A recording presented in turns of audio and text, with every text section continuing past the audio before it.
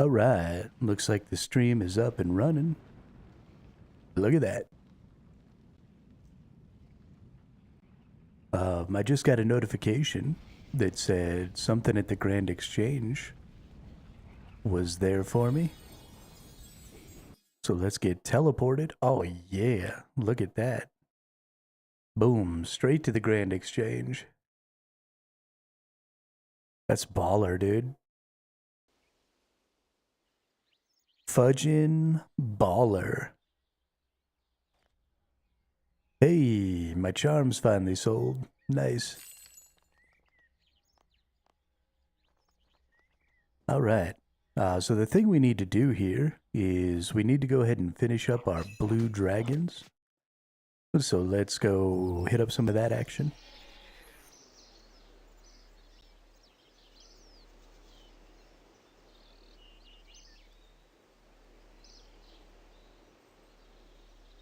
And once we get all of our blue dragons murdered,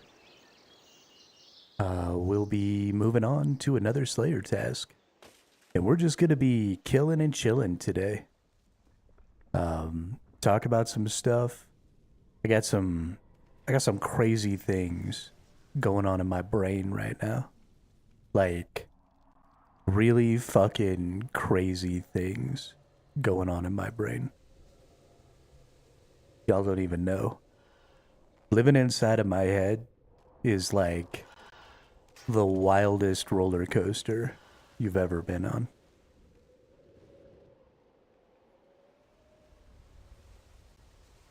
It's fudging crazy.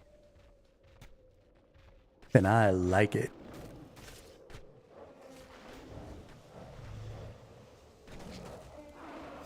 But I think it is time for video games to stop being built to be played. Like, I think it's time to go back to narrative gaming. You know, before video games even really existed, we got Dungeons and Dragons. And, you know, some of the oldest forms of entertainment for humanity have been narrative, right? Storytelling, writing, art in different ways. And so the thing that's so wonderful about narrative entertainment is that there isn't any limit to what can happen, right? When you look on the computer screen, you're playing a video game or something. What happens is completely limited by the existing structure of the game, right? There are things that are possible and there are things that are impossible. And the number of things that are impossible vastly outweigh or outnumber the things that are possible. And so you end up with just this really sort of watered down experience. And don't get me wrong, I love video games. I think it's fantastic to be able to live this fantasy, right? To be rocking a dragon shield, fighting blue dragons in the wilderness is super fun, and the fantasy of that is cool. But this is everybody here, so this is a shared fantasy, but we're all sharing the same fantasy, right? There aren't lots of different things that can be going on here. And so it's limited. But I don't think that necessarily has to be the case anymore, because we now have a narrative tool that allows us individually to create narrative stories that can be aggregated and applied to the shared narrative as a consensus. And what I mean by that is if I can make up whatever I want inside this world, right? I can say that my character does whatever I want in this world. It may conflict with what somebody else says happens in this world, right? So if this was a narrative game, if it didn't have rules, if I could just say whatever I wanted happened, then I might say that I killed every single blue dragon, and there were no more. The species went extinct. And maybe I'm not the only one, right? Maybe 10 people want to hunt the blue dragon species to extinction. But maybe there are also 24 conservationists on this server, and they decide that blue dragons are their pet project, and they want to increase the number of blue dragons because they're on the endangered species list. And so those people go through the effort of putting together conservation efforts to make sure that the blue dragon species doesn't go extinct. So you have 10 people hunting the blue dragon species to extinction. Then you have 24 people doing conservation efforts to keep that from happening. And so individually, our narratives clash, but in the aggregate, they create, a real environment, right? You have 10 people out here killing blue dragons, and you have 24 people out here trying to save them.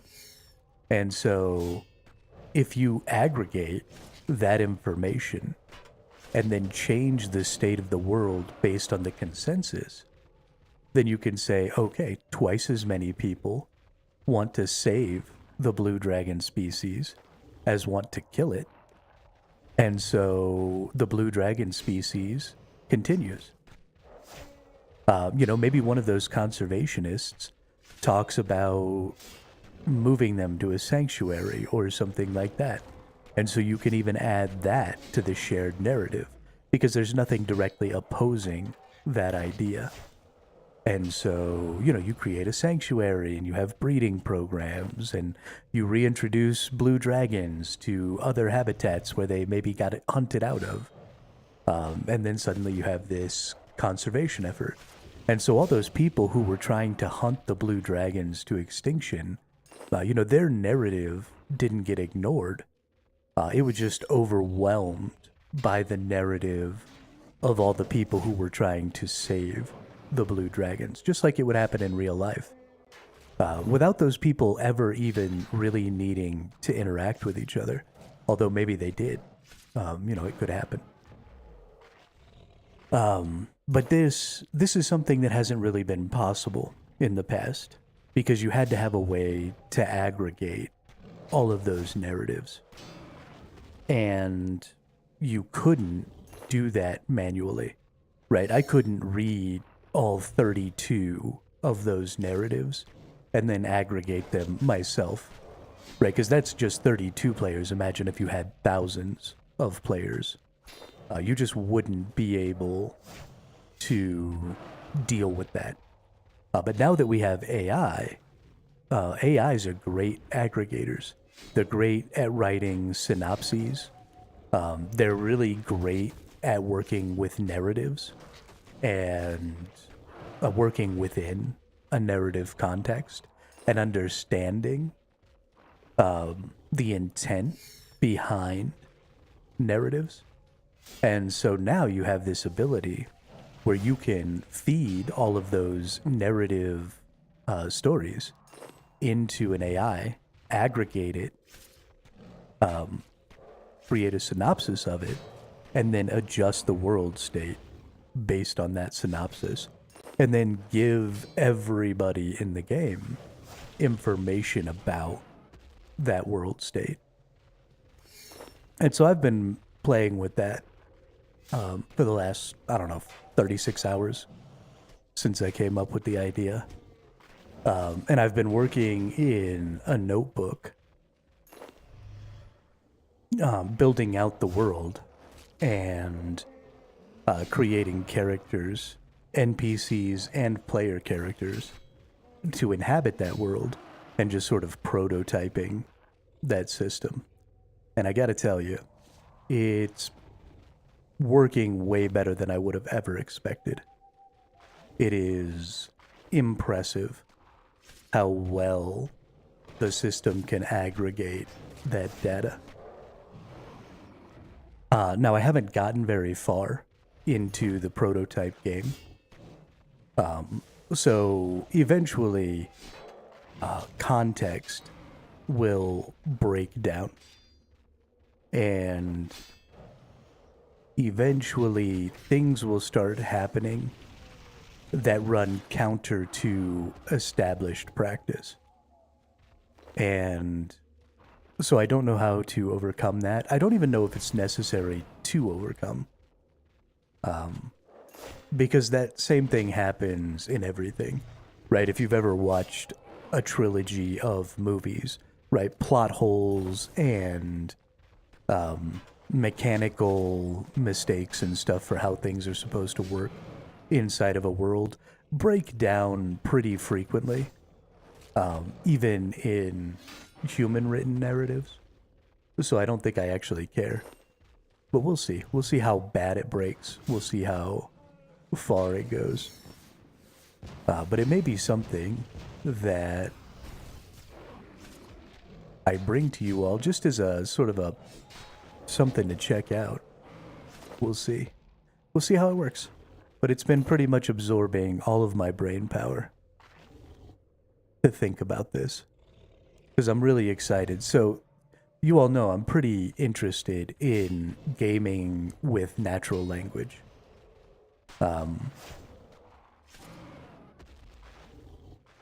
That's kind of like where my brain is focused with video games right now, is natural language and sort of this unbounded idea of interpretation, right? Being able to do something and then see that interpreted into something that exists inside of the rules of the game. And the looser you can make those rules, I think the better off things are.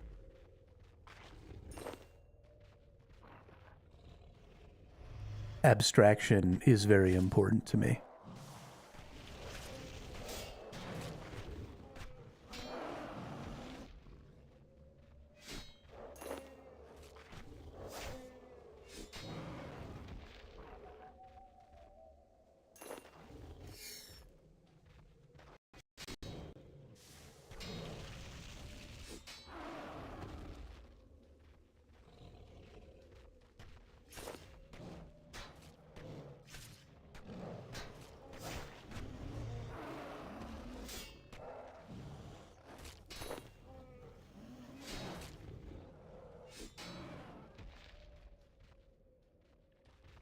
Almost as important as murdering all these blue dragons.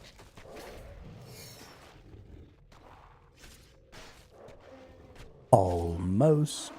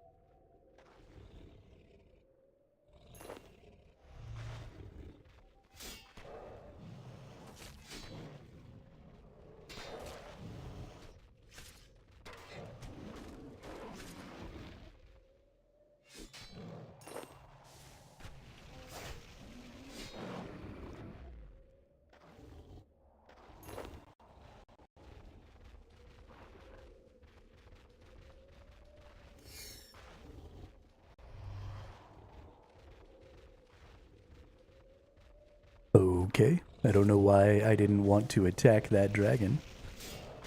But I told my character to attack it, and he went over there like he was gonna attack it. And then he just stood there and didn't do anything. That was so weird.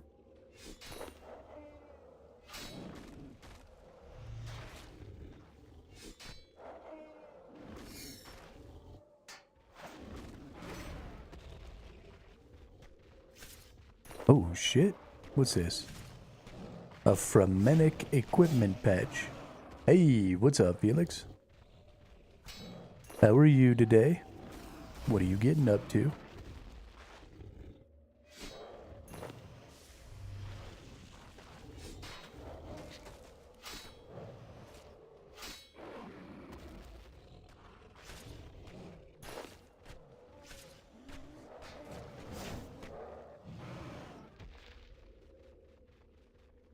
I see Slayer levels keep getting higher and higher. Yeah, buddy.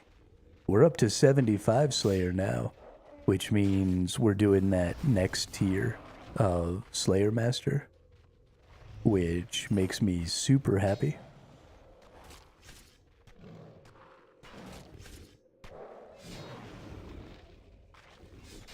So we're just gonna keep eliminating all of the different species.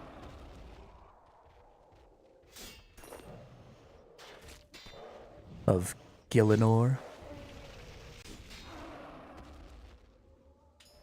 And bump that Slayer level up. I want to make sure that by the time Havenheith comes out, there's not any creatures over there I can't murder. What's the name of this Slayer Master? I use Raptor, but I don't know if I should change. The one I'm using right now is called Kuradel, because I can interact with her. Without going to her.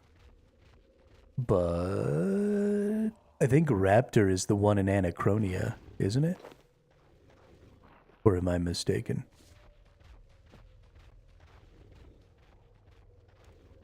Let's see. RS3 Slayer Masters.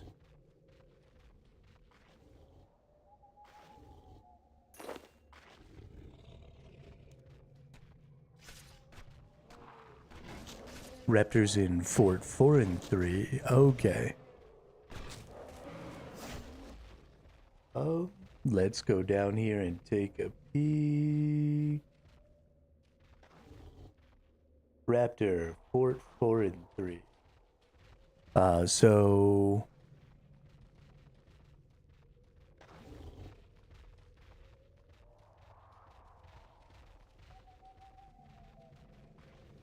I mean, it looks like he's a fairly low level Slayer Master. Hey, what's up, Pike? So the next one after Raptor is either Actrin or Mazkina.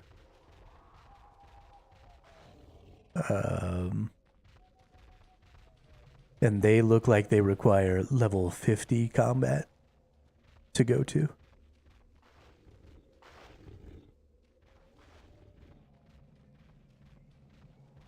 So most of the early Slayers don't require Slayer levels to use. They require combat levels to be able to effectively kill their enemies. The first one that requires a Slayer level is the one in Polnivniach, named Simona, who requires level 35. And then you've got Duradel down in Shiloh Village that requires 50. And then you've got Kuradal in the Ancient Cavern, which is the one I'm using, that requires level 75. So early game, you're mostly looking at your combat level and then picking one that requires a combat level that you're capable of. Hey, what's up, Master of Light? Also have 75 Slayers, then I'll take a quick peek at what you do. Yeah, so what I'm doing is just taking the the NPC contact thing and just contacting Curdell. She requires 110 combat level and 75 Slayer. Just chilling and watching a podcast. Nice. What podcast?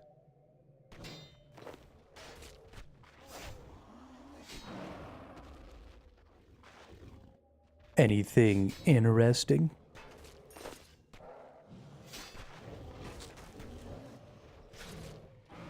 The Sean Ryan Show. I am not familiar with that.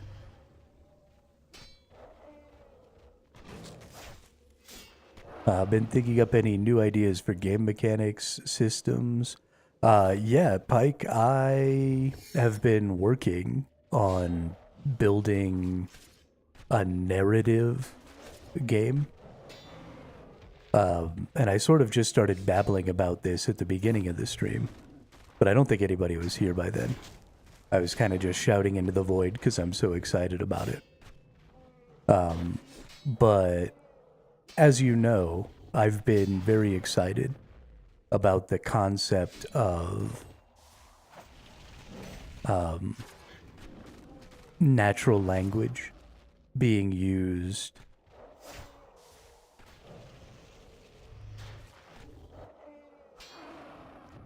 Oh, okay. So it's like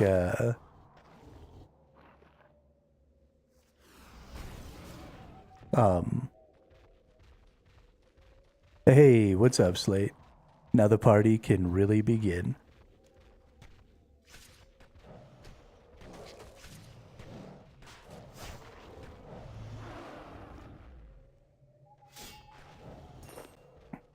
Oh, it's like a religious histories kind of a podcast, or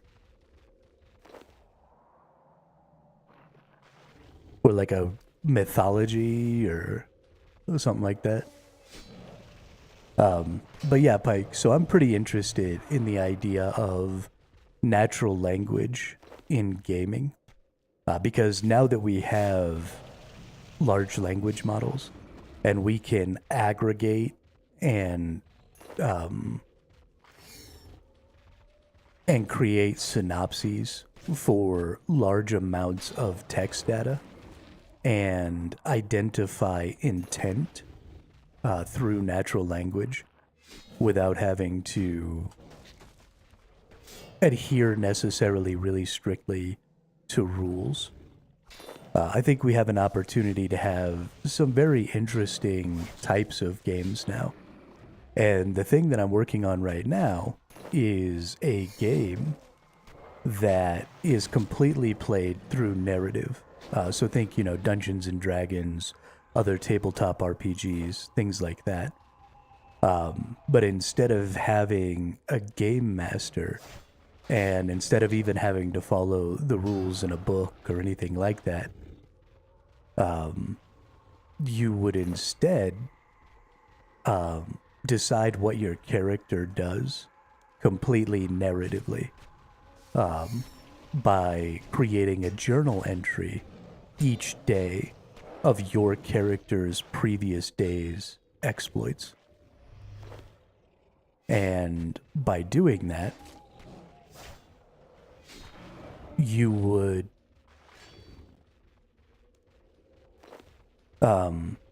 be able to create literally any story you wanted. So this is, basically you'd be writing like a book, right? And that's what a book is.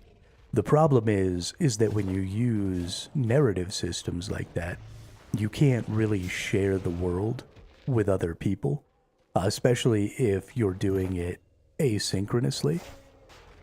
Because when you do that, you create conflicts, right? One person might burn down a farm, and the other person might go to that farm to help bring in the harvest. And so if you're doing it asynchronously and nobody knows what other people are doing, then if one person tries to burn down the farm and one person tries to go help bring in the harvest, then those two things are directly at odds with each other. And so the whole thing breaks down, right? And this would happen extremely quickly. in a narrative-driven game. And it's why we have the games that we have now. And it's why you need, a dungeon master or a game master or whatever for narrative tabletop games, because they have to be able to arbitrate that. But there's a very strict limit of how many people a single person can arbitrate manually. And so that's why tabletop games have pretty consistently been relegated to small parties in independent worlds. But AI, right, large language models, are an extremely good aggregator of narration. And they write very good synopsis, and they understand intent very well when it comes to narratives written by people. And so instead of needing to have a single real life person arbitrate the aggregation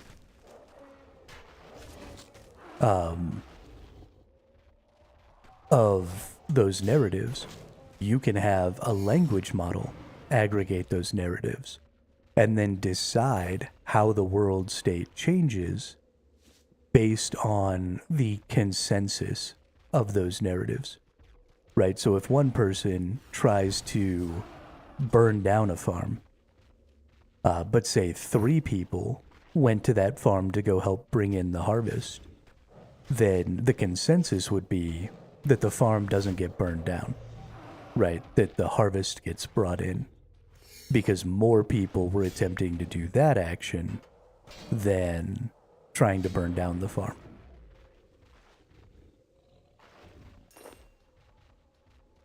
And so you can have a shared world that is unconstrained by typical RPG rules,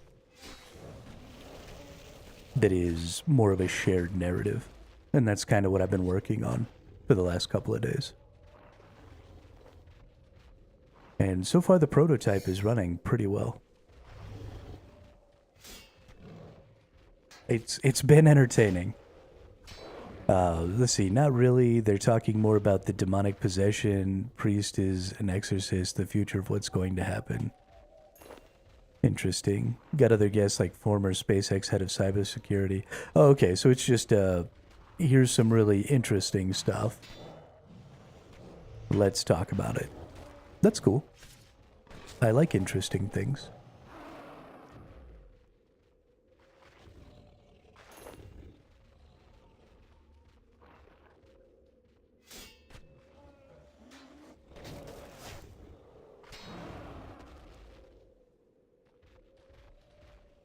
Yeah, I mean, I guess he's the most identifiable of that type.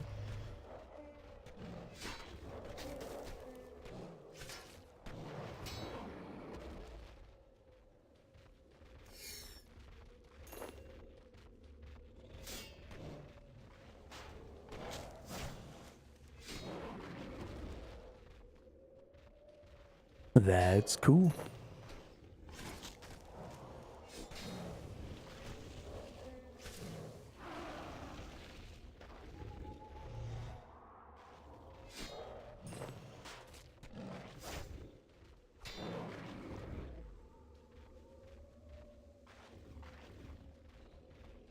It looks like we're done with the dragons here. So let's go ahead and contact our Slayer Master. Kuradal, give me a Slayer task.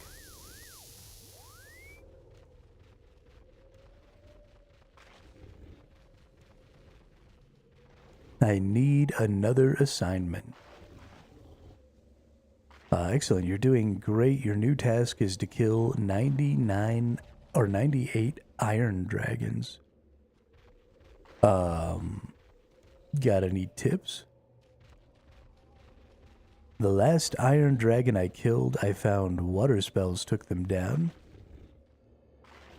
Iron dragons are some of the weaker metallic dragons. The iron scales that are far thicker than normal iron armor. Their fiery breath and sharp claws can be negated by a number of means. I've managed to trap a few in the dungeon I'm guarding. But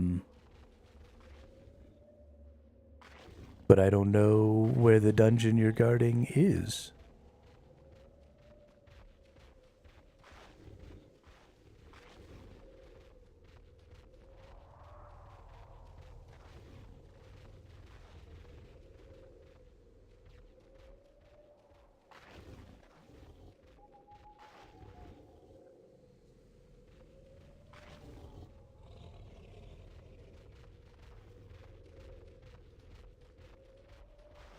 Where is Urida?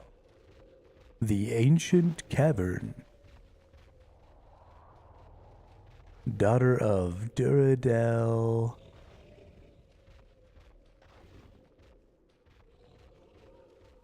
Barbarian training. Players need at least 75 Slayer. So she's over here. Near the barbarian outpost. Where are you? Let's see. She's in the ancient cavern. So let's go look at the ancient cavern. It is over here.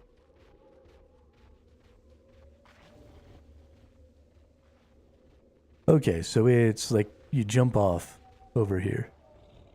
Man, that's interesting. Well, let's go teleport right over here. And let's go see if we can get in there. You have to have completed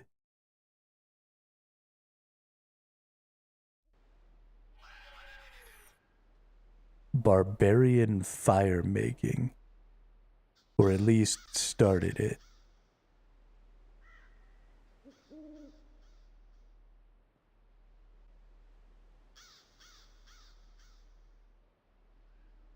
Requiring level 35 fire making. But I don't see, that's not a quest, I guess.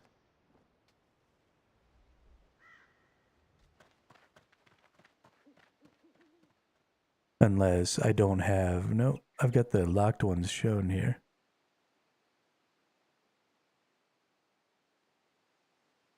Okay, well, I think I have done that, but Otto is up there in that same area. So we should be good to go.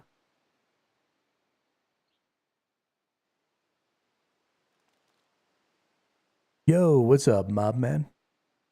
We're just going to the ancient cavern here.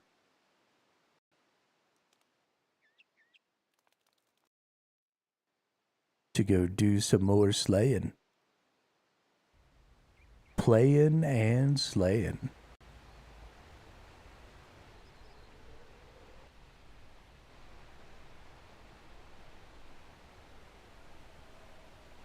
We gotta dive in the whirlpool, right? That's how we get down in there.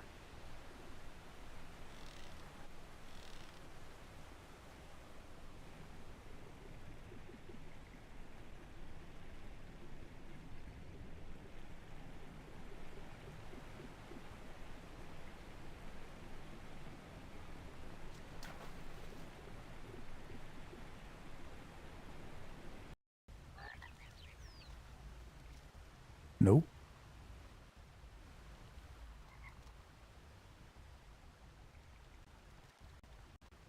Yeah, I mean, it looks like I didn't.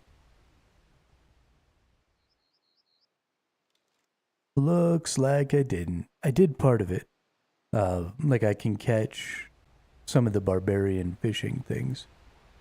But I'll just go over here and talk to Mr. Autoface. It's been a while since I talked to this nerd.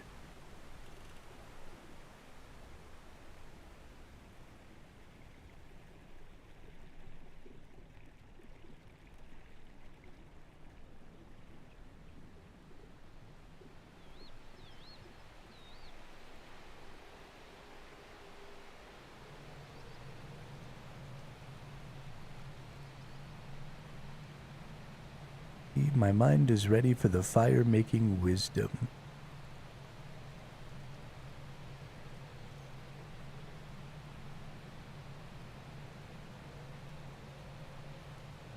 Yeah. I seek more answers.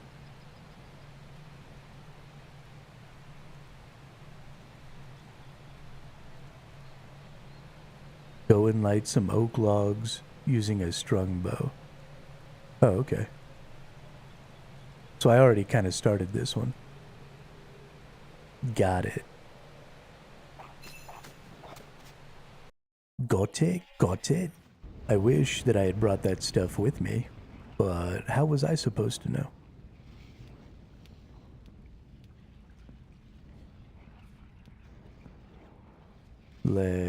Nope, not deposit.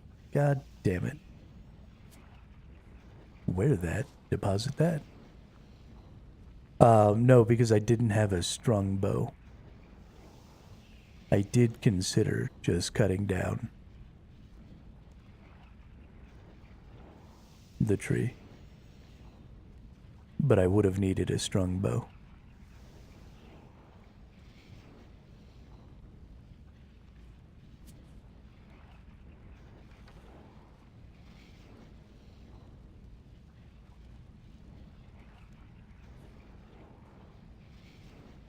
Oak logs. Don't have any oak logs.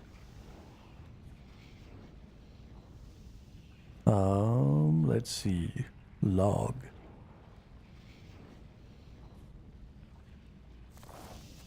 I can just take, well, let's just take a U log. And let's turn that. I'm pretty sure it was strung.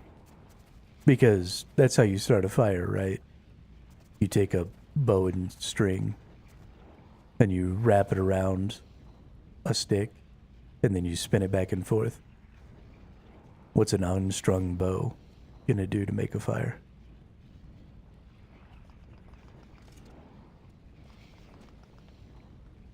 Apparently I can't make a U bow. Whatever. We'll just use a regular log.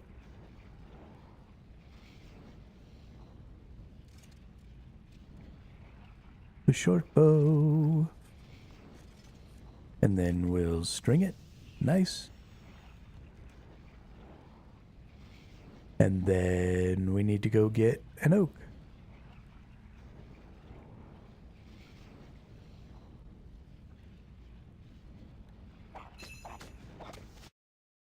I'm late. I'm late. A very important date. Nope, nope, that's not where I wanted to go.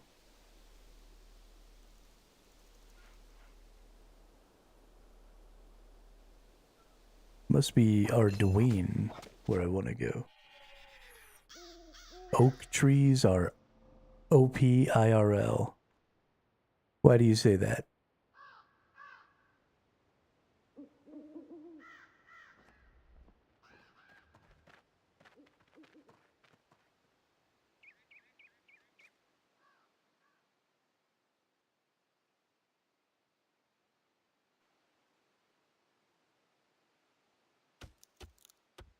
All right.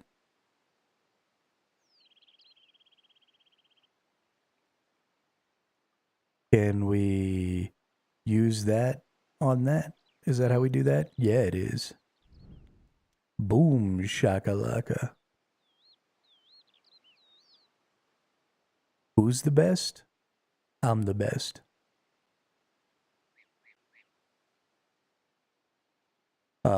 They are a keystone species, supports over 600 different species of life. No kidding. I didn't realize.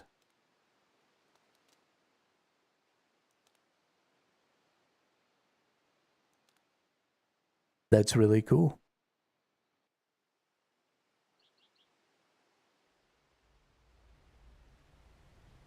I thought most keystone species were like insects and stuff. Not to mention the human history benefits.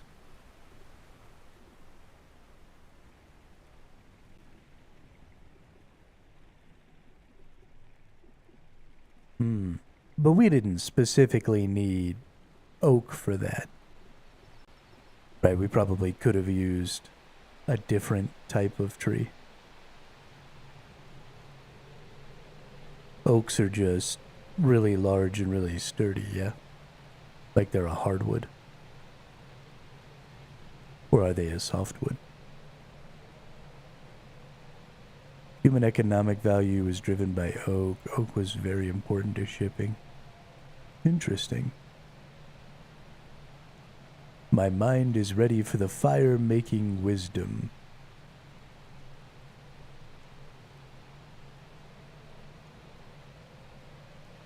I seek more answers. The next stage is quite complex, so listen well. In order to send our ancestors into the spirit world, their mortal remains must be burned with a due ceremony. It can only be performed close to the water on the shore of the lake. Just to the north you will recognize the correct place by the ashes to be seen there. You will need to construct a small ship by using a hatchet. The bones of the long-dead barbarian hero.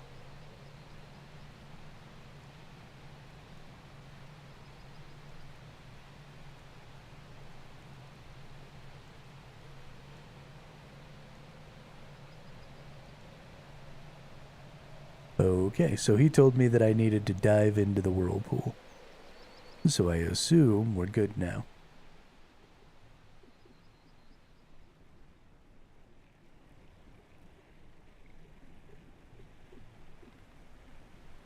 Let's just go yeet myself. You realize that you're about to attempt entry. An unknown and potentially hideously dangerous place. With no known exit, Dodi barbarian warriors have entered never to return. Yes, I wish to enter the unknown. Into the unknown.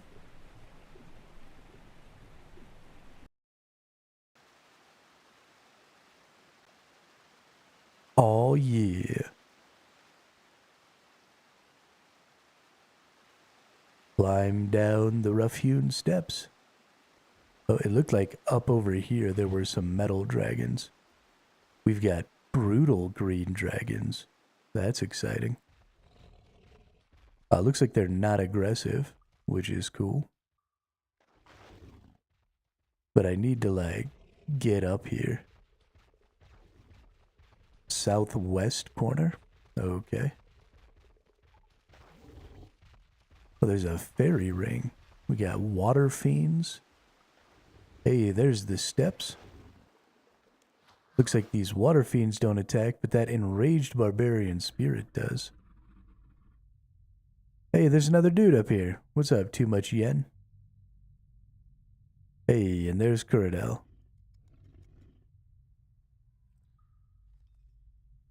I don't give a shit. Oh, I don't actually want to speak to Kuradel.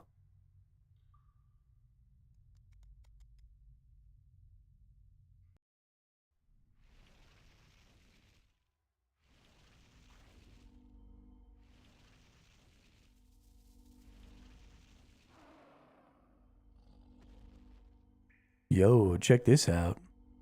Tons of freaking hellhounds. That's nice. Go through this energy barrier. We got greater demons. We got steel dragons. I don't need steel dragons. I need iron dragons. There's some blue dragons. Some gargoyles. Yo, this is dope.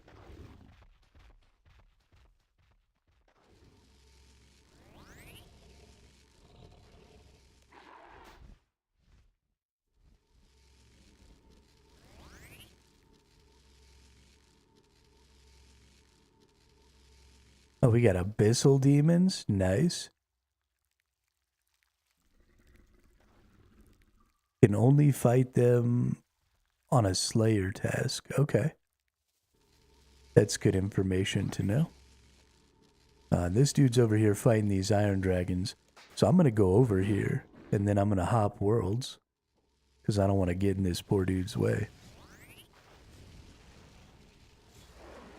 Can I not hop worlds down here? Oh yeah, I can. Dope.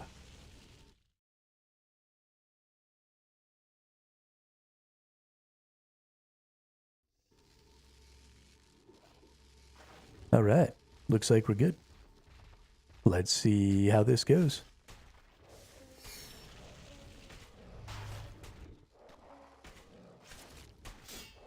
This is nice. It looks like we don't have to worry about them aggroing.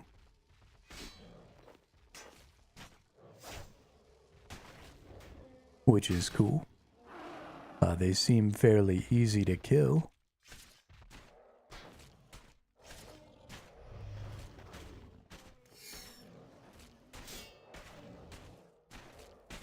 We're getting some plated salvage already. Fire battle staff. So we can auto disassemble, but I don't have any springs. So we'll have to manual disassemble. Super strength potion, that's kind of nice. Let's go ahead and use that.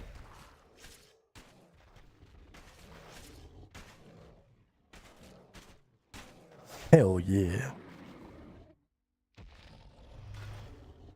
I'm feeling strong, ladies and gentlemen. We're out here killing the game.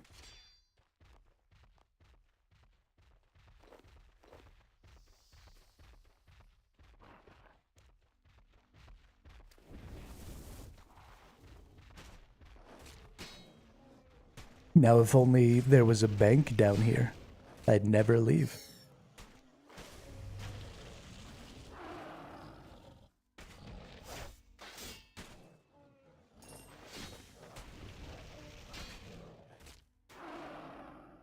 It seems like I'm getting quite a bit of salvage, which is cool.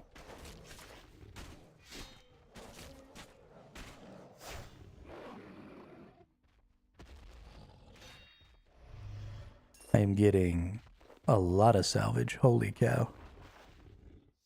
I mean, that makes sense, I guess, considering that these are metal dragons. Hey, what's up, Cristocho? How are you today?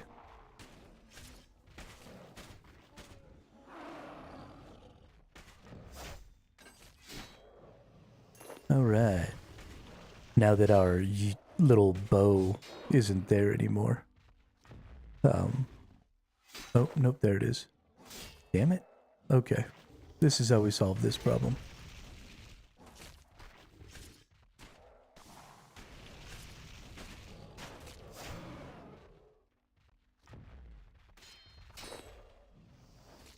Yeah, now we just murder away.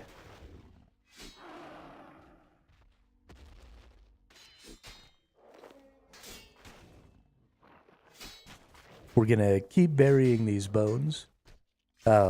It's interesting, we're not getting leather from these dudes at all, which is cool. We're just getting salvage. So we're getting tons of parts and stuff. This is definitely maybe a place to make some decent currency. I don't know, how much or what tier of salvage we might get from the steel dragons. These iron dragons are giving us all the way up to rune salvage. So I imagine the steels would at least give us that high. And we can get some decent currency out of rune salvage. Especially because our spring cleaner can auto high alch it for us. Which is cool.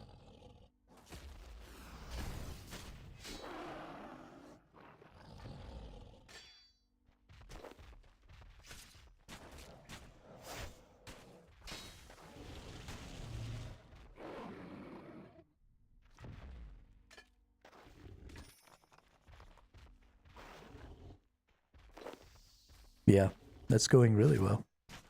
We've got, these knives, these bolts, all this other stuff that I'm picking up here is absolutely something that we can disassemble. We need more of them. I think you have to have 25 for each of these things to be able, I think it's 50 bolts, to be able to disassemble. But that's fine. We'll get there.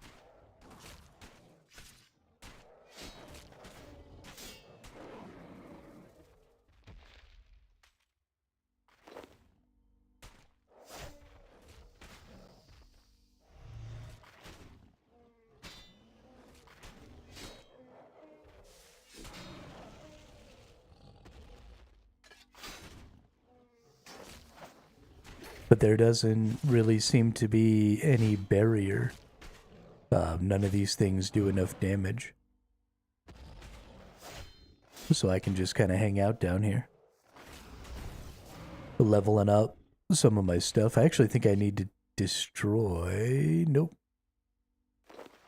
We're good.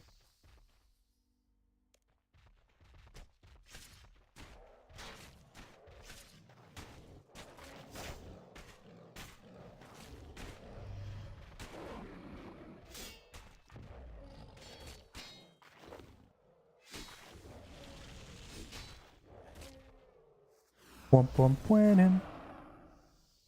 Pum pum puenem, puenem, puenem.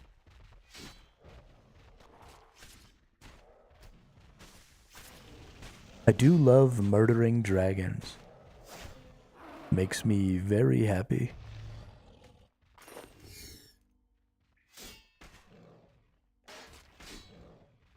Makes me feel like a badass. Is that what that is, Pike?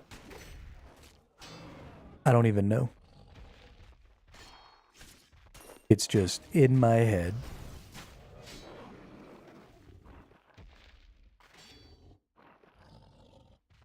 I don't think I've ever seen an episode of Sanford and Sons.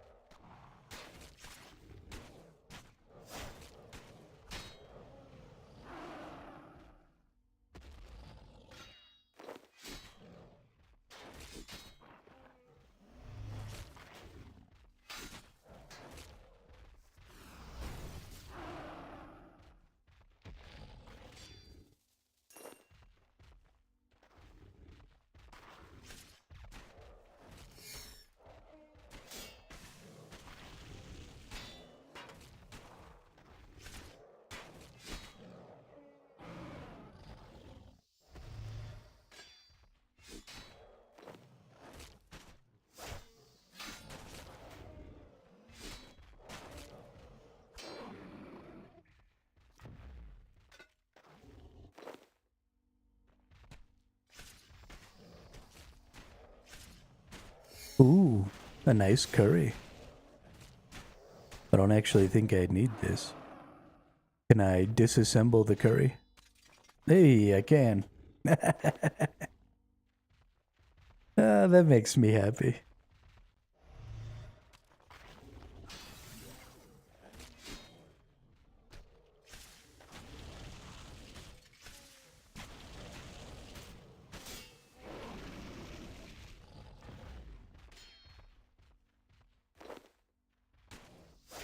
Just disassemble everything.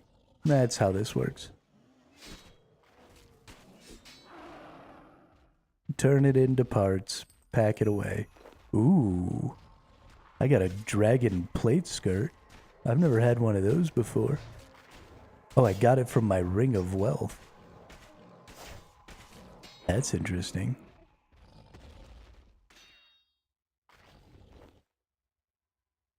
That's very interesting. I don't think I need that. I feel like we just disassemble it.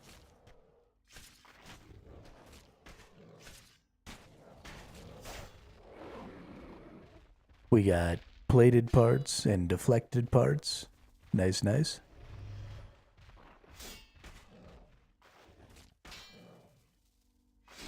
It's always wonderful to see new things dropping. I very much enjoy it.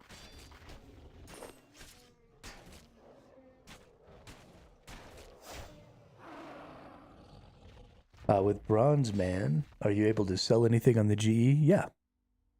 Yeah, I sell stuff on the GE all the time.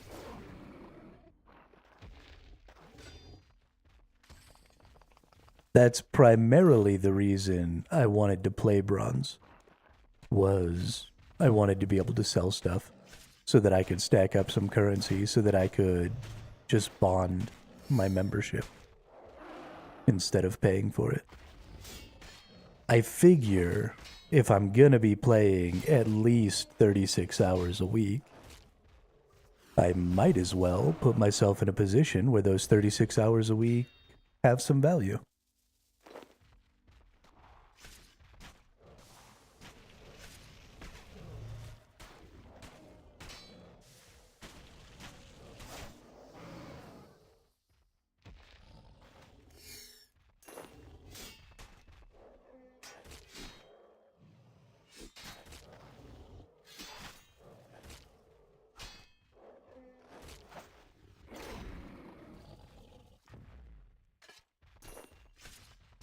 I like this cavern for a couple of reasons. Everything's nice and flat. There are some places in the world, while the terrain is interesting when it's a little hilly and stuff, a lot of times you end up in situations like this where things that you need to pick up will be like down a hill or something like that. And they use like some weird line of sight system to decide whether or not you can pick up items instead of just, is the item within X squares of you? And so sometimes you can't pick up items and it can be really frustrating. And that's just not the case here because everything's nice and flat and open. And you just kind of fight all of your enemies right next to each other. Very convenient.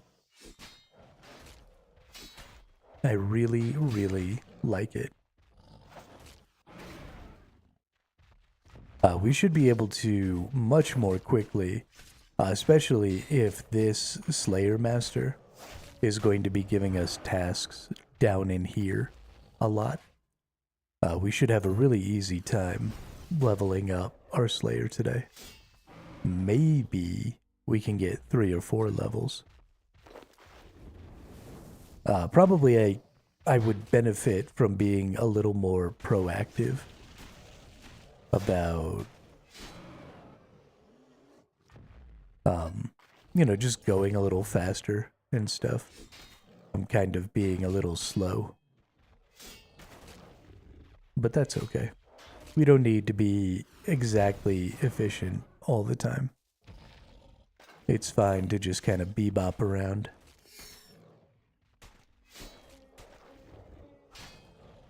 Dare I say it's fun.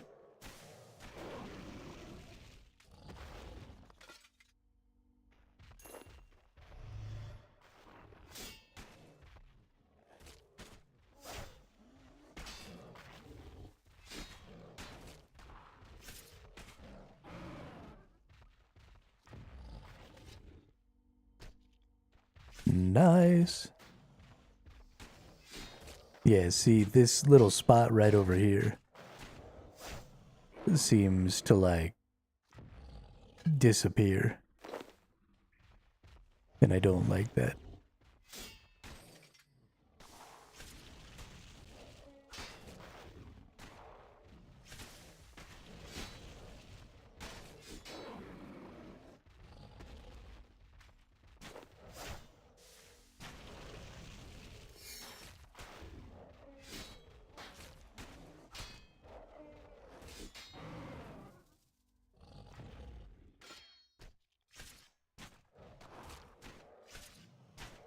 I guess that one got too far away.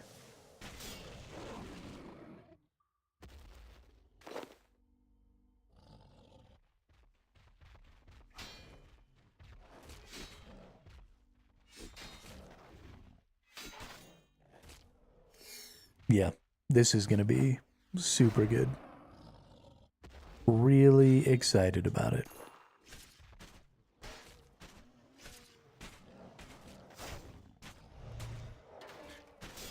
And most of these things are stuff that I enjoy killing. Like dragons and demons, things like that. Whatever the fuck these are. A dark beast. Beware the dark beast.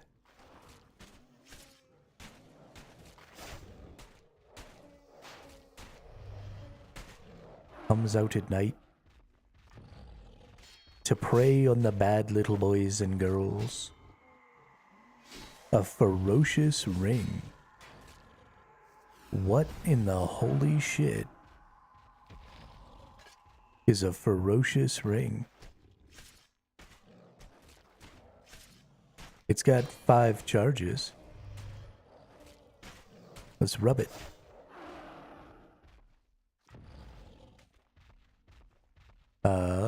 Who would you like to teleport to? Kurdal, Morvan, nowhere. Nowhere. Okay, well that's cool. So I got a teleporty ring now. I like that. Now I can just boom, teleport right back over here. That's pretty dope.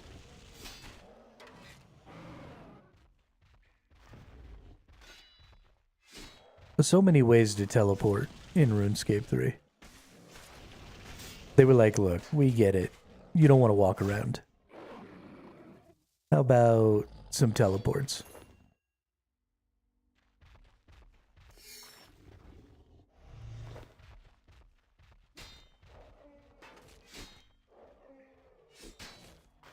And you know what? I dig it.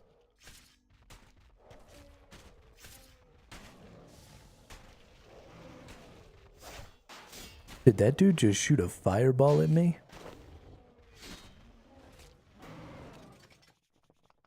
Oh, that's another thing I should consider.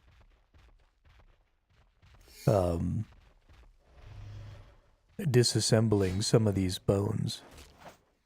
The bones give you a part that allows you to make the enlightened or wise, whichever one it is that gives your equipment additional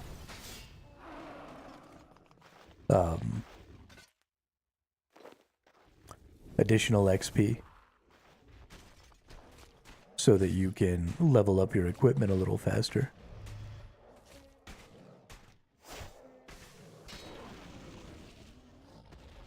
I definitely need to get a good gizmo for... Actually, I need 2 armor gizmos and a weapon gizmo that give that in the highest tier I can get.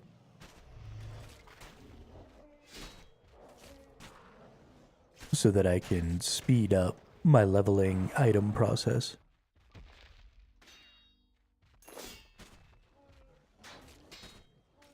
Because if I can do that, then we can level up invention even faster.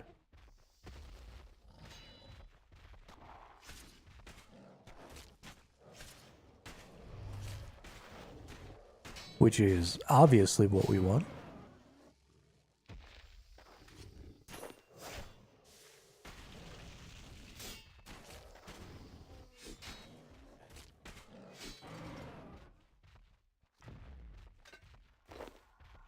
Hey, got another ferocious ring. Nice. Now we got lots of teleports.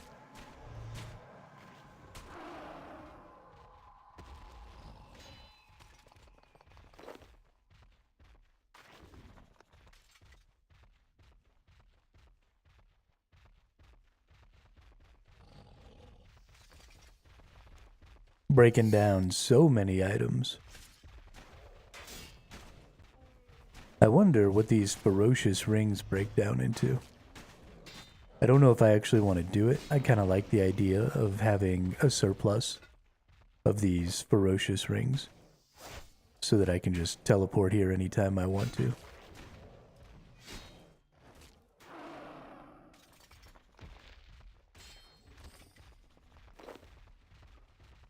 We do want to... I'm just filling up these potions and then breaking down the vials. The vials give parts and stuff as well. I don't necessarily need all of the different parts that I'm getting right now, but I'd rather get the parts than just not pick up an item. There's really no point in not picking everything up if I can break it down. Right here. I do wish that my spring cleaner did a little more auto destruction or disassembly. That would make me happy, but I mean, I'm not having to pick up all the salvage every time, and I'm getting like at least one salvage from every one of these dragons, so that's nice. It's saving us a couple of clicks at least every kill.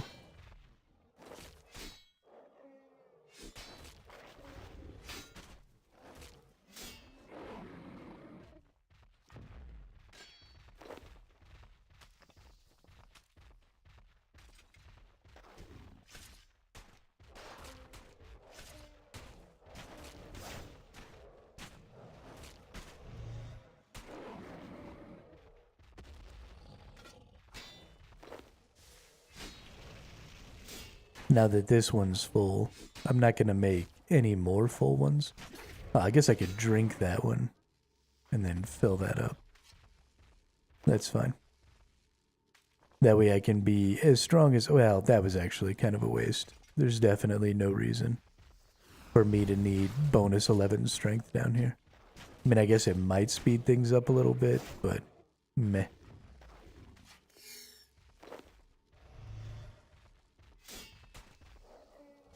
Certainly not enough to matter.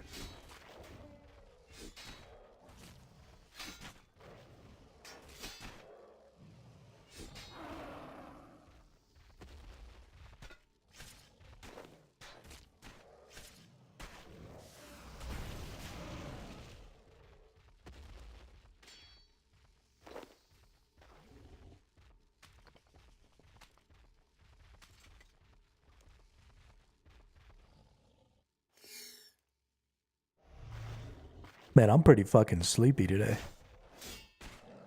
I stayed up way too late last night.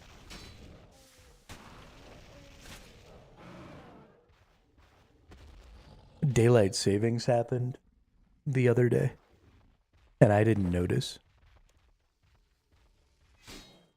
That's why I didn't stream on Sunday, because I woke up late.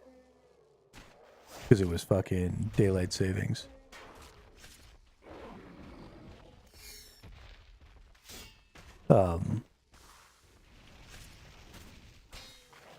But I didn't realize. And so it's been fucking me up. I'm gonna have to readjust my schedule a little bit. Because I'm starting to go to sleep later. And even though technically I'm getting the same amount of sleep, I guess. I don't know, it all just feels a little wonky. I need to kind of push things back a little bit. But there we go. Got our dragon murdering slayer task done. What are you doing? I don't want to talk to whoever that is. No. Talk to this person. Alright, what do we got? Give me another task. 231 fire giants. What in the hell? As far as I know, there are not fire giants in here. And that's a little upsetting.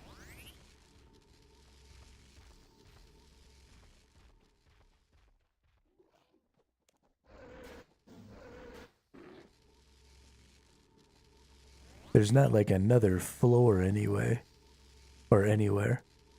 I don't think so anyway.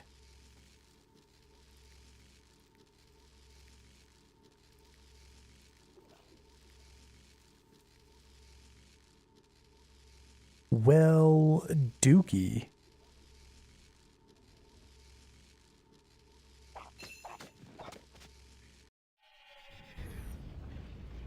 Dookie, Dookie, Dookie. We're gonna keep one of these ferocious rings on our person here so that we can just teleport back there. Put that bad boy right there. We're actually gonna save that even, I think. Yeah. Let's go ahead and empty these just in case.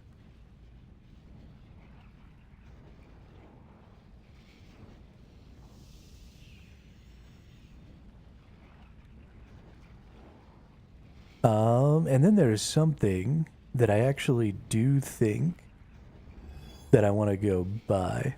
I'm liking rocking the sword and shield, even though it's not an augmented sword, and so I can't use it for invention. I just really like the sword and shield. So I'm going to buy a Bane shield +4 here, instead of going through the effort of making my own.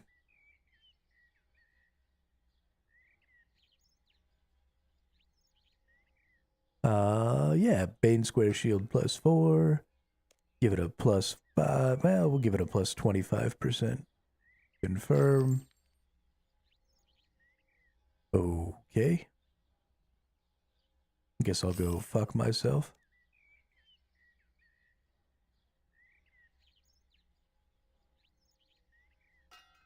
Just want one. Let's go up 60%. Sure, why not? No. What in the holy hell?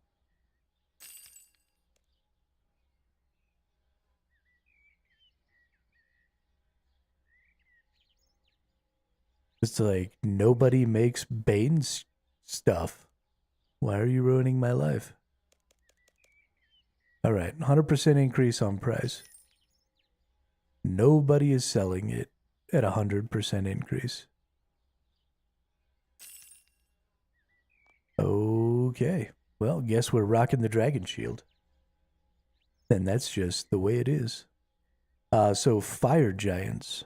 Where can we find fire giants?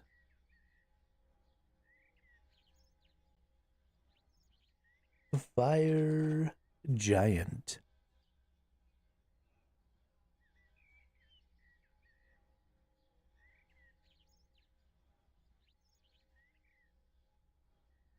Locations. Smoke dungeon. Chaos tunnels. Brimhaven dungeon.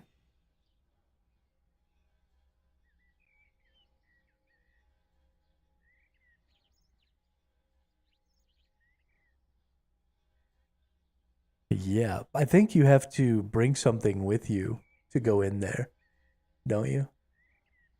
Or do you have to pay? There's definitely a cost to go in the Brimhaven dungeon. But let's see.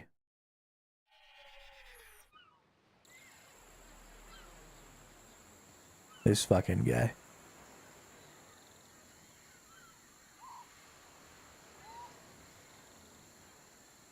Can I go through that door, please?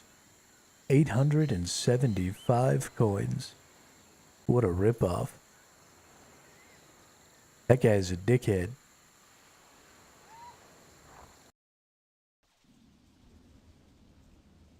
But whatever. I guess it means we can come kill fire giants.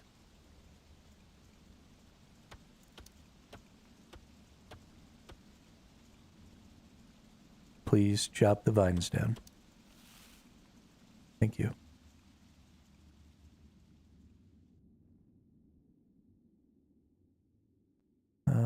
Let's see.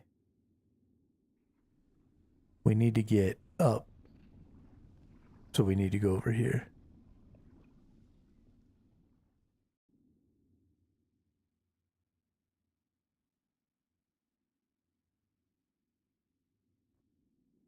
I think I need to chop down these vines.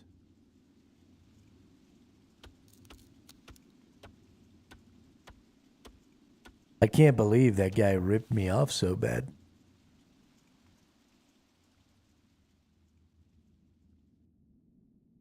making me pay 875 coins.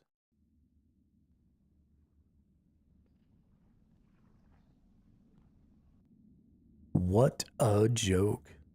Alright, what's up, Fire Giant? Time to get dumpstered. How does that feel?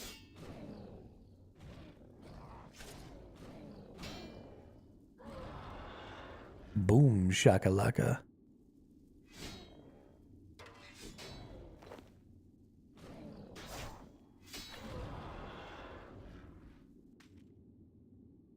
They don't really seem to drop much. They do automatically aggro you though. That's nice. So I should be able to stand in this little area with these 4 here.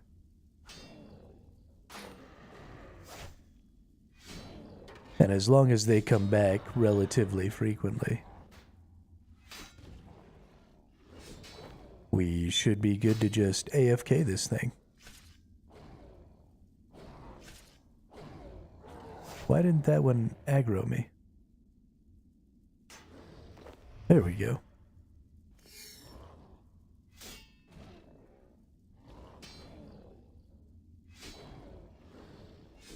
I'm down to fight all of you at the same time.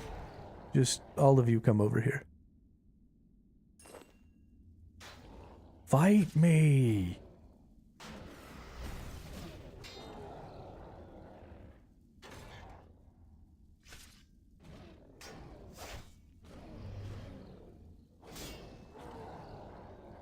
Alright. Easy peasy lemon squeezy.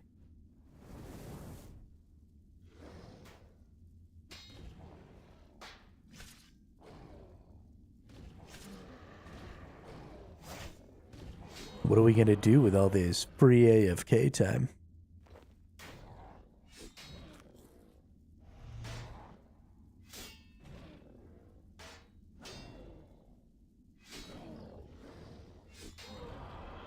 What are we gonna do? We're getting a bunch of these bones. Oh, berry longbone. 15 XP. Okay, that's not bad. Can I disassemble this bone? Ooh, I can. All I got was a junk, but maybe I can get something else. We'll have to keep disassembling those for a little while just to see what happens, because you never really know. I mean, I guess I could look it up on the wiki, but I don't want to. I prefer the old guess and check method of figuring things out.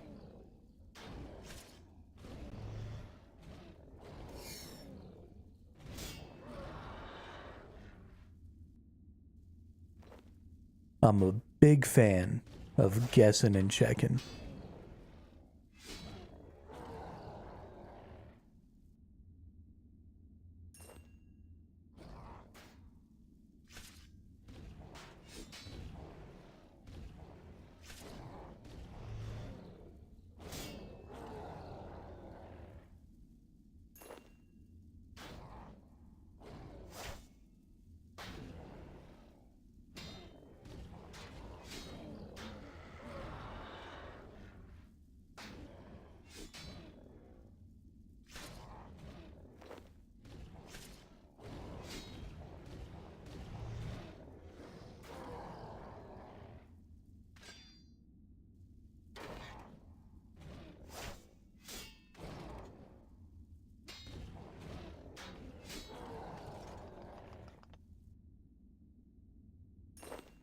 We're getting quite a few of these bones. Oh, they're also giving us big bones, which is nice because those get automatically transported. That explains why I'm not getting regular buriable bones or ashes from these enemies. I am gonna need to take some time. Maybe we'll do that at the end of the stream today. I mean, it'll take us like an hour at least. But I've got 1,800 dragon bones. And I've got a shit ton of big bones. And I should probably take those. Oh, they ruined You can't use the Wildy altar anymore, can you? Didn't they like change the way that works? Don't you have to use the one in Fort 4 and 3 now?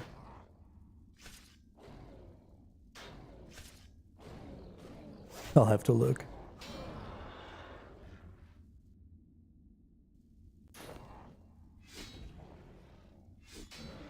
How many hours you up to on the account now?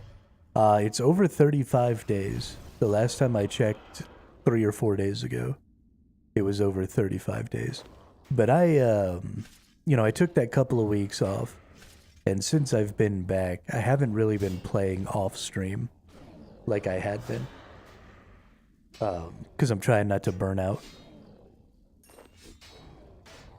So we're not keeping the pace with, like 50% of all hours that exist.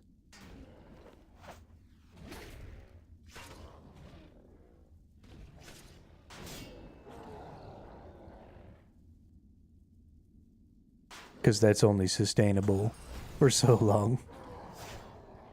I think we're at like 25% of all the hours that have existed since I started playing. It's like 30 something days out of 130 or something days. It's pretty stupid still.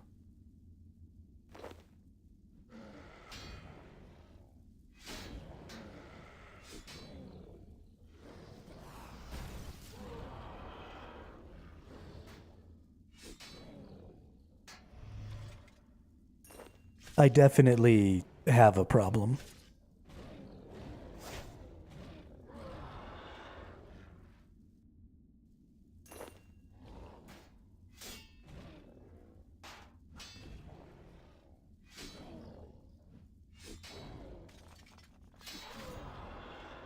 Yeah.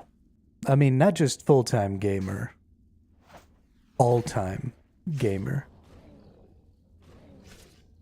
I've really been thinking about it, and I don't do anything else.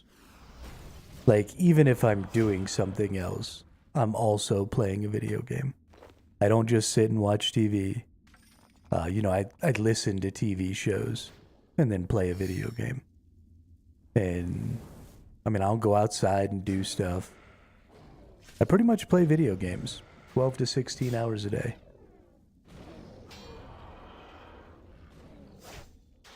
It is probably bad for my health, but I'm okay with it.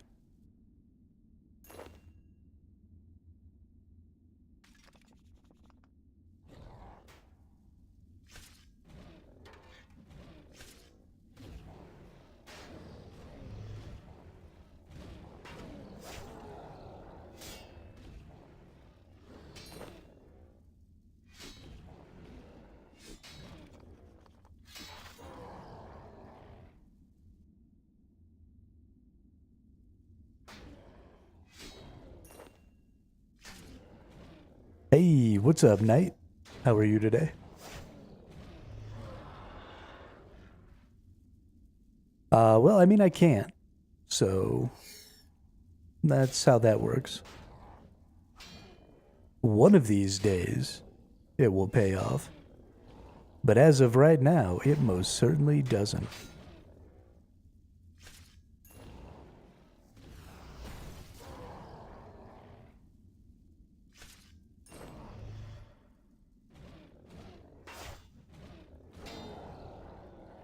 Just watching the world burn, prefer to watch you game. That's how I feel.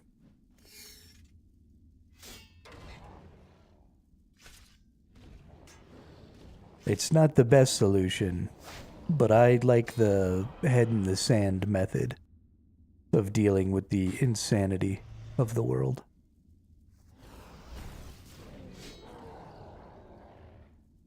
If I can't see it, it can't see me.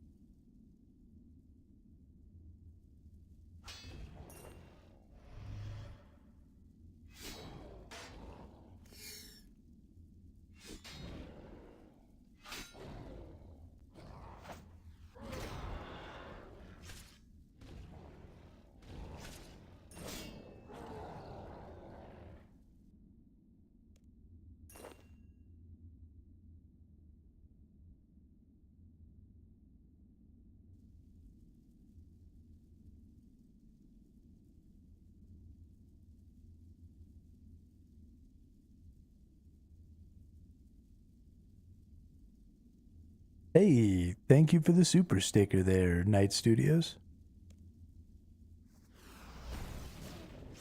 You goofy bastard.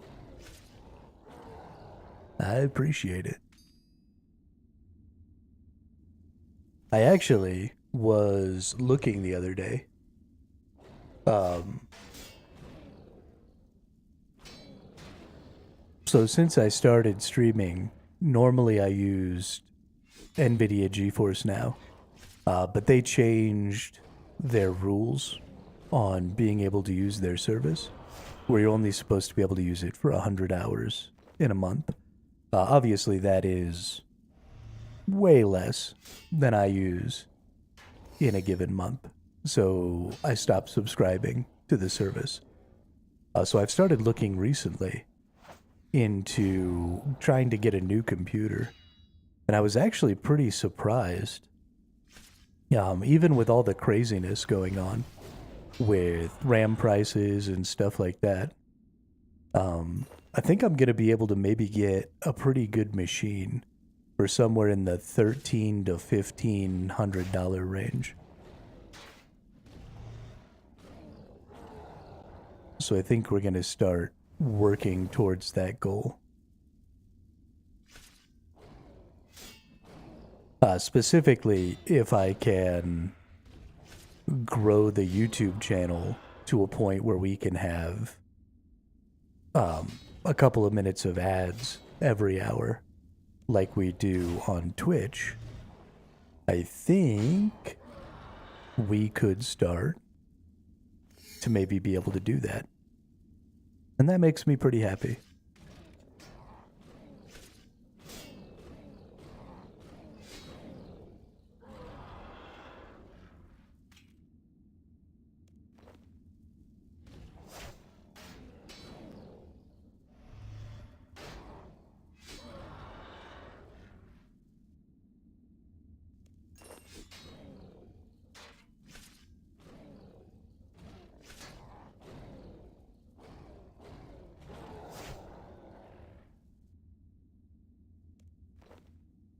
Some law runes. I don't ever really use these. I think they had more value in the past, right? Because this is how you teleported places. Yeah. They just don't really have that value anymore. I mean, I guess there are some teleports here that could take me to some places that I don't have like lodestones and stuff for, but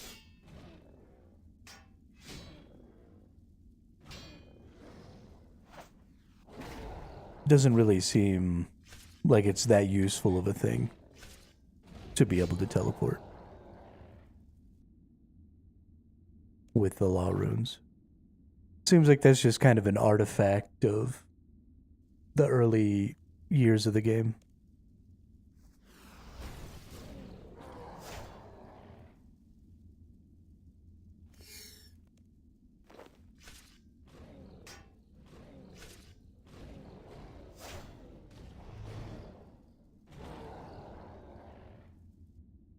Damn, they sent me down here to kill a shitload of fire giants.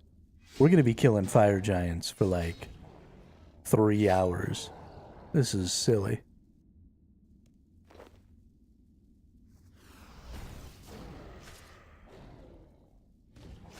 Absolutely silly.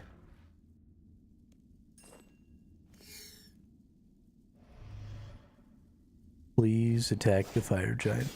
Honestly, let's take that and that out of there. Because there's just no point. I don't need the defensive skills to fight these fire giants.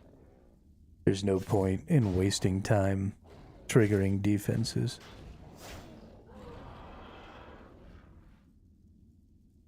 Which honestly means that I should probably just switch to my Varric flail. I don't want to. I want to wear the shield, but fuck it. Let's go ahead and switch.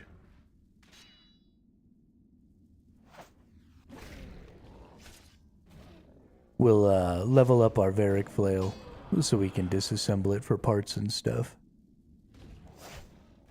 And that has quite a bit of value.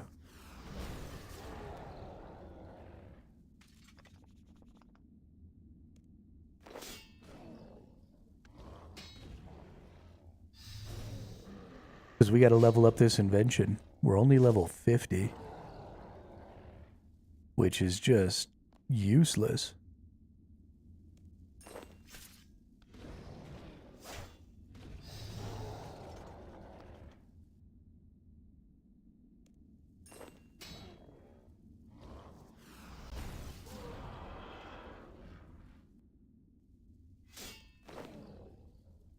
Yeah, we kill fire giants good.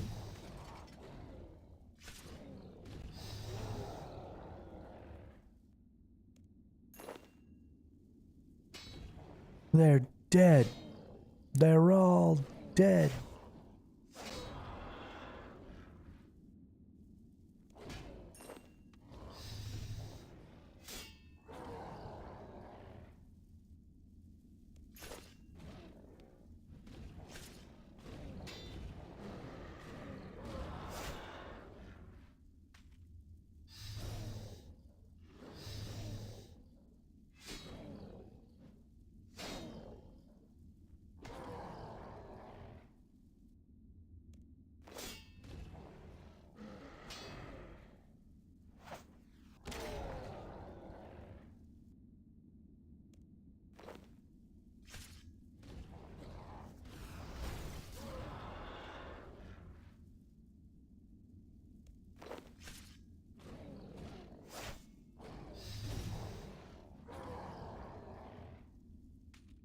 Let's fill that up there.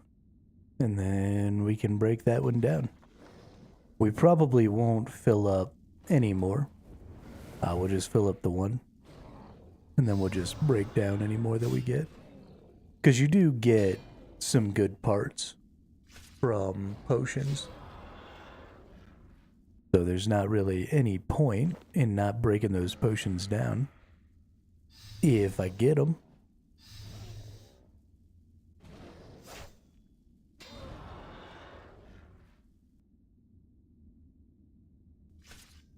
A coal stone spirit.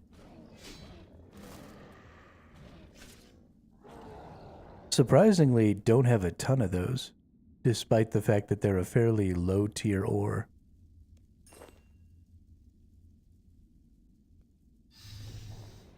That's kind of interesting. I've got thousands of everything else around it. Don't have a lot of mithril either, that's interesting. Did I sell those, maybe? Surely I must have sold the mithril stone spirits. Although I don't know why I would have done that.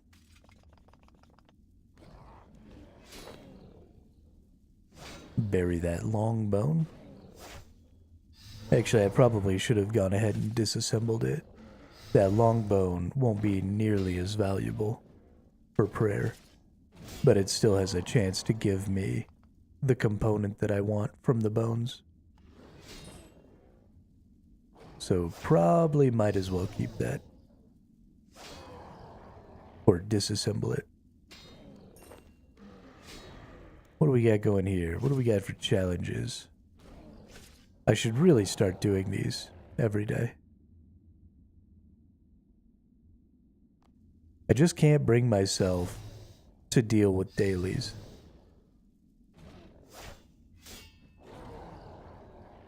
Oh. I got some XP.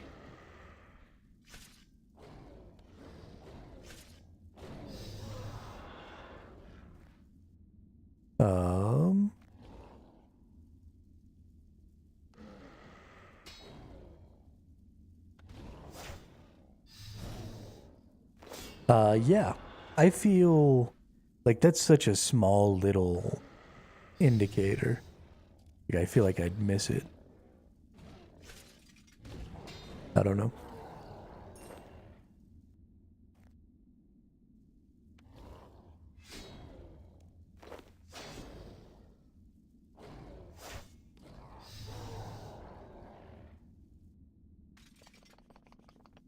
I should change it to where it's on a key that I'll actually press. But I've got my water bottle in my left hand right now, so I don't actually have the ability to press anything on my keyboard, and I'm just playing with my mouse right now.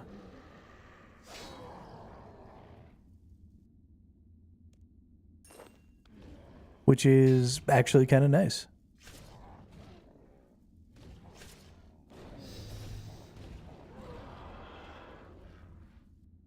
Actually kind of nice.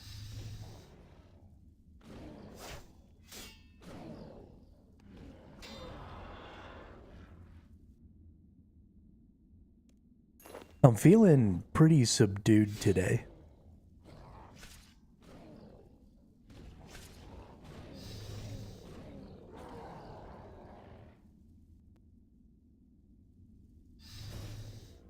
I don't think I got quite enough sleep last night.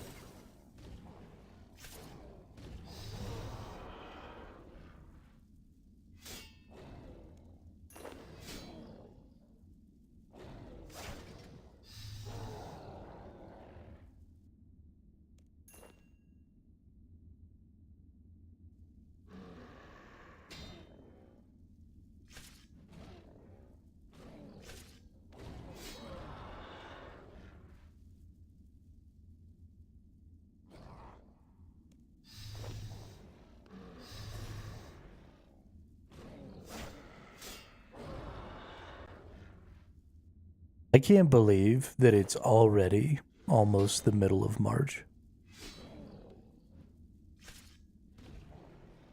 Like, what the holy shit?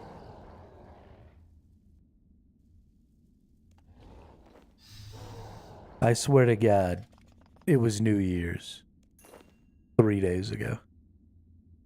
What happened to the time?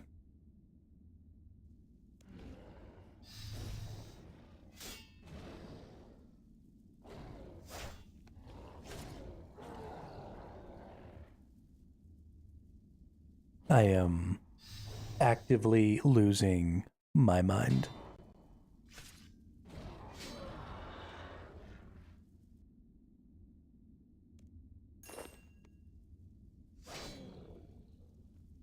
So close to your birthday. Nice.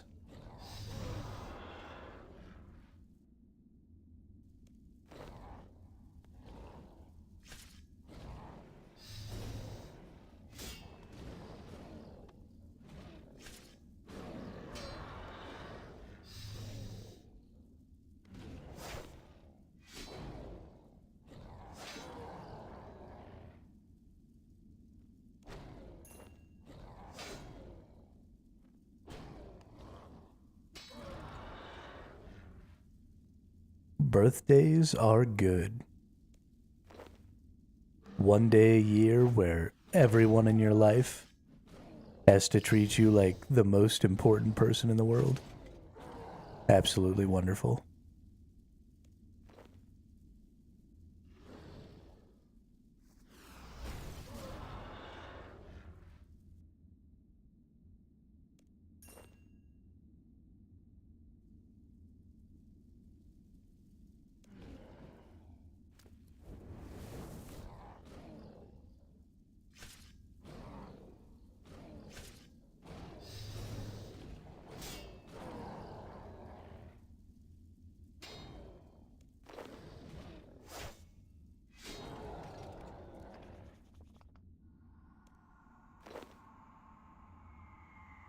Can I disassemble this?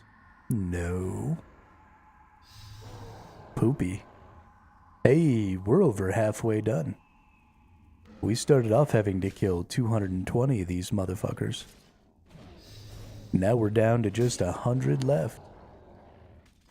Which is honestly kind of ridiculous. Why would they give me a Slayer task like this? 200 fire giants. What was that Slayer master thinking? Completely unacceptable.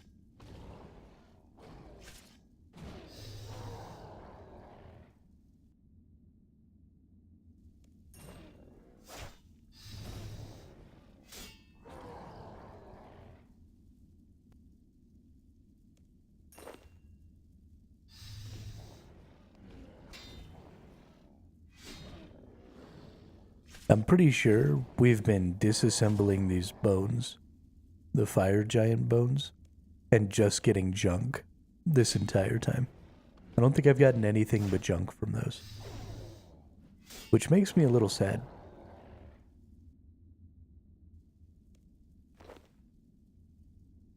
I want some parts. I want some components. Some good stuff. Give me that good game.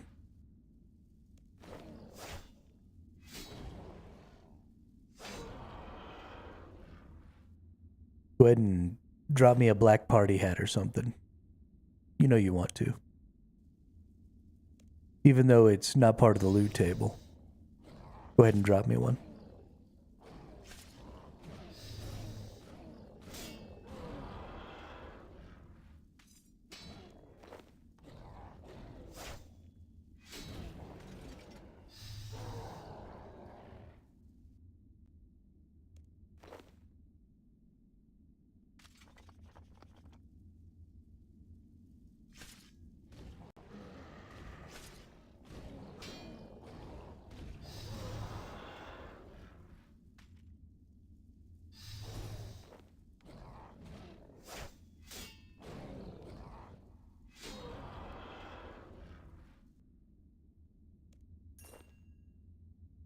We gotta do a bunch of summoning stuff too. Honestly, we could really push some levels. We've got lots of prayer things. We got lots of summoning things. What else do we have that we could use to level up?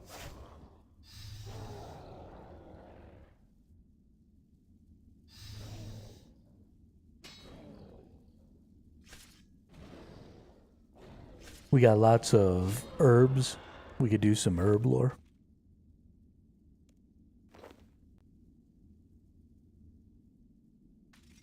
Heck, we might be able to push ourselves over the 2K threshold. That would mean another 30. Nah, we wouldn't get 30 levels per skill. No way. That would take us to 90 prayer. We definitely don't have that much. Would take us to only, yeah, no. We're not there. But we probably will get over 1950.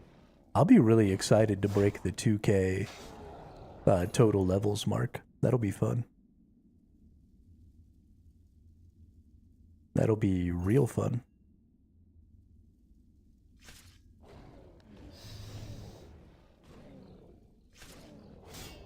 Making that slow and steady progress.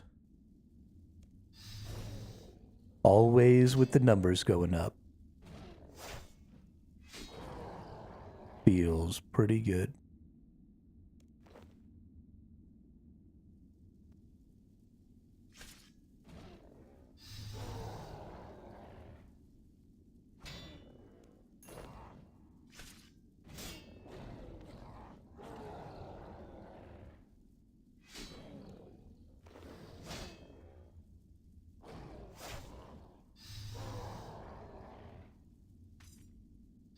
Gotta remind myself, tomorrow's Wednesday.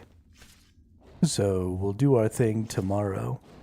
And then Thursday, I'm just gonna have to beat all the Syntistan quest stuff. I think I have everything except the prerequisite. Oh, no. I need 125 kudos.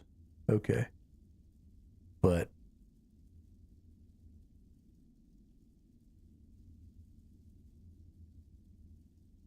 I could have sworn that I needed a Slayer level to do the Temple of Sintistan. Because this is the one that gives you, yeah, ancient curses and the altar. This is also the one that gives you the summoning, right? The ancient summoning.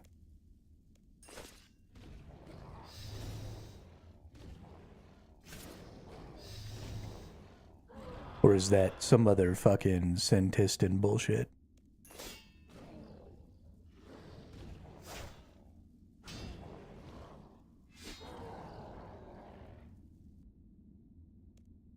But Thursday, we gotta get that shit done. Get those quests out of the way.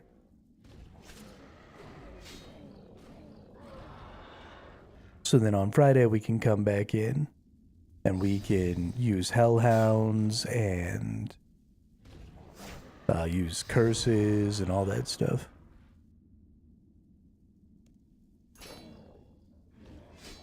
But I'll be right back. I'm gonna go use the restroom real quick.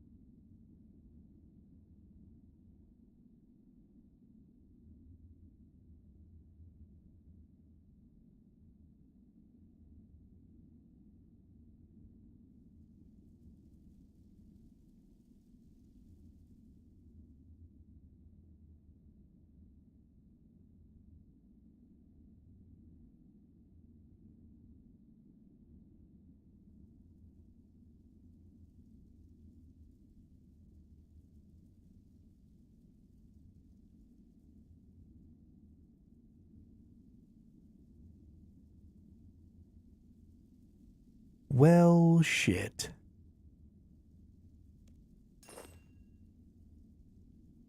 I don't want to be level 68 Arch. I want to make them now.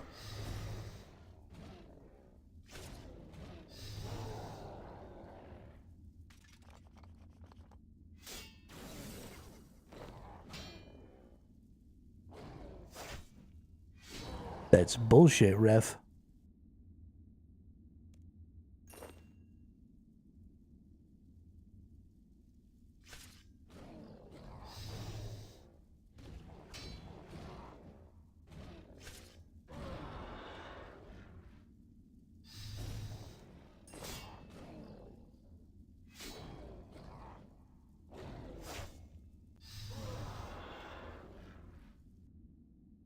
The Scrowbag, morning from Australian.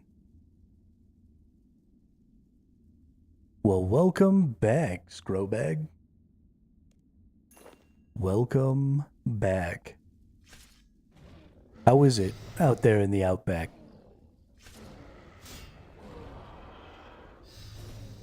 I visited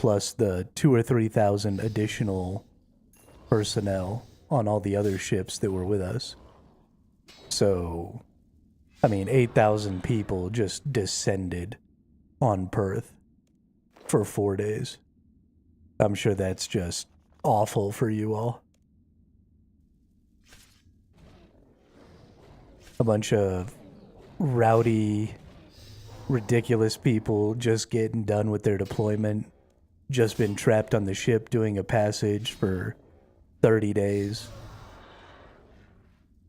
First time they're getting off in a month. I'm sure it's just a real treat for you guys to have to deal with that.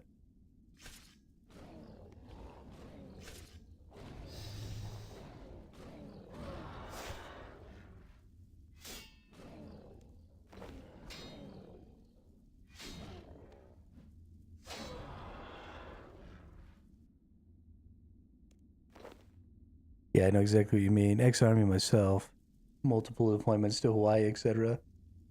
Was posted to a ship for 2 years. The Army gets posted to ships in Australia? That's crazy. Also, I didn't realize that the Australian Army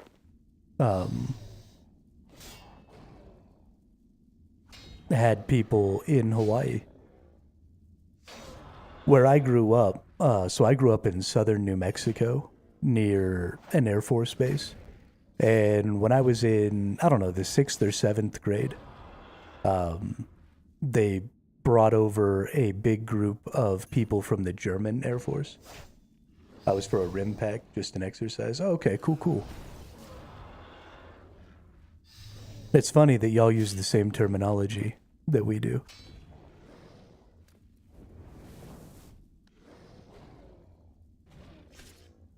I would almost have assumed that y'all would have called it something else, but we also call it a rim pack. But yeah, so when I was a little kid, we had a group from the German Air Force started deploying to our Air Force base for training because it was like we had a big training aircraft complement there. And so they would deploy over and do a bunch of training and stuff with us. And so, I mean, they would come for years at a time, right? It was like their duty station. Like we have, bases in other countries and stuff, and we go do our, 3 years or whatever in those places. And so they built a whole German elementary school in our town. And I mean, there were a couple hundred families at least who, none of their kids like spoke a word of English when they moved over. It was really interesting. And I mean, this is like a little nowhere town in southern New Mexico. So it was kind of this massive culture shock for us. And I'm sure for them as well. But, after they were taught English, the kids were in their elementary school. And then when they moved into middle school and junior high and high school, then they integrated into our regular school system. But it was interesting. Yeah, of course.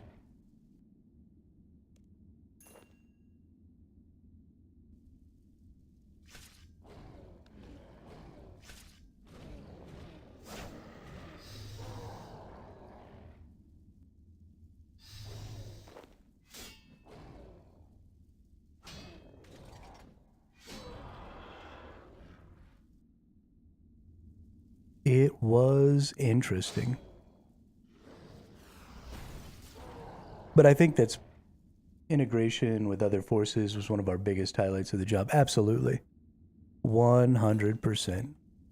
I think that's the thing, probably growing up there and experiencing that from such a young age was pretty big to me, even though I didn't notice it at the time.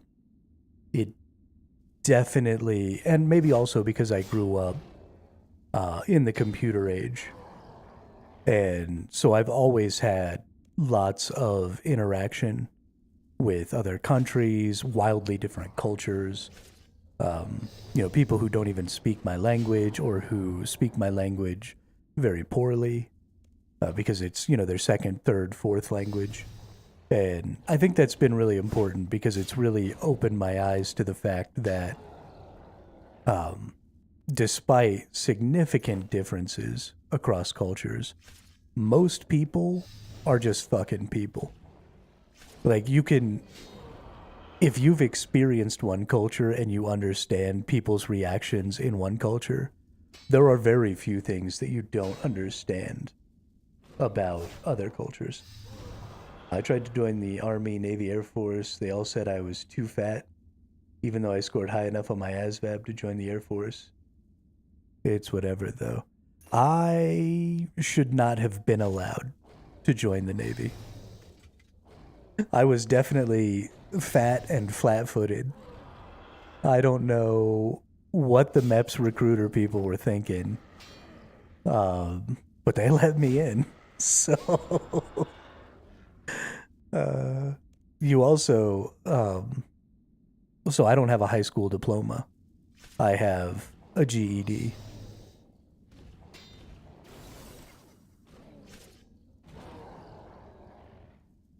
So I definitely should not have been accepted.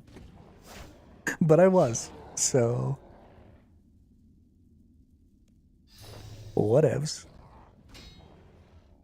I think that it's kind of a lottery thing when it comes to that kind of stuff. I think a lot of people who are in the military are technically disqualified for one reason or another. And it just kind of depends when you went in, who was the recruiter, what were the numbers like that year, all that stuff. And sometimes you just hit the lottery, I guess, and you get the right combination of, we need personnel. These recruiters are willing to, skirt the requirements a little bit. And then bammo, there you are, getting screamed at in boot camp.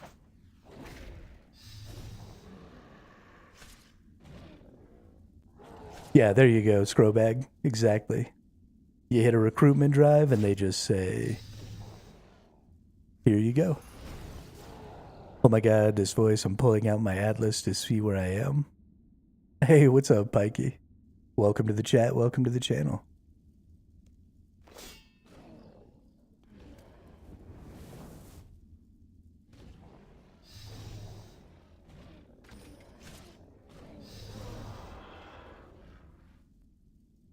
There you go.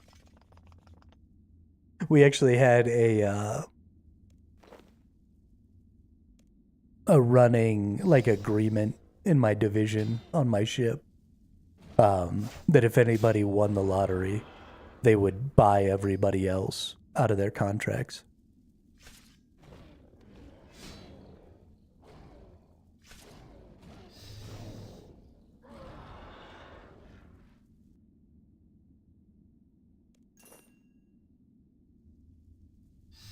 There's one of the ways you can end up leaving the military is financial windfall. So, if you suddenly had millions of dollars, they see that as a security risk because you could just pay off your superiors to not make you do anything if you had that much money. So they will kick you out. So that's why we played the lottery. Shit, I told myself if I ever hit the lottery, I would take half of it and give it to people who I find genuinely good. I recall SH is Iron Much Love. I'm actually not Iron Man anymore. I switched to Bronze. So this is a main account, and I'm playing it as a Bronze man. So I can't buy anything from the GE unless I've already found it in the game myself. But I wanted to be able to have access to the Grand Exchange to sell stuff, Pikey.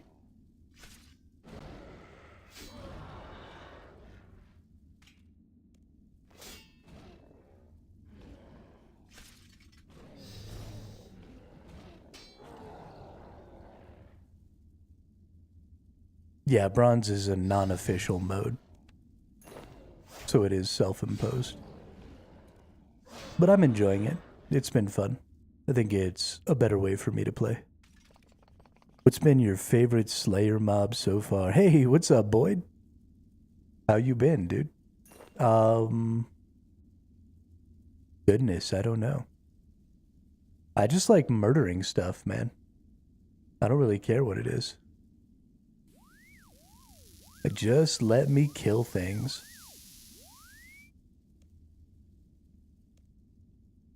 Who's this? I need another assignment. 32 mithril dragons. I don't think there are mithril dragons in her little dungeon. Just noise? Just north of where we are now. You're a battle master, test your skills.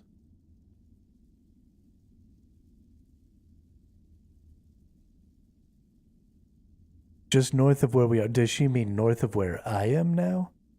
Or north of her location? Let's assume that she meant her location.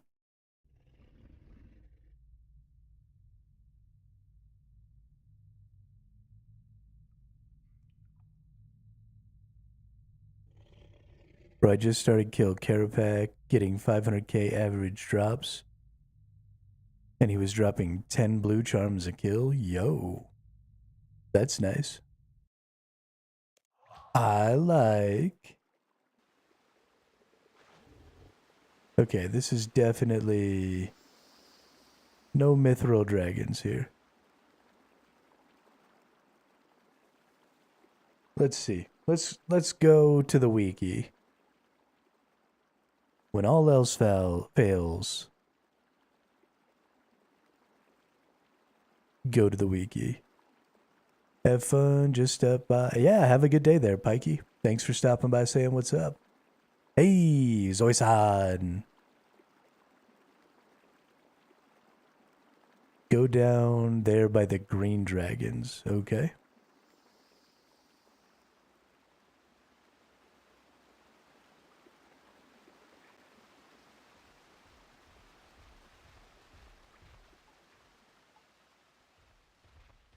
Hello, green dragons.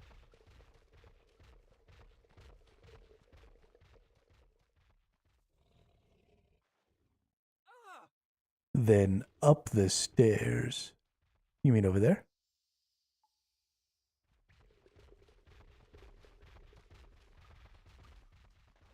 Oh no, here's the stairs. I didn't see these stairs. Oh shit. Oh damn. Yo, these are like big bad dragons. Oh, but I just beat that dragon's ass. Yo. Get dumpstered. What's up? What's a chewed bone?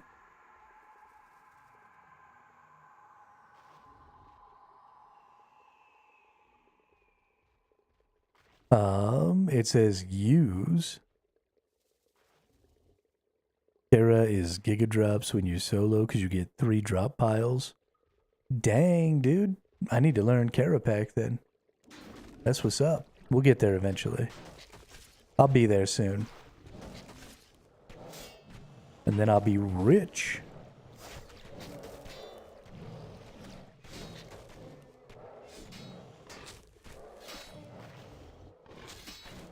Yeah.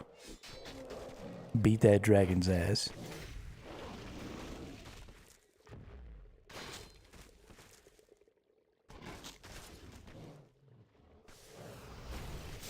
We're gonna pop those in the ground there. I wonder what I'm supposed to do with these.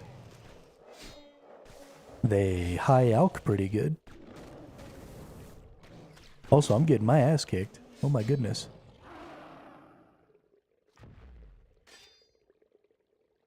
Hey, there we go. Free shark. Pull again.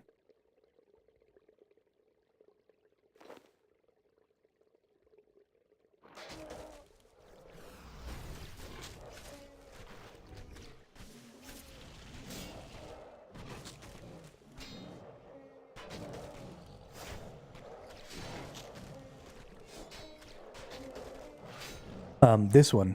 This is my favorite Slayer target so far. Because it's not like a super weak enemy. It's got lots of hit points. You know, it's not just a normal ass enemy. And I'm pretty happy with that.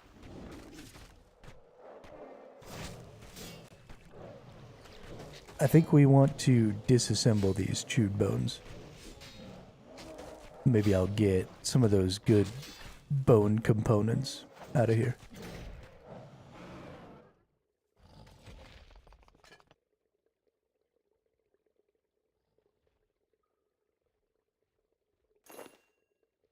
All the dragon tasks are fun once you get high-end dragon tasks.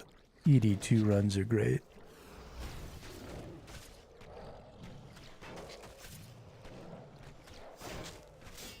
Yeah, I mean, who doesn't want to be a dragon slayer?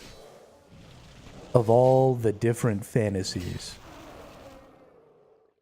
Dragon Slayer's the one.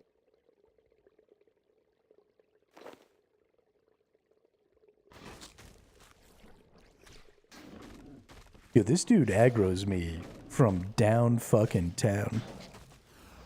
You can drag the bones onto the invention icon. Yeah, Mob? Yeah, Mob was telling me that earlier. It's just like a little icon down here. I don't know. It feels weird to drag down to that. I just kind of prefer the clicking. But also, I think I want to pray with the dragon bones and then disassemble the other ones. Let's put that up there.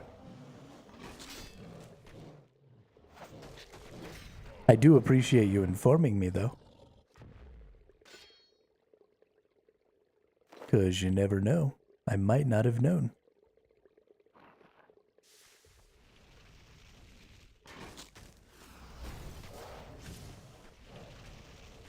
I might have to go get some food. I don't think these guys are going to be giving me enough food to keep me full. That's sad. I guess I could put my defensive skills back in here.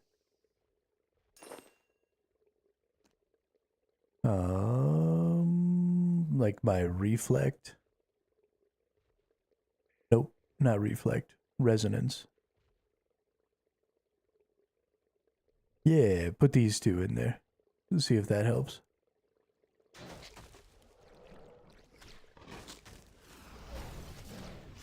Can also use adrenaline to heal. Yeah, I usually just let the infernal puzzle box keep the adrenaline. I find that usually the increased DPS is more useful than the little bit of healing.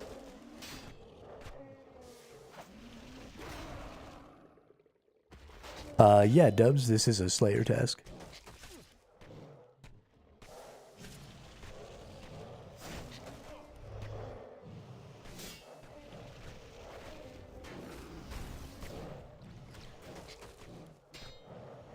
Yeah, I mean, I used to always... It took me a long time before I got my puzzle box. So I used to always just let it heal me up. But especially, I think, with the new way...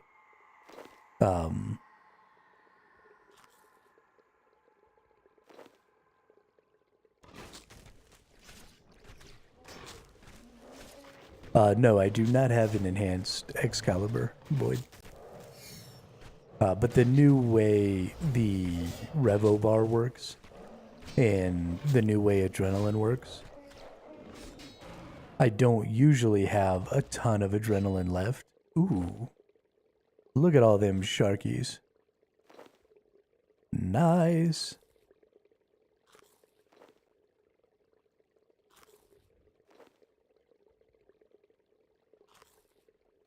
Hell yeah. But I don't usually have like a ton of adrenaline, and I usually need to save it to be able to trigger like my meteor strike and stuff. Yeah, no, I definitely want to get the upgraded Excalibur.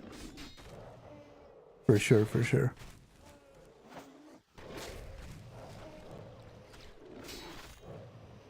Definitely a staple item to have.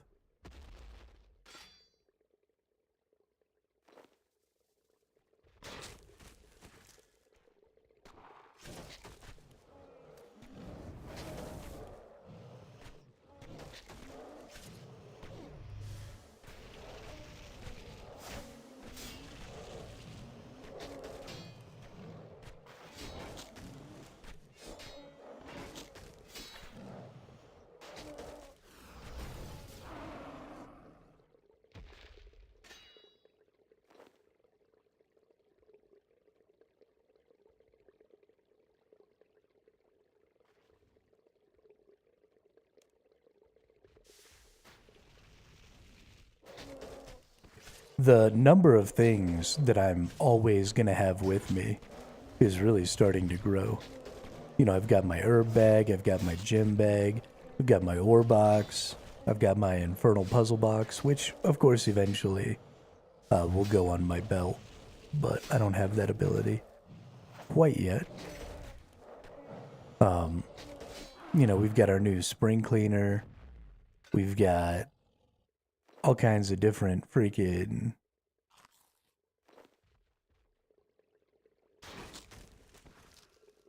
yeah, that's exactly what I do, Boyd. I'm finally actually kind of to a point where I need presets for more than just crafting. And I am really enjoying that. The preset system is nice. I like the idea of being able to prepare, you know, different things for different types of content and stuff. That makes me pretty happy. Grinding some dungeon tokens from the crab. Oh, from Serb Juvenile. I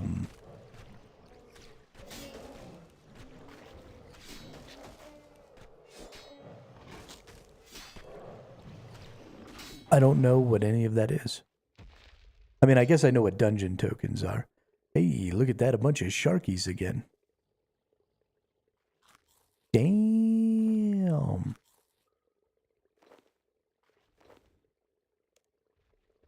I thought I wasn't going to have enough HP, but if they're going to keep dropping me fucking 16 sharks at a time.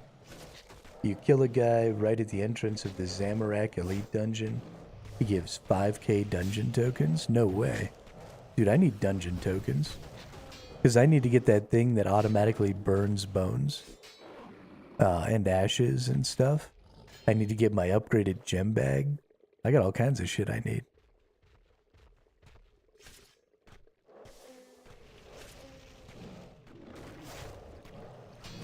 Go beat the shit out of that guy.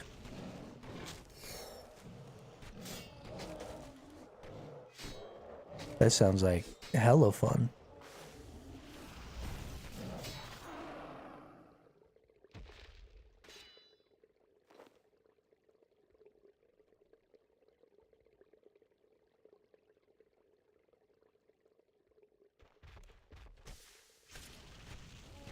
Tons of Slayer upgrades locked behind dungeon tokens. There's a guide for Cerberus Juvenile on YouTube.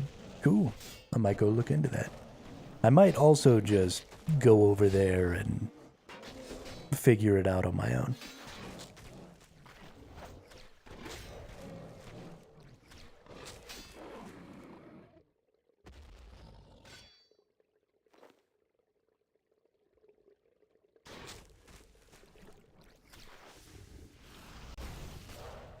I'm a pretty big fan of wing it and see what happens. Dude, I think my upstairs neighbor is doing fucking jumping jacks. And it's pissing me off. Just go outside. Do your jumping jacks in the grass. Stop doing it on top of my head.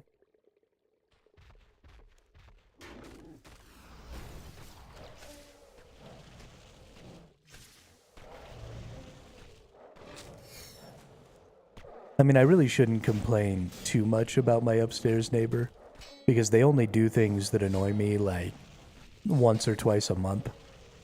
So I really should just let it go. But in the moment, when I'm in the process of being annoyed, I just want to talk shit about them.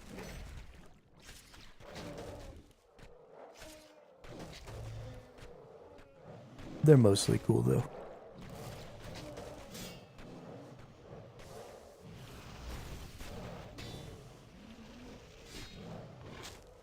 But I still hate them.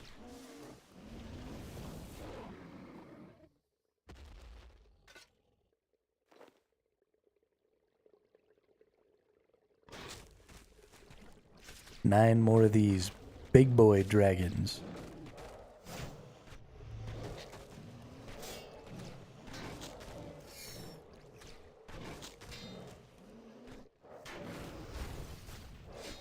Kill 9 more of these, and then we will get another quest. Or maybe we should go do some summoning and stuff. Nah. We'll get another Slayer task. I like killing Slayer things.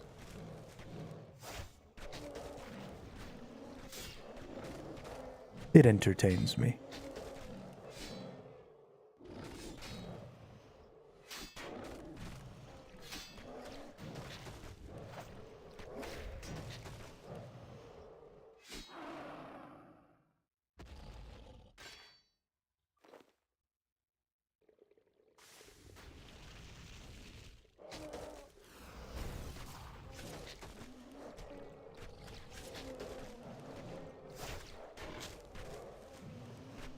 Get some more water in me here.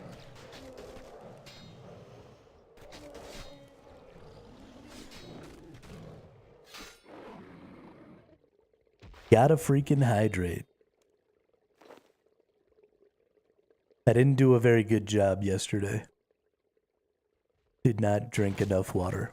And it definitely showed today. It's crazy how quickly, because your body runs through water so quickly, it's crazy how fast not paying attention to your hydration can make you start to feel effects of not being all the way hydrated. I mean, like 24 hours of not drinking enough water, and you'll start to notice, like, oh shit, I should drink more water. It's fucking crazy. Especially as I've gotten older. When I was younger, I didn't notice. But now that I'm an old piece of shit, gotta keep the old engine lubricated, or it starts to break down.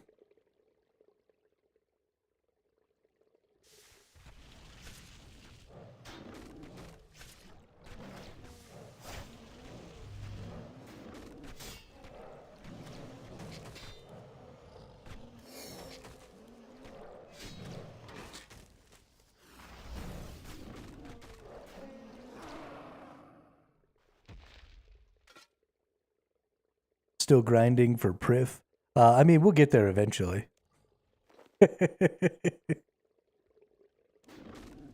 We'll get there eventually. I think that was like 3 ideas ago, was getting to Prif.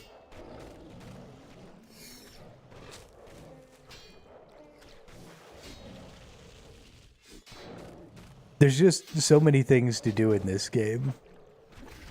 I get distracted. Hey, there's a level up on defense. That's 85. That is great. Means we can wear some Tetsu armor.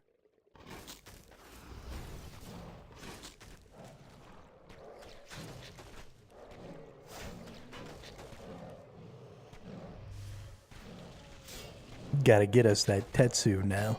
Of course, I think we have to be level 90 smithing to be able to make the Tetsu, which is a bummer. Need to kill us one more dragon, and then we'll be done here. Yeah, I've been having a lot of fun killing different bosses and doing these Slayer tasks and stuff like that. So I'm probably going to stick with that for a while. I'd like to get up to like 95 Slayer, or at least 90 Slayer, so that I just don't have to worry about it so much for a while. Because Slayer's one of those skills that can really get in the way. Don't you dare go fight that dude. You go down those stairs. That's what I thought. But you know, just like dungeoneering and agility and stuff like that. Slayer's another one of those ones where it can prevent you from being able to do a lot of things if you don't have it leveled up. And I'm tired of being prevented from doing things that I want to do. What are we gonna do here? We got range, magic, necro, defense. Let's hit some magic with this. It's not very much XP, but magic is the one that I like the least. Unlocked a new ability. Asphyxiate is a channeled ability. But I didn't just unlock asphyxiate. What? Anyway.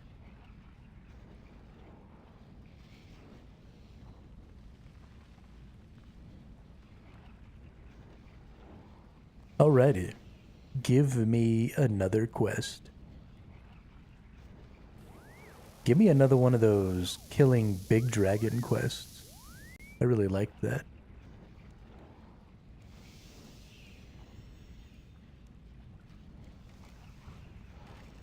"202 hellhounds. Goodness gracious.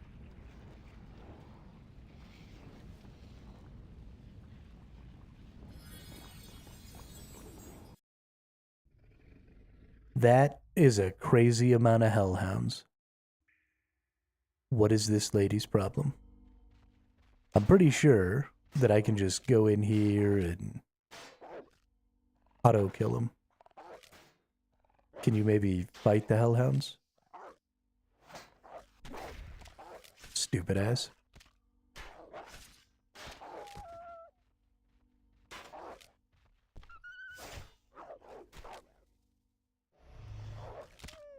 Alright. This looks like it's gonna be pretty AFK. We might go ahead and put our AoE. We're not using our defender. Never mind. That's okay. We seem to be doing fine.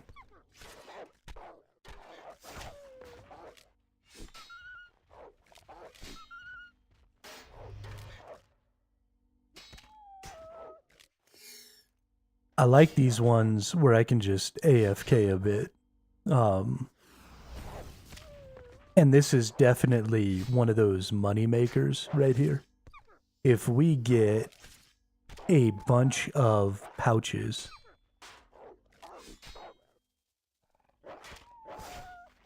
or not a bunch of pouches, a bunch of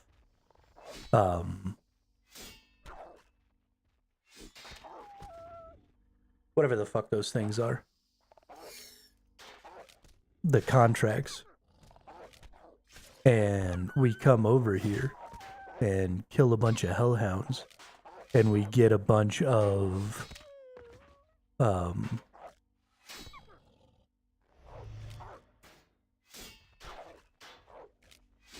words are hard. Porters. There we go. You're supposed to be able to make some pretty good currency creating summoning bags for hellhounds. So that's definitely something that I will be interested in, hopefully in the fairly near future. I was told I do need to get to like level 68 archaeology, but getting up to 60 or 70 in a skill isn't terribly difficult. So hopefully we can get to that. And then I need to beat Sintistan, I think, which I'm going to do this Thursday on my own. So hopefully soon this will be a little AFK-able, you know, money-making thing for us.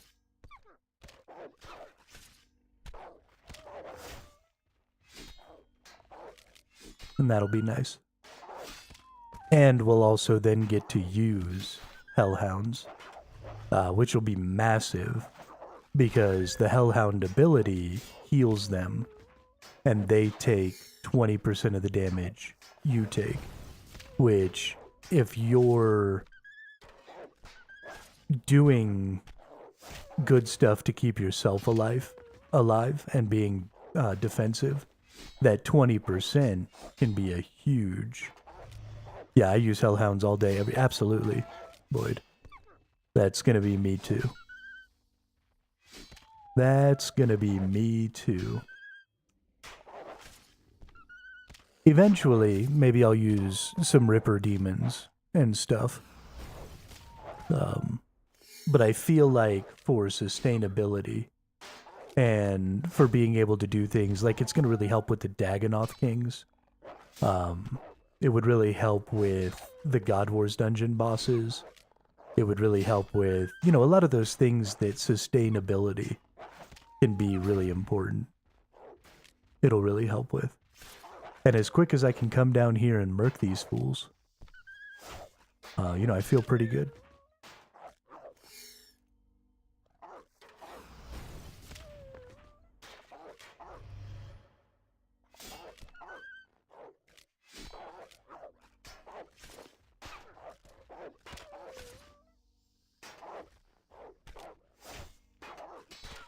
I think they were saying 400 an hour is the goal.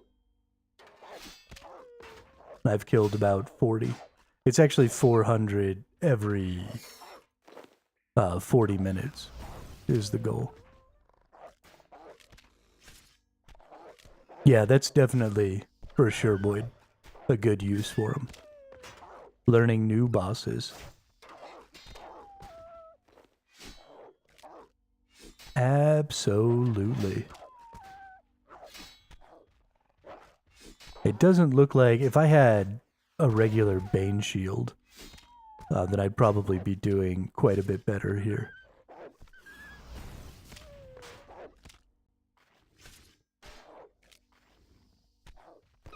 I guess I could drop the shield entirely and then swap to this AoE stuff. Maybe throw that up there.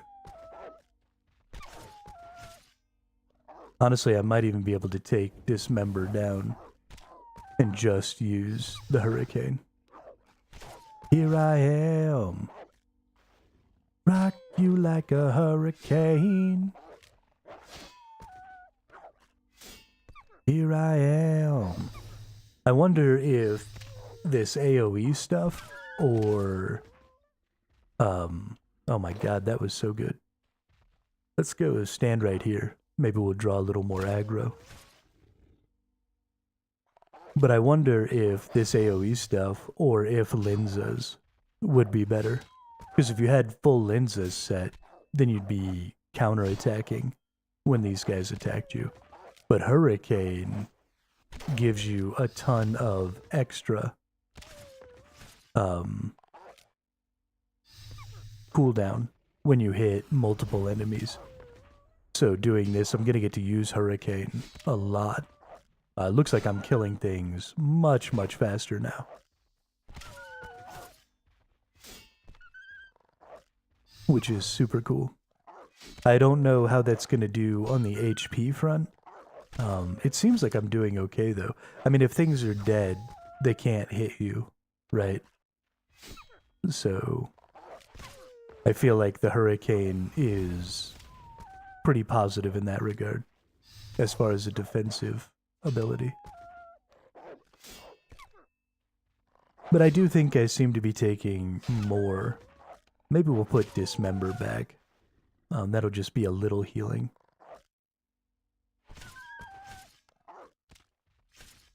But these things just don't have any hit points. So they just insta-gib whenever I hit them. Which means that my Dismember and stuff doesn't really generate me a lot of healing. I mean, I guess if I had, like, my full Guthans, then I could just be running Guthans in here and just destroy this. No problem. But we're about halfway. It's taken us about 10 minutes. So I think we'd be pretty good. I think we could hit that 400 mark down here. Pretty easy. In an hour. Well, 40 minutes. Because it's supposed to take you 20 minutes to make the contracts. And then 40 minutes to kill the dogs.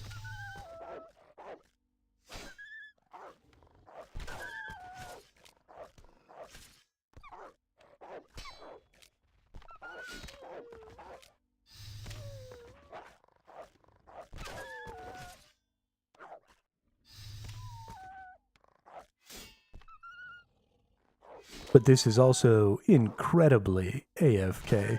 I mean, most of what they're dropping is these gold charms. So I honestly wouldn't even really feel all that bad if I wasn't picking these up. Because they're the least useful charms and the ones that I have the most of. So I don't even know, like, if I care to pick these up. And I can fill up my whole inventory with porters that way. And I could just come back every 15 minutes and look in. You know, I'd maybe lose a couple of blue charms that way. But that'd be it.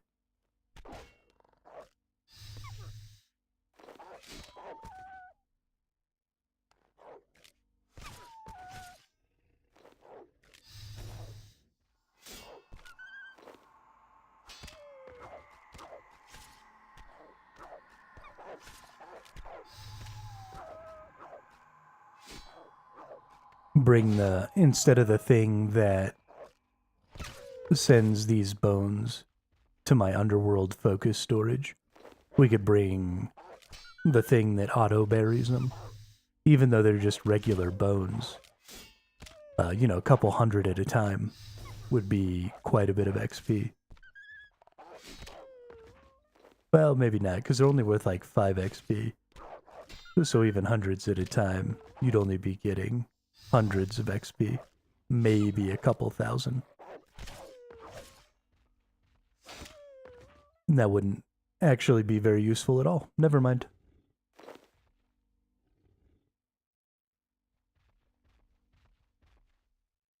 It looks like maybe they're gonna stop aggroing now.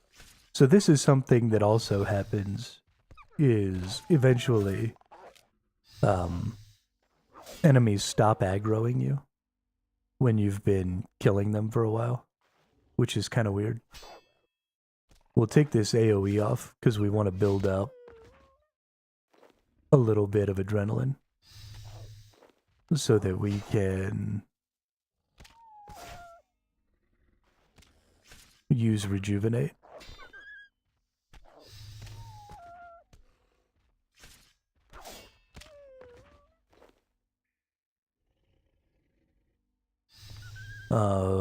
Honestly, we're not building up any adrenaline. This is silly.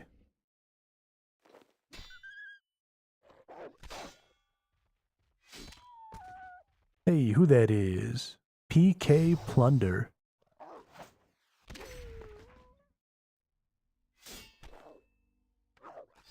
PKers are nerds. PKers are nerds and nobody likes them. Nobody likes me. Everybody hates me. Guess I'll eat some worms. Big fat slimy ones. Little orange fuzzy ones. Itsy bitsy fuzzy wuzzy worms. Okay, let's step out for a moment and then we'll come back in. And they should be back to aggroing us. Because I'm tired of clicking them one at a time. It's annoying. Yeah, there we go.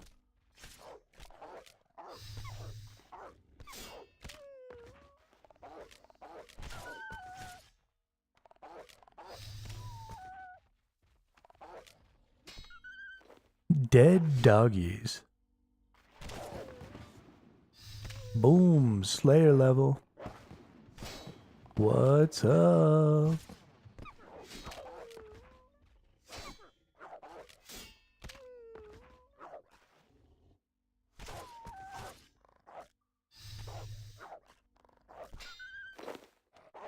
Best day. I think those were two bosses, Nihil and Muspa. Nope. Must be enemy types. Also have to have some quest done, or something it says, to be able to do those. Fate of the Gods. Don't really care about those.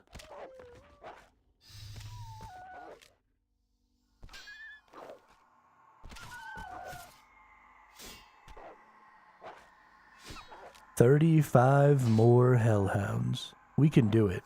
I believe in us.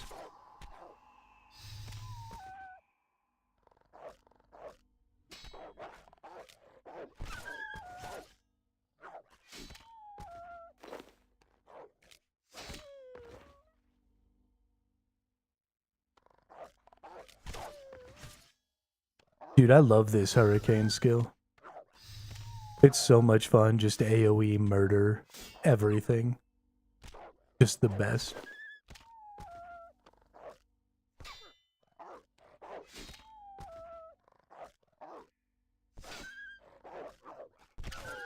Let's see, what do we got here? 8, 8, 5. Getting closer to those level 10s so that I can go ahead and dismantle those and buy new ones.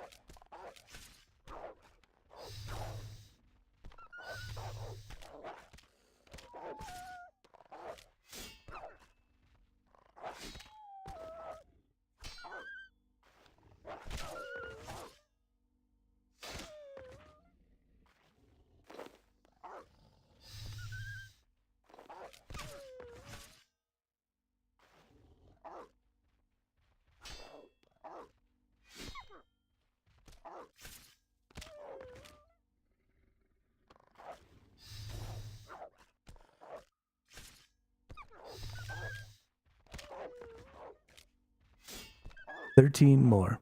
I think I have enough HP. It's gonna be a little close, but I think we're gonna be okay. I am not gonna leave until I get all of my kills. And then I will flee for my life. I also don't really care about these things.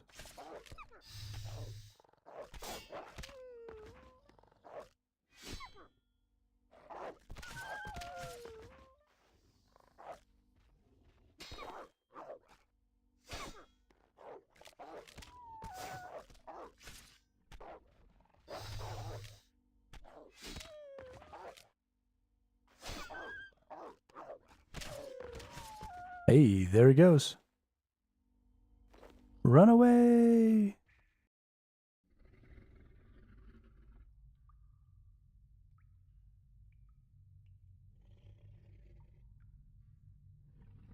All right.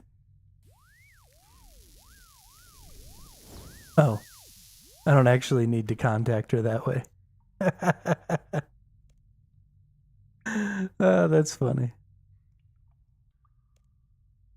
146 living rock creatures. I don't know where those are. You're gonna have to tell me. The Dwarven Mines.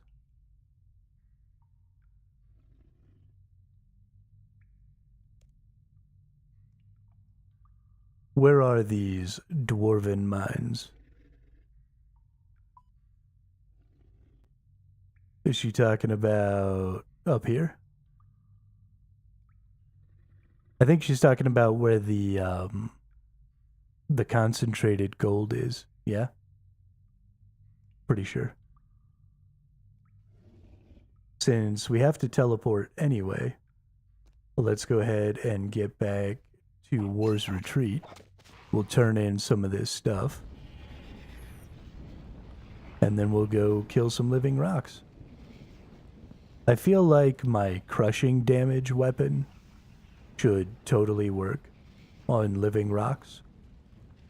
But apparently not. That's fine though. Whatever. Be that way.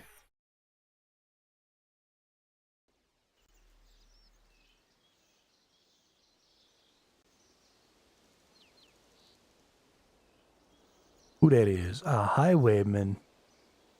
I should murder that dude. So he doesn't fuck with anybody.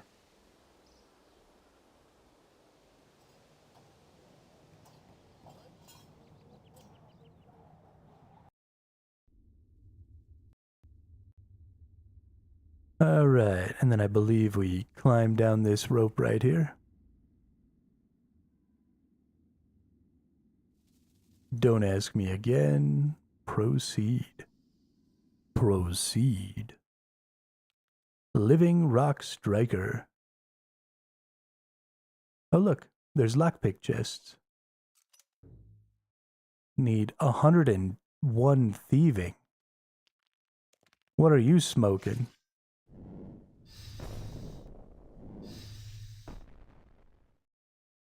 Ooh, stone spirits. All right, well, let's go over here where there's a couple of them. Because I'm pretty sure they're aggressive. Or maybe not. Oh, there we go.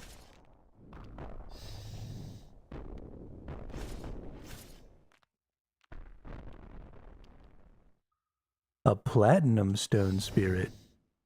Hey, hey, hey.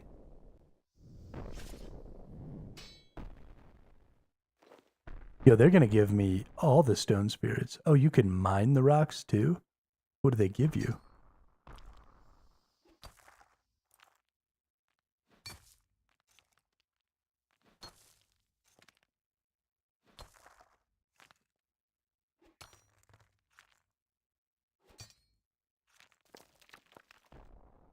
What do we get? Living materials. Say what? What are living materials used for?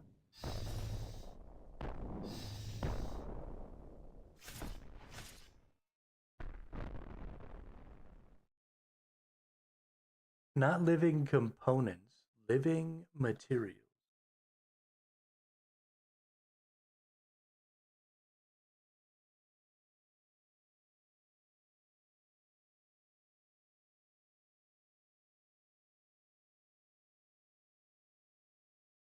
Okay. Well, it's not giving me any information.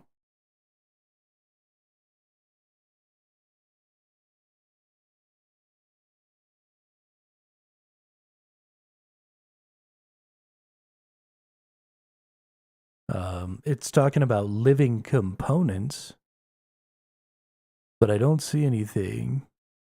I'm just curious what these living living minerals, not living materials. That's why I can't figure it out.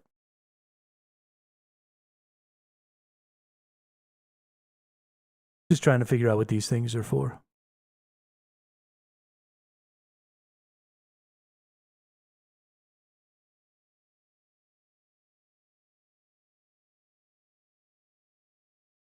Living minerals are used as bait for catching rocktails in the cavern. They are not needed for the swarm fishing spot in the deep sea fishing hub. Okay, so that's all they're for, is fishing for rocktails. They're not valuable.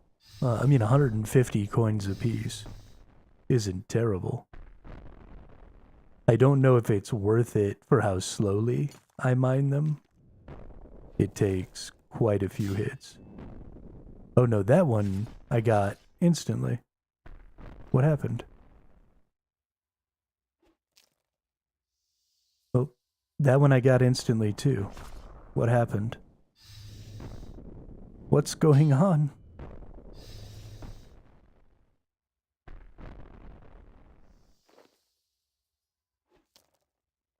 Okay.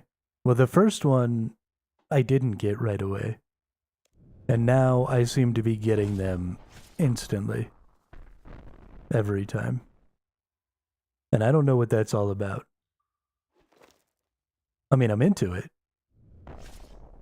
Because these definitely have quite a bit of value. I mean, that's already 7,000 gold.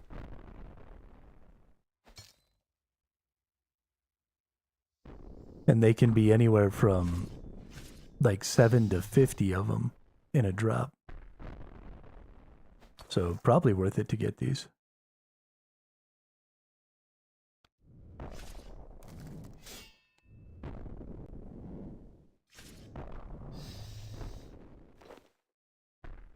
Get tons of different types of stone spirits down here, which is really cool.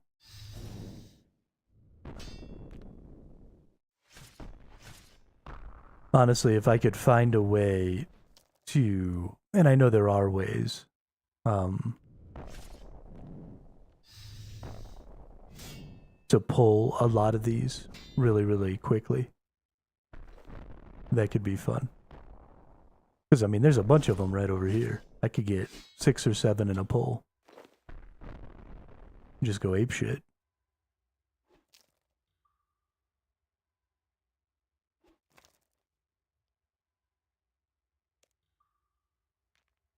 It's interesting.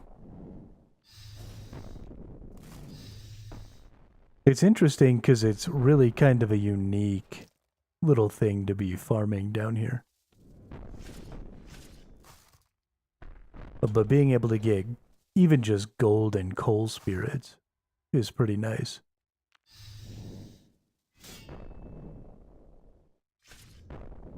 As a slayer task, it's pretty fucking useless. Although, I guess, it's just kind of supplemental, right? You're getting Slayer XP, you're getting living minerals, you're getting all these different stone spirits.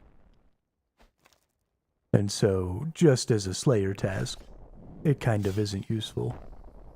But for all the other stuff, it kind of is.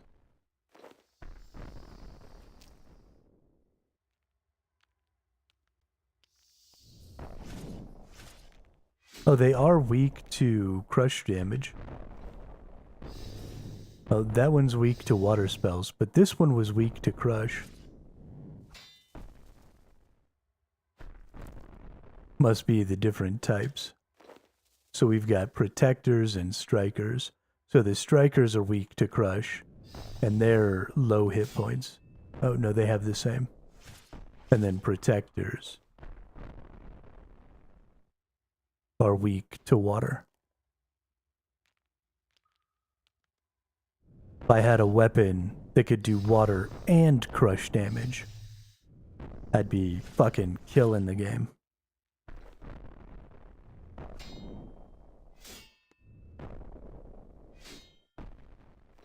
Getting a bunch of mud runes. That's kind of nice.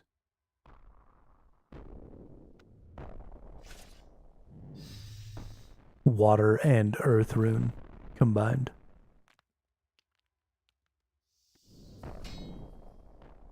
I don't know if there's any spells that require water and earth.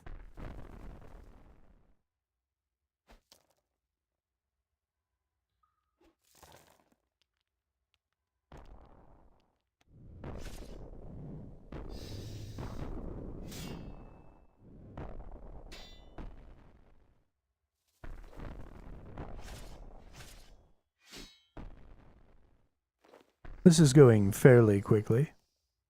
It's not super fast, but it's not too bad.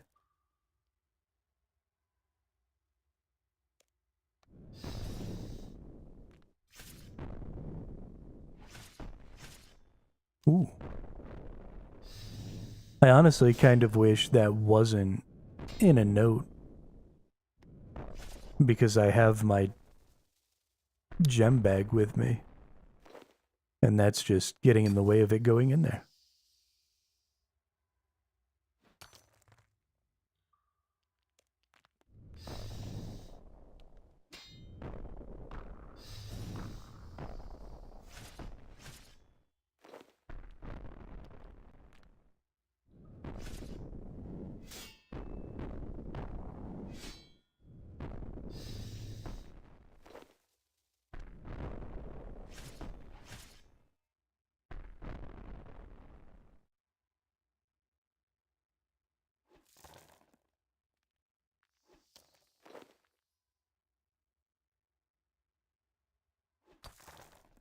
Getting 68 mining XP every time. Not a big amount, but every little bit helps.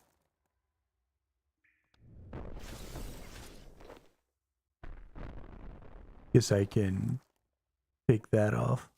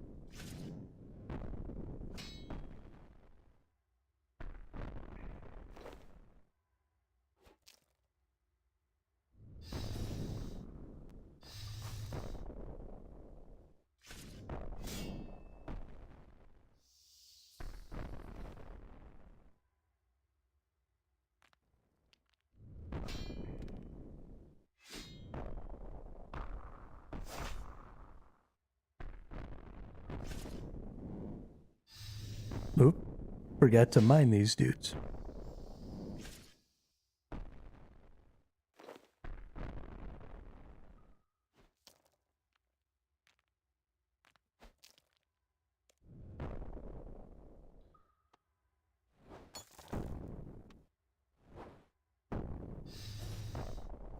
I would definitely like to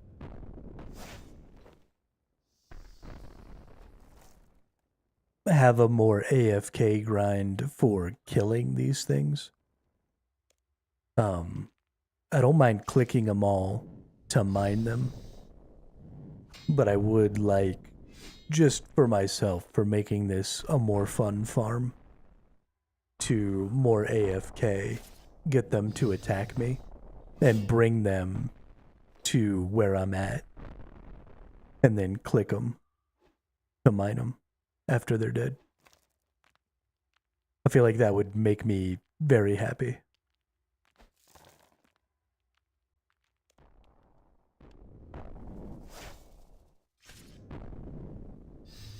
But I should be able to figure something out for that.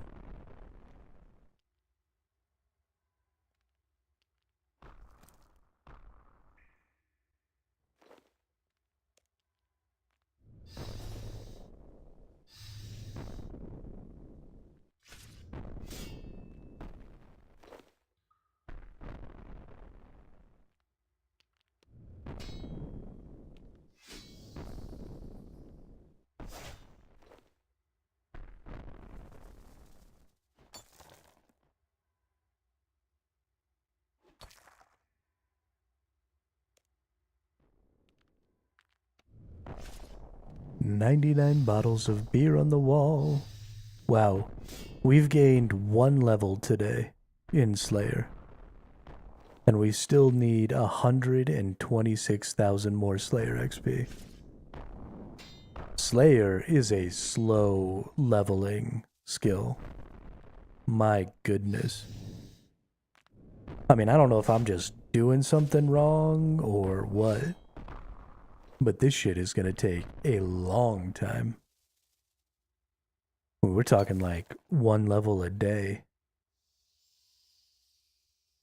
And we're only in level 70, which is crazy.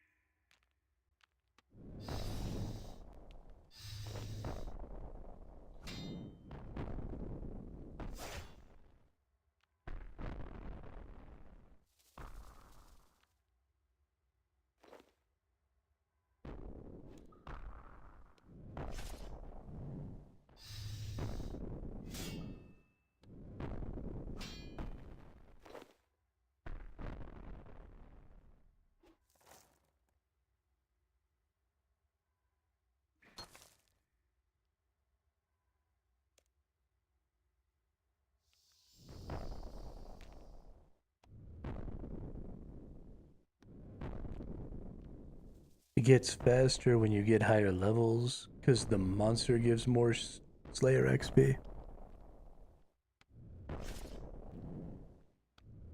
Does that change increase by enough to offset the fact that you need more Slayer XP?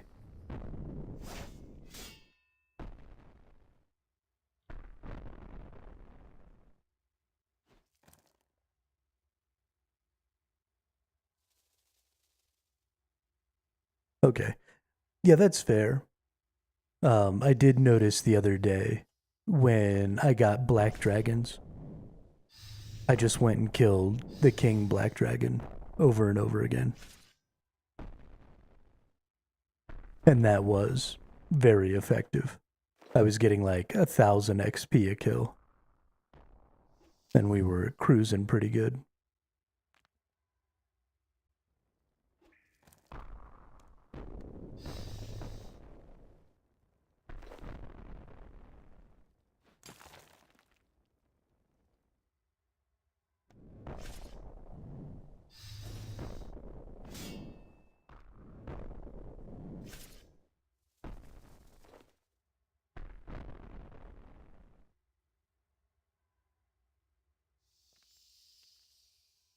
There also seems to be a lot of variance between the efficiency of different enemies. Like the Hellhounds, for example, felt very efficient. I don't know if I was actually getting very much XP from them, but because I could kill so many. I have a note on Dragonkin task. The boss Carapac gives you kill count, so I'm killing him. I'm only 13 kills in, got 167k. Fuck. Okay. Well, that gives me hope.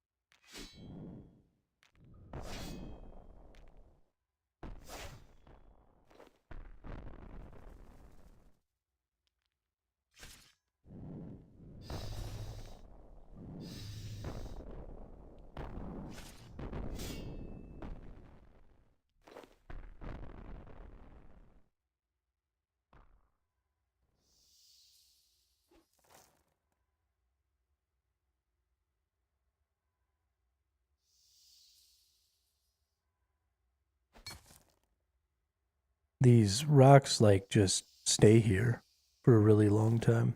That's cool. Because I forgot to harvest a bunch of them. And I want to be able to go get some rock tails. Can I fish the rock tails right now? I wonder. I don't guess I actually need bait. I wonder if that's true here as well. Or if I still need this bait for rocktails. Need 85 fishing. Kiss my ass.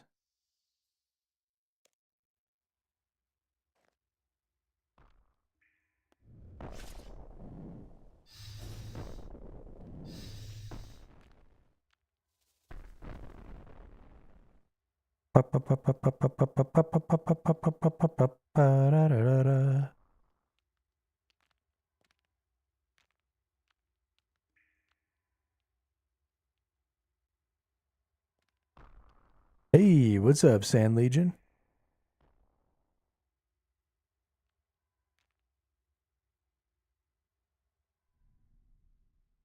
How are you?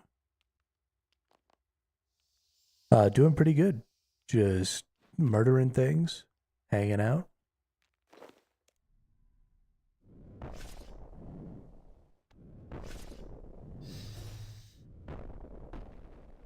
You know how it is. Yep, still doing Slayer. We did move up to the next Slayer in the ancient cave. So we've got to kill a couple of cool kinds of dragons. We just finished killing the mithril dragons, which was fun. I'm very excited to start killing the metal and gem dragons because they have, some potentially good drops. So I like that. It's real nice. What about you? What are you getting up to?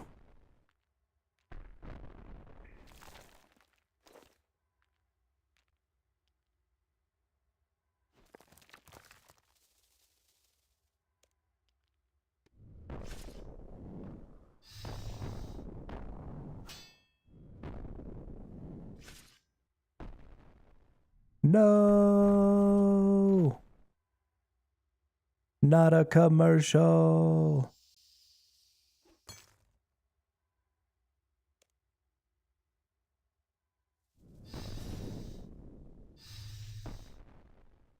¿Por qué? ¿Por qué?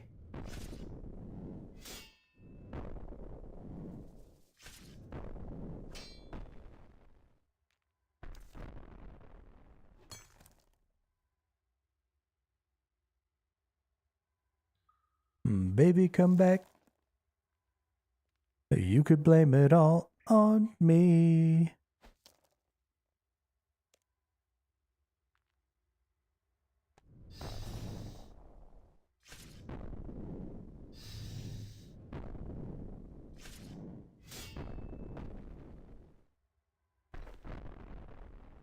Dude, I think I'm taking a nap after I get off a stream today.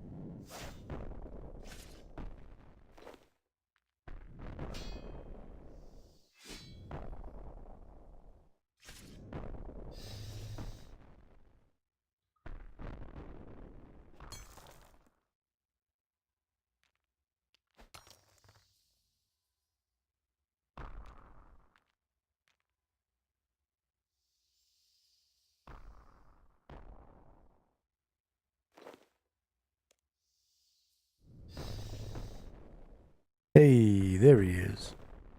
I'm glad you're back. Glad you are back. Once I get my YouTube monetized with ads as well, then I will create a thing in my streamer bot that lets me know when those ads are happening, and I'll try and get everything like synced up so everybody gets ads at the same time, and we'll get just the minimum amount that we possibly can and get everybody kind of on the same flow.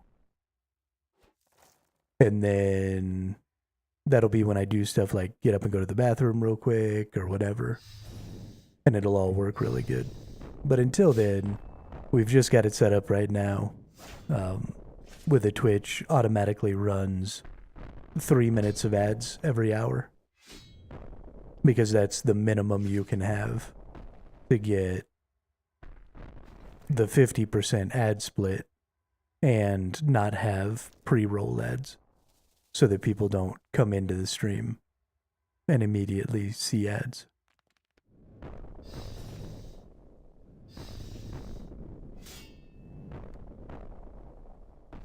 It is not ideal, but I try to make it as unobtrusive as possible.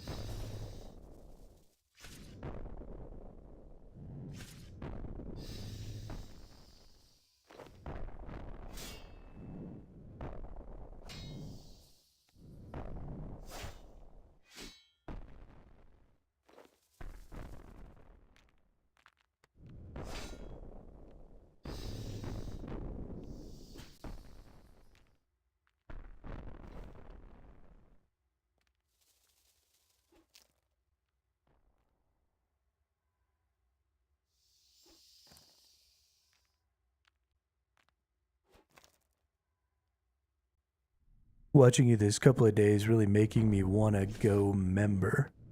Yeah, I think member in this game is really fun. Honestly, I don't think that I would play this game without a membership. Especially, there are so many things. I got really frustrated with this when I first started playing. There are lots of things in the free-to-play area that require membership to access, like the Taverley dungeon and stuff like that. And it really annoyed me to constantly be running into these walls, even in the free-to-play area. But I think the membership is absolutely worth it. The map is huge. The skilling is super fun. When you buy an RS3 membership, you also get the OSRS membership. So if you wanted to play OSRS as well, you could have a member account over there. And once you become a member and you've got your character leveled up a ways, you can fairly easily, I think, maintain your membership by playing.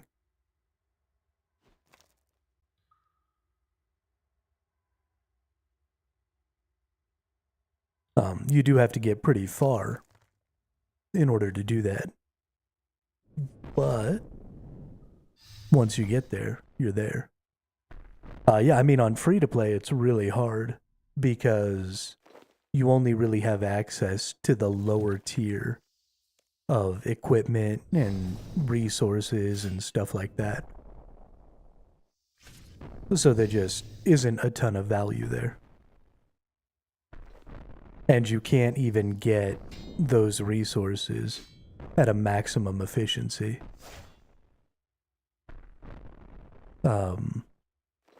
Because you're not using the best tools and stuff like that. Watching this, I'm 110% going on my RS3 account.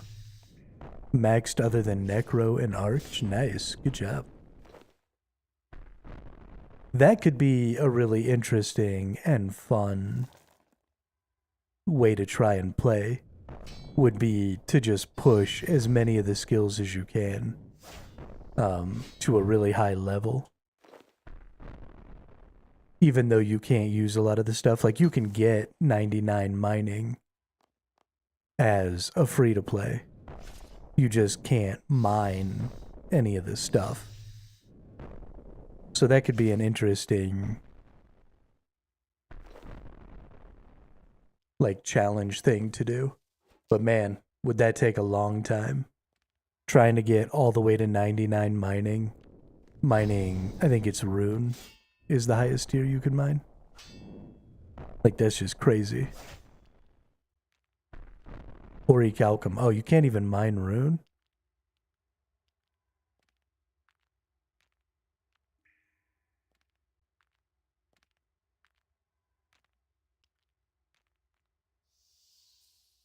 Oh no, Orichalcum is after Rune. Okay. Yeah, no, that's craziness. Your mining is 100. Rune is 50. Yeah, that would just blow. How did you do that as a free-to-play? You're a fucking monster, Legion. Oh my goodness.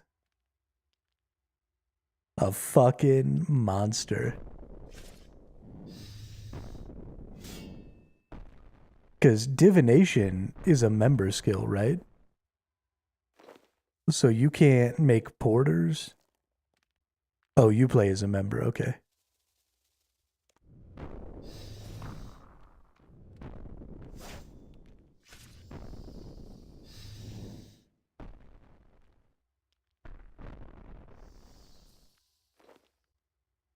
Got it.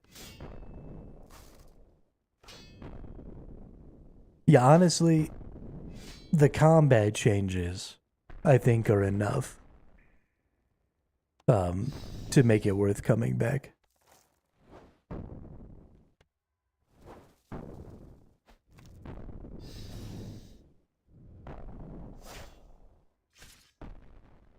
I think the way combat works now is really fluid. It feels good.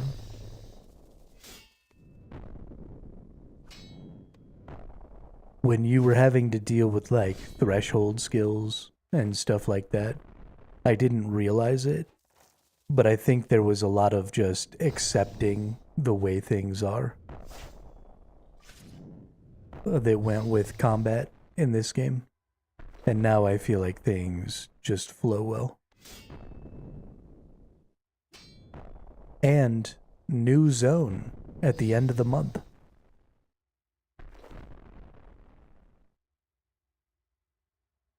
Havenheith is gonna be the most fun. I'ma race all you nerds.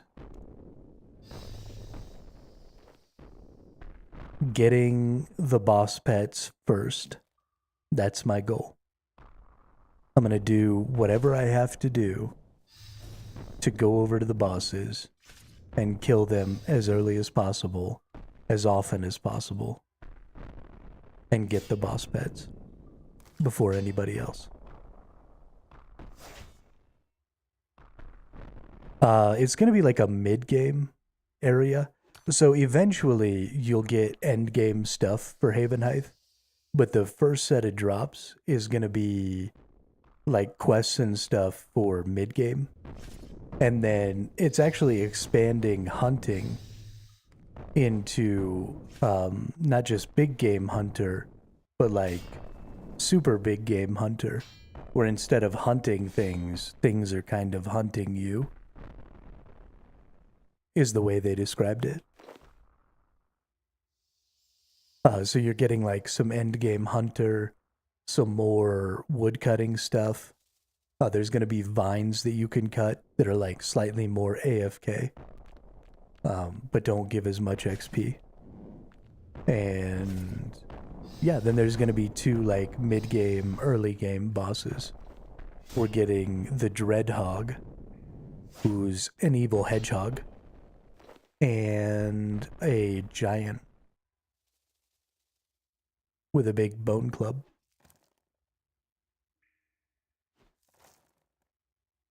But then eventually, sometime this year, we're getting like a second drop for Havenheith. And it's going to have like an end game. I think it's going to be a vampire boss.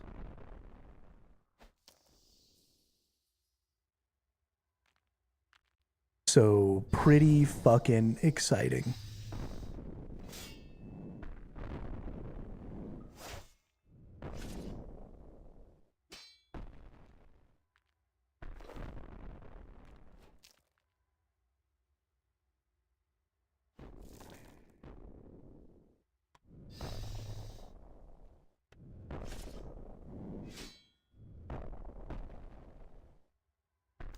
Yeah, the price has gone down a ridiculous amount.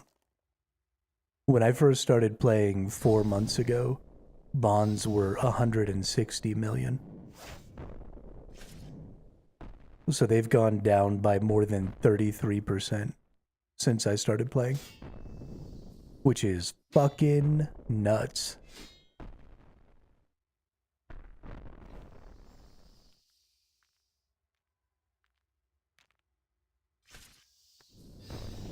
Yeah, there's been quite a bit of inflation.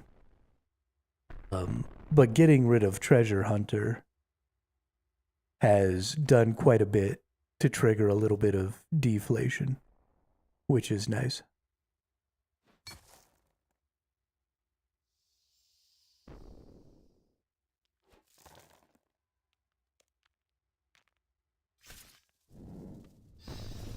Especially because, particularly for mid-game players, I feel like our items have actually increased in cost. So like my necklace here that I'm using, when I first got it, was only valued, the Amulets of the Forsaken were only selling for 8 mil on the GE, but they're now selling for like 11. So I feel like some of the mid-game stuff is getting more valuable, um, alongside the cost of bonds going down. So it's actually, I think, getting easier by a pretty significant amount to bond your account earlier on in its life, which is nice. Now, I think your buying power is staying pretty even in the late game. I think the price on a lot of late game items is crashing pretty hard, but that's going right alongside the devaluation of bonds in general. And so the overall buying power that everybody has, I think, is still pretty similar at that tier.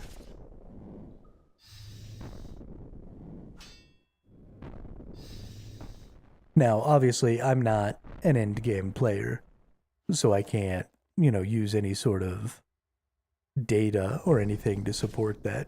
I'm just going off of anecdotal evidence of what I've heard from people, on Reddit and talking in the chat and stuff, which is not a lot of data, but it seems like it's mostly okay.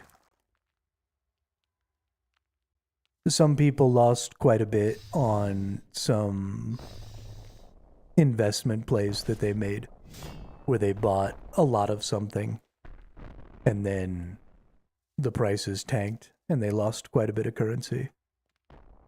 But those people were rich as fuck anyway, so who cares?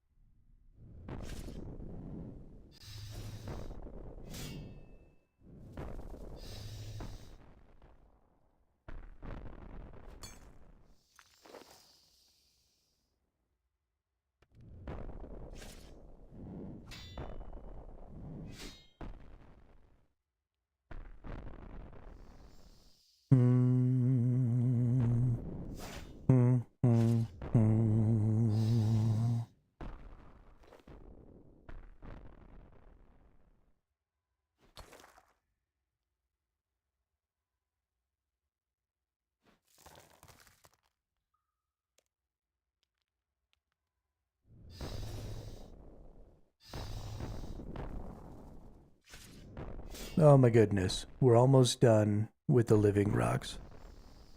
This has not been a great one. Why did the bond become cheaper? Because they took out Treasure Hunter from the game. So there's no more loot crate stuff. So a lot of that stuff, bonds were used to buy a lot of those things. By players who didn't spend money in the game. So there was a much greater demand for bonds. And so the prices of bonds went up. And now that there are less things to actually spend bonds on, the price has gone down. And then as the cost of bonds has gone down, that's depreciated the value of pretty much everything. Because now that people can't get as much gold for their bonds, they're less willing to spend as much gold for items. And so they've sort of stopped buying a lot of really high-end items. And so the high-end items have started to drop in price alongside the bond prices. But then some of the mid and lower tier items have actually started to increase in price.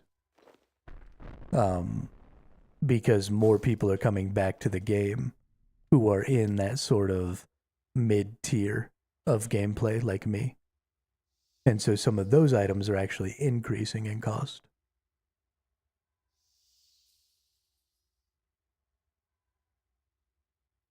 Which is sort of smoothing out the wealth curve a little bit.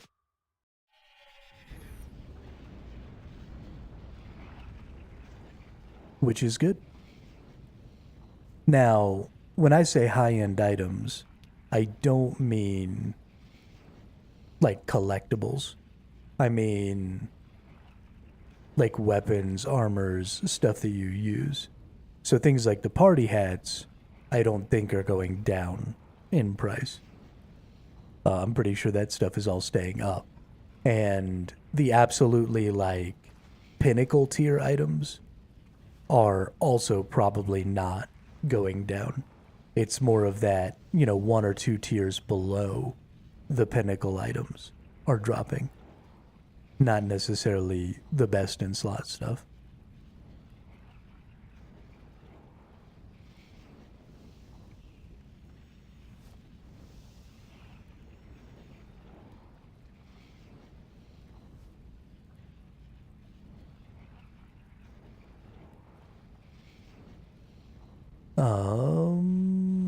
Let's see. Let's get another quest here. What do you got for me?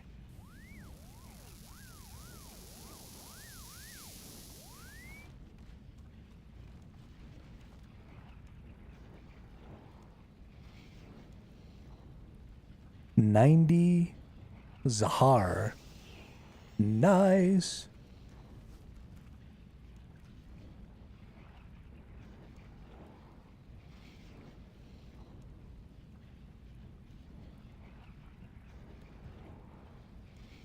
Oh, 280 Zahar.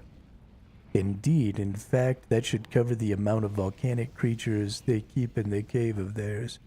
If you go in there and slay Zok Jed before your task runs out, you'll be handsomely rewarded.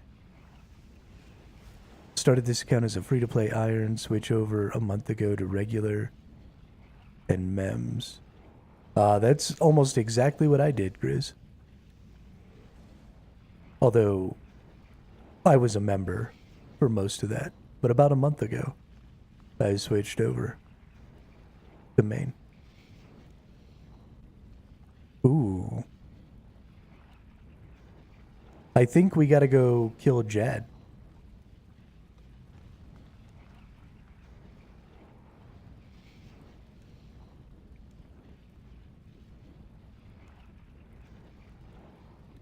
I think we gotta do this thing. So let's get all of our Bane gear.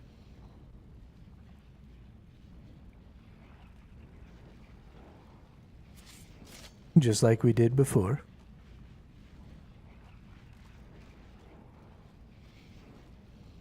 Let's put this away. Let's put most of this stuff away. Because we don't get drops while we're down there, right? No, we do. We do get drops. Or we don't. No, I don't think we get drops in there. So we can put all of these things away. Put that away, put that away. We've got this stuff here. What was I bringing? Prayer potions.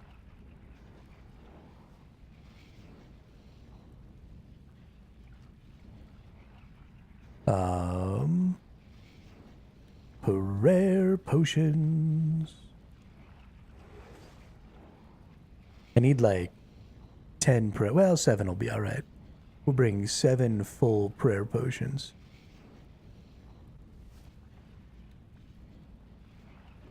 And then we're going to want to bring some sharks.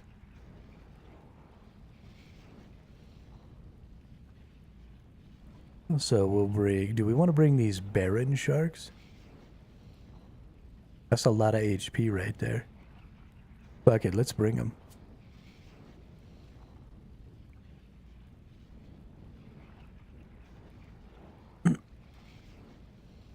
And I think that was all I needed, right? Just potions, prayer potions, and sharks. Ooh, this is nice. We get to use Tuska's Wrath. Because this is... Ooh, that's so good. That's so good. Okay. Sharks and prayer potions. Can I bring... I can't bring a pet into the fight cave, can I? That's too bad. Alright, I'm gonna go take a wee. I'll be right back. Then we're gonna go murk this motherfucker.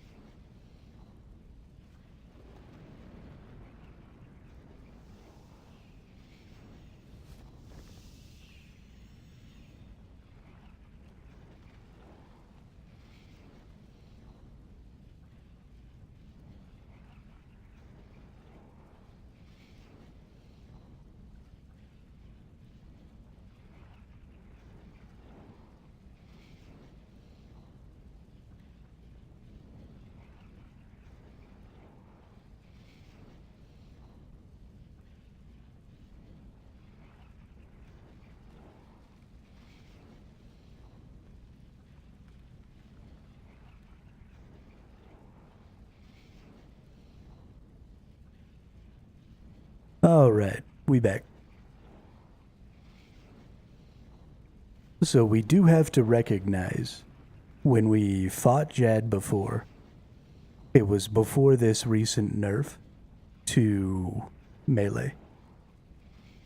Which means we're not going to get nearly as much healing from this fight.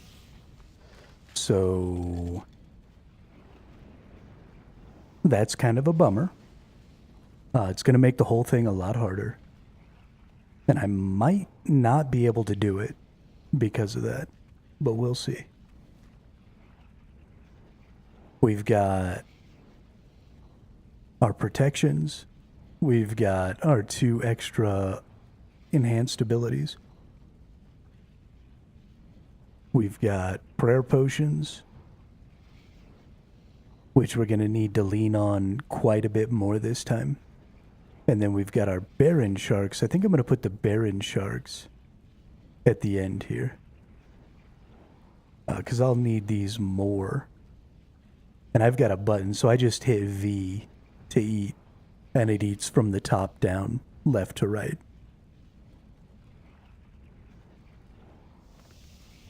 So I want to eat regular sharks first. Okay, let's do this fucking thing. I'm ready. You know who isn't ready? Jad isn't ready.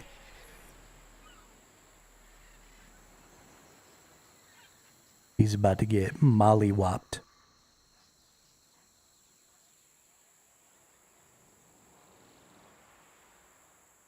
By a dude with a big ass sword.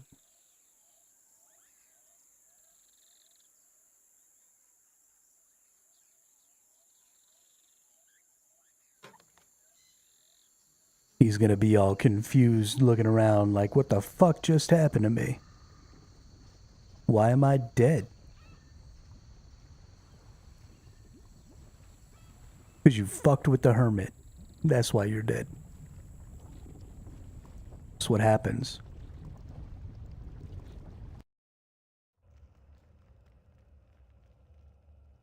Yeah, this is the Fire Cape guy. Which I already have. I have defeated Jad about a week ago.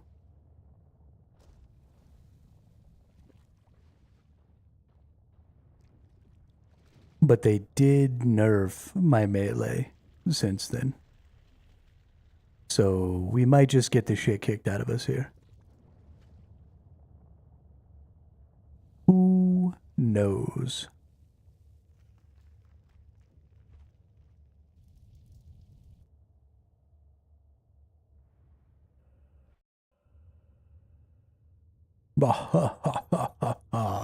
My name is Jad. I'm a piece of shit.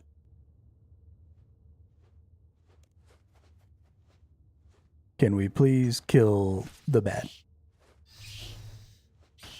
Nice. Dead bat.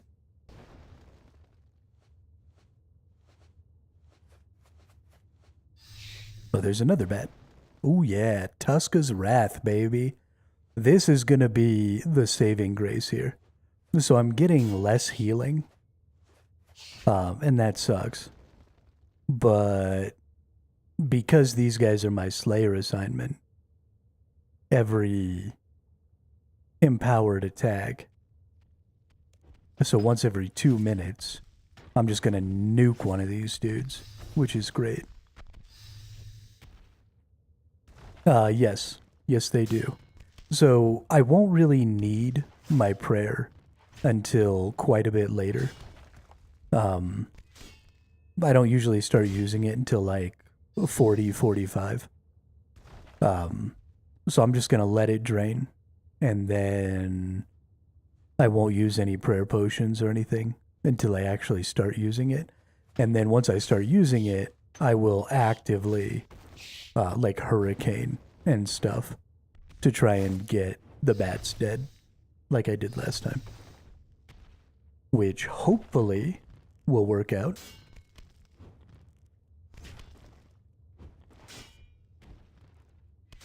Yeah, I think I got it. I mean, like I said, we've done it before. We have killed this boss. We've got plenty of necro runes, so we're gonna get our rejuvenate. The big thing, I can get through the cave fairly consistently.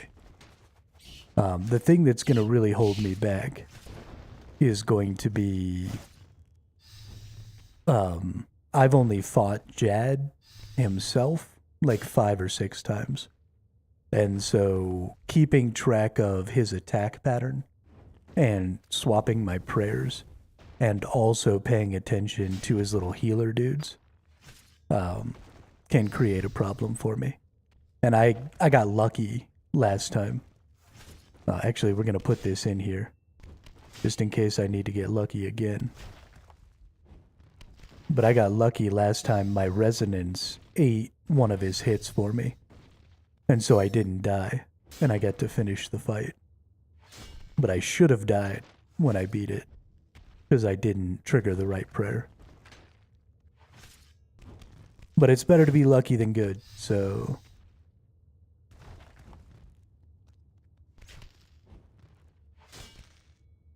But for the first, 2/3 of this, I'm just going to be sitting here watching my dude beat everybody's ass.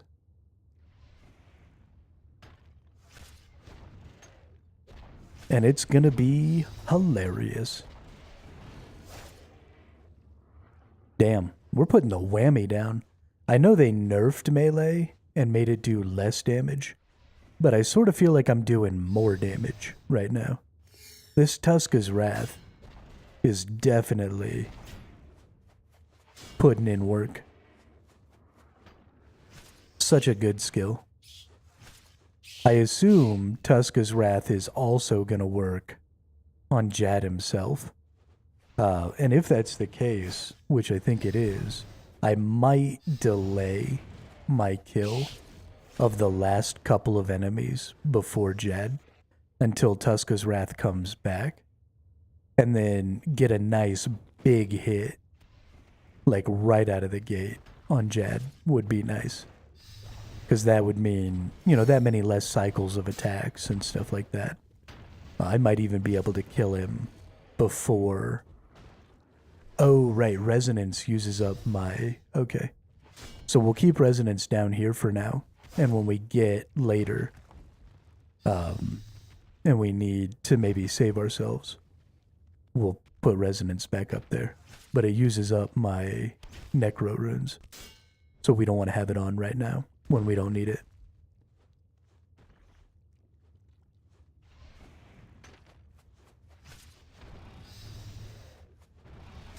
But yeah, I mean, for the most part, we're just going to kind of chill and watch my dude beat the shit out of all these things. And press very few buttons, because that's what it's all about, right? Anybody can press all the buttons and kill the boss. But it takes a special motherfucker to press no buttons and kill the boss. It's crazy how the crafted gear is really nice now. Oh yeah, dude, I love my Bane gear. It's so good. And it looks so good. Like, look at how schmexy that is. With my attack cape. Fucking booyah, dude. Are you intimidated? I was going for intimidating.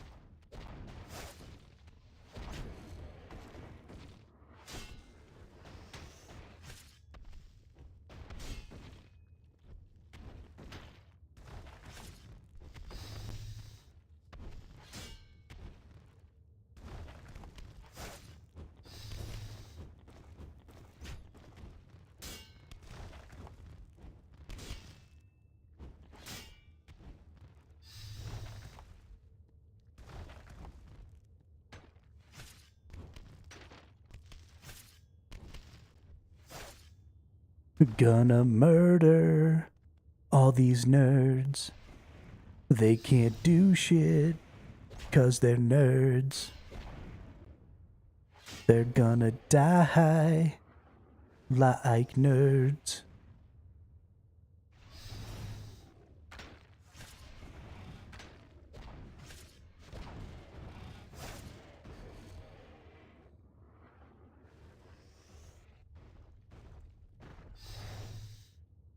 Aw, that wasn't the empowered Tuska's Wrath. That's too bad. It would have been really hilarious if that guy just fucking evaporated. Like, raw, I'm the first melee enemy, I'm so huge, bleh.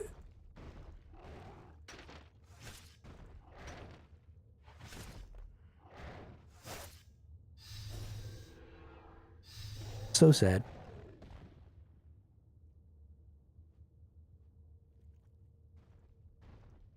Let's kill this bat first. Because fuck the bats.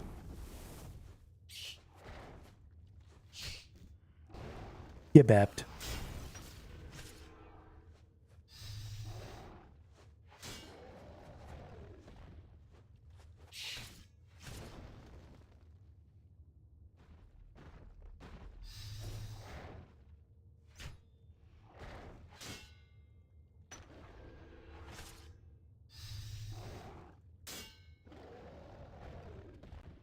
Oh, shiznit.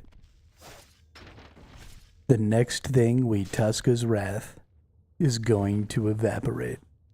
And it's probably going to be one of these little dudes. That's so sad. Oh, maybe not. Yeah, alright. Let's evaporate this big dude. This is going to be great.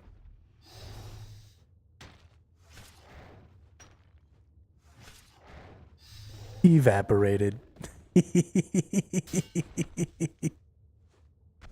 Ah, good times. Good times.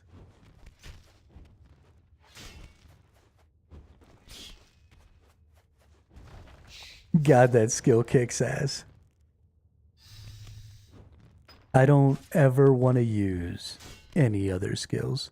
So this is interesting. I didn't realize, but you only really get one try at this, don't you? I've already killed 68 enemies, and we're only a third of the way in.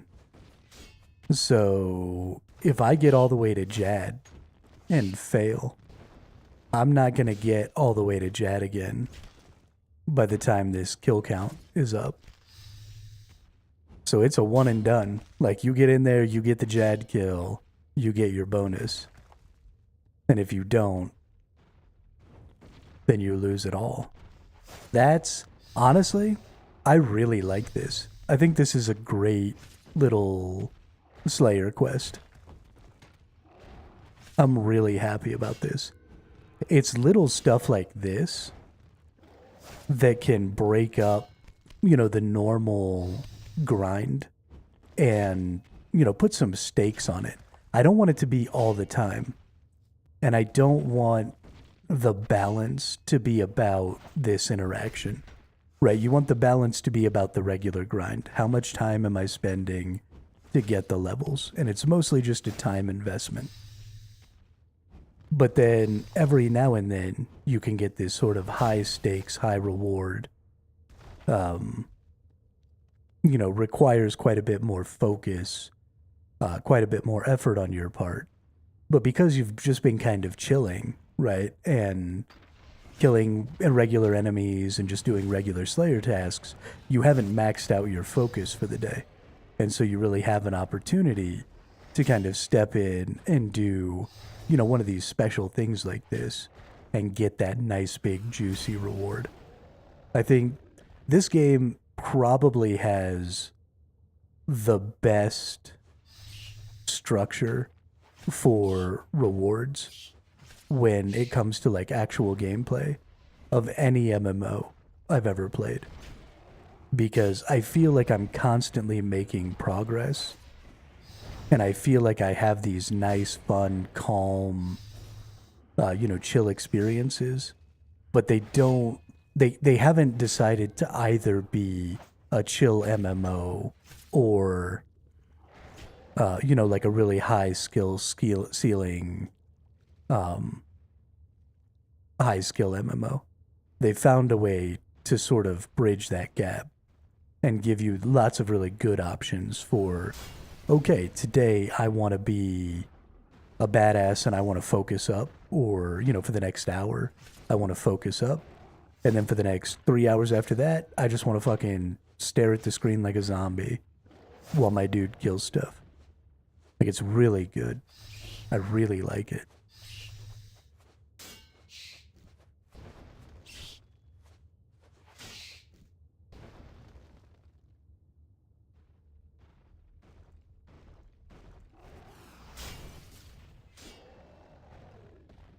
Oh, damn. That dude died.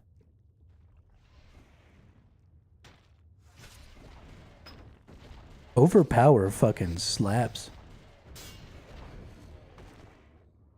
Or you could be mining at Falador while watching a stream. Or you could be mining. But even that, right? Even mining has different tiers, right? You could click every single time you swing and maintain 100% adrenaline or 100% stamina, which means you maintain 100% swing damage. Or you can just click every now and then. And when you do that, you get, 90%.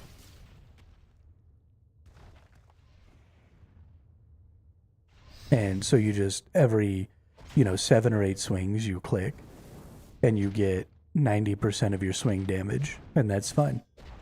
Or, you pay attention for the rock opportunities, and, you click every time a rock opportunity comes up so that you get whatever out of that.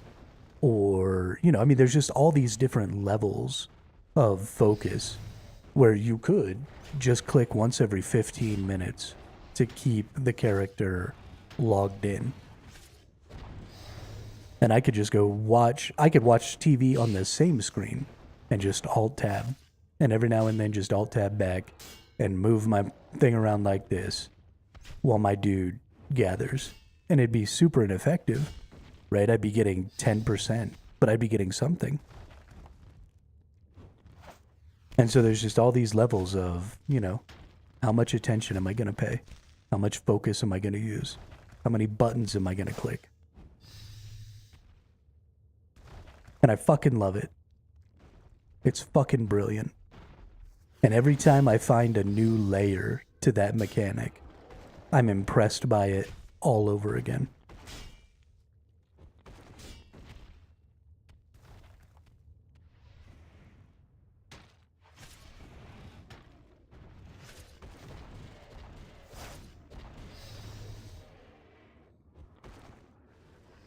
Okay, we're halfway, and we're 100 deep.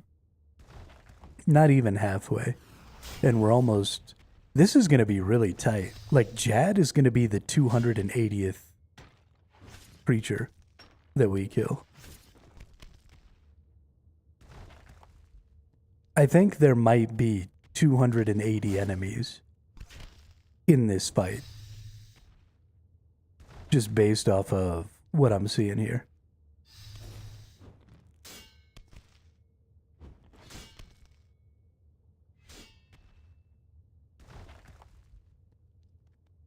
Which is kind of crazy.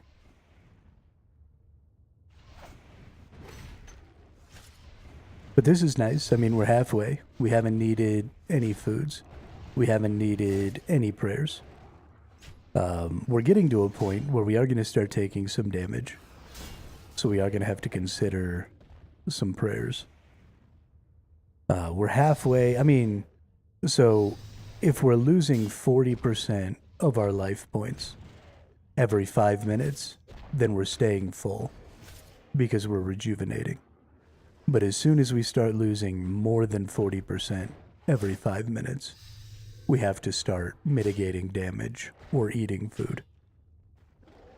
And the best thing to do is to use damage mitigation because I have more of those resources. They last longer. All right, we've got our first magic. This might be where we start using... Let's see how hard this hurts. Because magic is the thing that hurts melee the most. So at the very least, it might be... But it doesn't seem like I'm really losing HP against this guy. In fact, I gained HP. So one of the things about these magic enemies is they have more HP. And so I'm going to hit them with this full dismember combo. And so I'm going to be generating a lot more healing because of that. So we'll see. I do think I have taken quite a bit of damage. So probably we're going to need to start using our prayer. But that's fine. That's not a big deal. We'll put the potions down here. We'll hit a big swing here and kill that bat.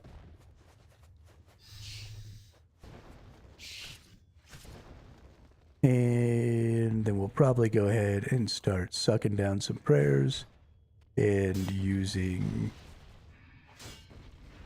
our magic prayer. Just to keep our HP up a little bit.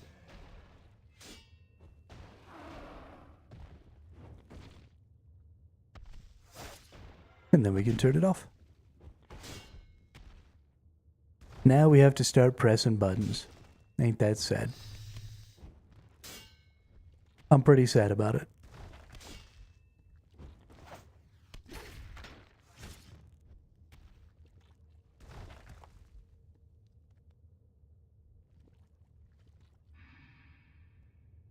Now I could flick these prayers, but I don't want to. Whenever there's a mage up, we'll use our prayer. Whenever there isn't, we won't. And then later we'll start even switching to the melee.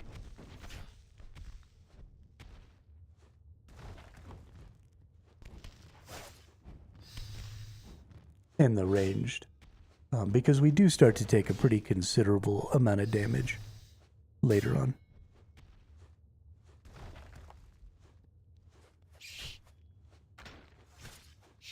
Stupid prayer-sucking bats.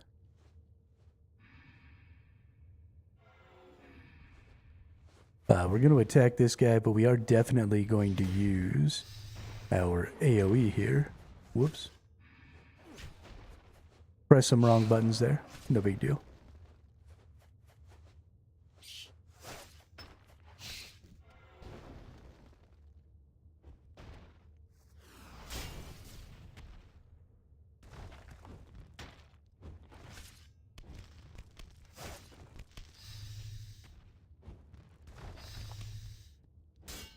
Where are we at in time? 20 minutes. Little over halfway. Not bad. We did beat Jad the first time in less than 45 minutes. So I don't even know if there are any more achievements for speed on that kill.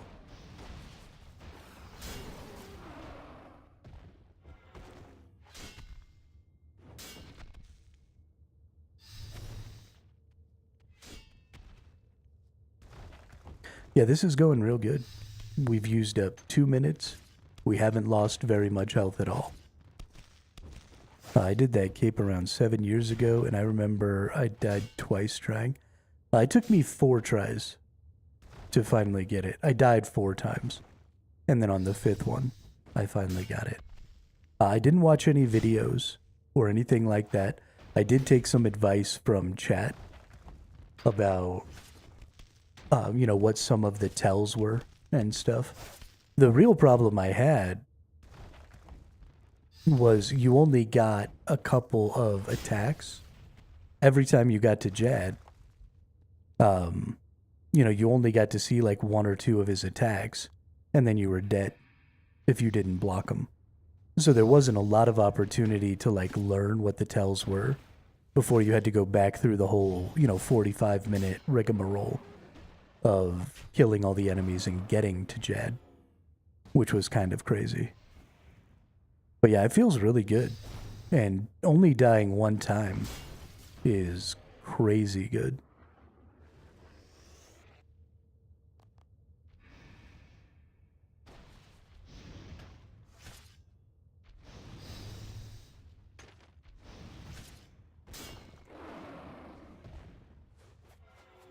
Yeah, I mean, it's kind of the thing that you're... killing that dragon or whatever was cool when you were going through some of the early game quests and stuff. But this is probably the hard... it is, definitely the hardest thing I've done up to this point. Because you don't get a lot of one-hit kill mechanics outside of this Jad fight. It feels pretty good to do.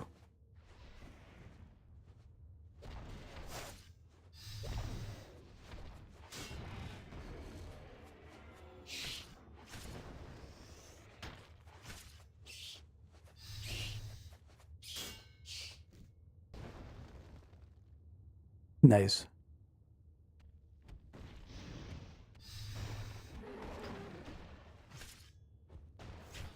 We're pretty close to that 40% loss mark.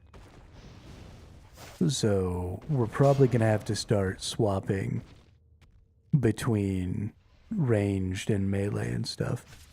Because we're about to hit our rejuvenate. But that's not going to fill us up. We've lost a little too much health. The ranged is probably not hurting us as much as the melee. So we might switch between magic and melee. I don't know, we'll have to look. I don't know if the Amulet of Soul is any better than what you got. I recommend it if it is. I don't know what the Amulet of Soul is. This Amulet of the Forsaken is pretty fucking good. It's the amulet you get from the Barrows brothers. But it's pretty solid.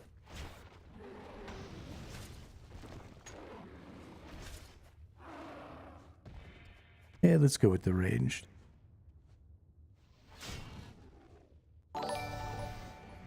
Hey.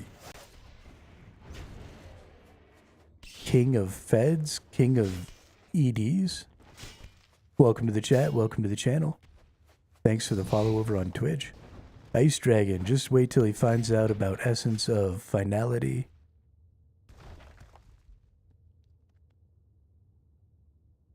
Yeah. I'm really excited to get an EOF.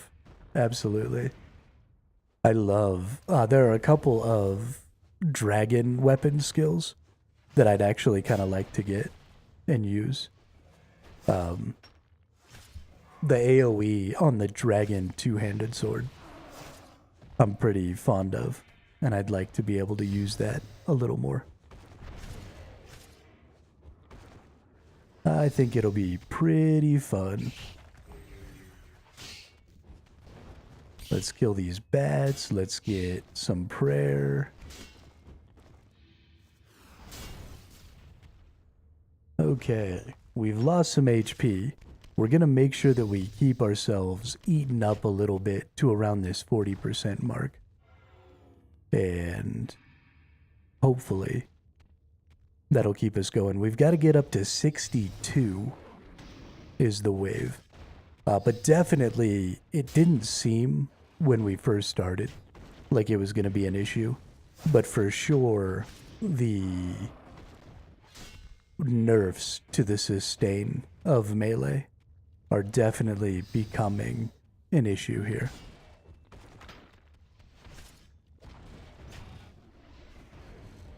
I sort of am feeling like maybe I should have gone with the Defender and the one-handed sword, just for the sake of getting those 6% damage reductions.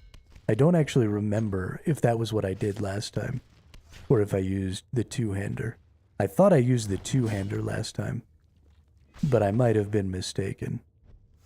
In which case, life is going to get hard here. Because that Defender is worth so much damage reduction.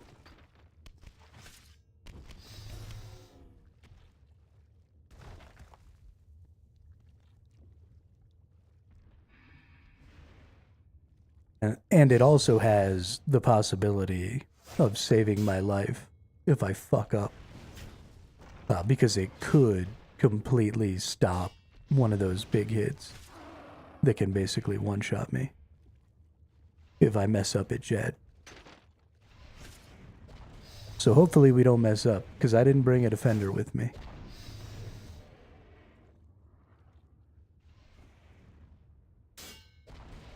Because I am a dum-dum. We've used up quite a bit of prayer. We may have to try and be a little more careful. I only really need one full, like, amount of prayer for Jad himself. It's a fairly quick fight, right? Once you get to Jad, it's just real quick. You go in, you dodge a couple attacks, you beat his ass, you kill some healers, and it happens pretty quick. But I do need to make sure that I have a full prayer when I get to him.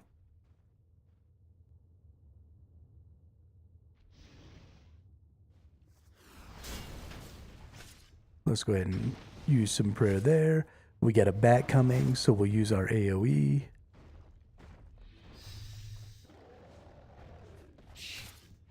Oh, nice. Our Tuska's Wrath nuked that melee.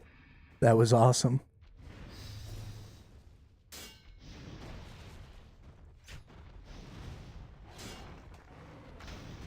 We got a couple of bats coming in. Get some AoE down.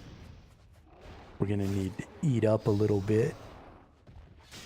We've actually taken quite a bit of damage there. Please kill the bat. Sure, use overload or overpower on the bat. That seems fine. Let's go kill this mage. The mages, because I'm using melee, are the most dangerous. They're kind of the most dangerous no matter what. But they are also the best source of healing. They have the most hit points, so my dismember chain stays on them longer. So I do get some good heals out of them, which is nice.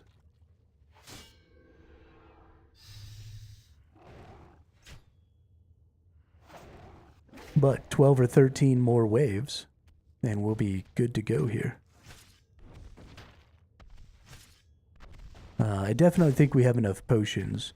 In 8 or 9 waves, we've used 2 potions.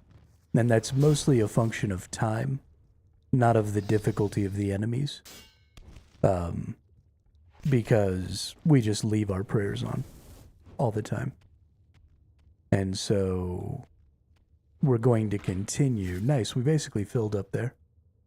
We're going to continue to use pretty much the same amount of prayer per wave. Because the waves don't take notably longer to kill. So we have at least one more. At least we have 2.5 times. Jesus, I can't talk. We have about 2.5 times the prayer we've used so far, which should be more than enough to get us to the boss. My brain just like imploded while I was trying to say what I was saying there. That was interesting. I'm also pretty fond of the fact that with this Bane gear, I don't have to like hide around the corner and drag the enemies into the wall and stuff like I did when I was coming in here with my tier 70 gear. This feels much more like part of that power fantasy, right? Like I feel much stronger doing it this way. And just coming in here and just fucking fighting shit. Feels good.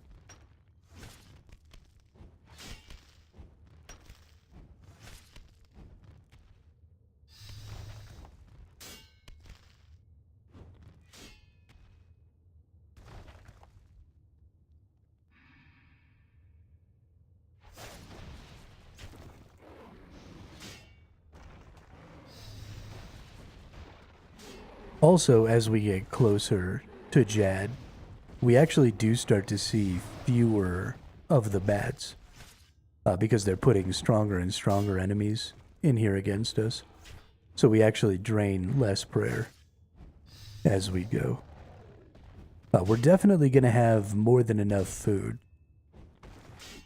I don't think... I mean, we might get through all the regular sharks before Jad. But as long as we keep our prayers going and pay attention, we should be good.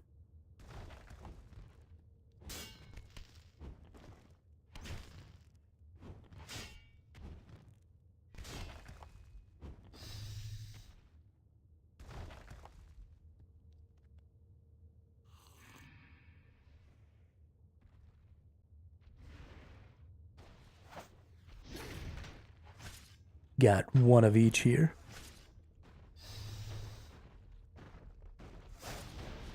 This is definitely where we start taking the most damage.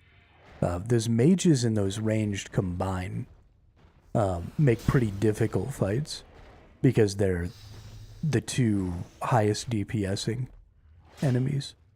And so you can only be prayering one of them. I could probably try and flick if I was not using melee and I wasn't literally standing on top of the magic enemies, then I would probably do the flick. But it's too quick when you get fireballed from up close to flick it properly. But that's definitely causing a ton of damage right now. That's awful. We also have a bat I didn't notice. If he gets up here next to us, we'll go ahead and AoE him. But I think he's dead. Yeah, we took a ton of damage there. That hurt. Let's go ahead and grab a couple of eats here. Get us back up near that 40% where Rejuvenate will totally fill us up when it goes off. I don't want to waste Rejuvenate because every HP that my Rejuvenate heals is an HP that I don't have to heal with my food. So you want to make sure you get like the most out of that. Get that bat killed and then go kill this dude. But you also don't want to be letting yourself sit super low on health. But I think we're good. We're going to just finish up this one. The next time we trigger our Meteor Strike, we will get all of the stuff that we need for Rejuvenate. Going to take some pretty big damage here. I think we got a lot of melees. And we got this range dude over here. So we're going to get hurt a little bit here. Probably going to have to eat up a time or two.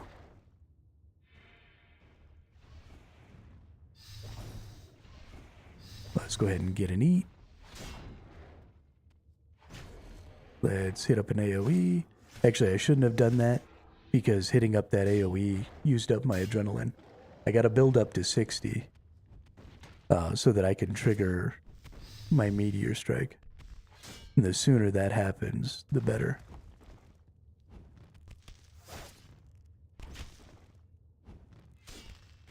That was a mistake.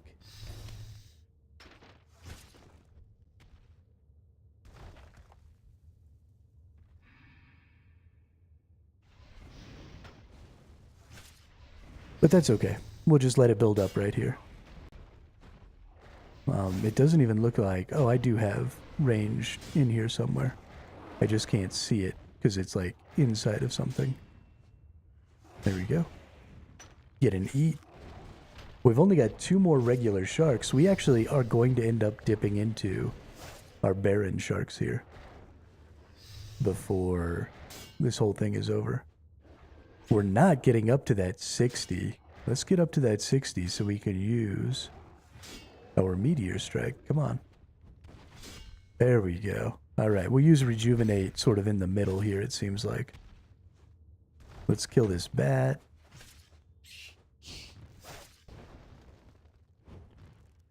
All right, and we'll build up to our 100. We'll use our Rejuvenate. We should heal pretty much all the way up. And then we've got 58, 59, 60, 61, 62. So 5 more waves.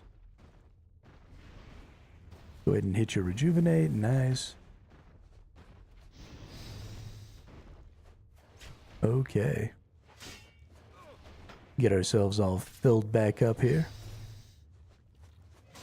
These melees, for some reason, aren't attacking me right now.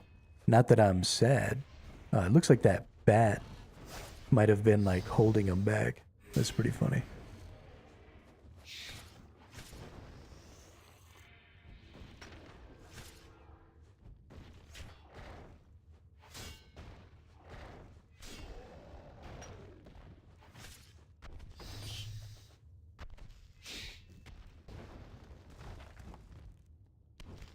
Still got plenty of prayer. That feels good. Still got plenty of food. That feels good. So all it's going to come down to, it seems like, is whether or not I can press the buttons, which is not good. This fight really scares me because it is a skill check of the player themselves, and I'm bad. If you don't flick the prayers, you just die. And there's not really anything you can do to keep that from happening. Right? Either you hit the buttons or you get one shot.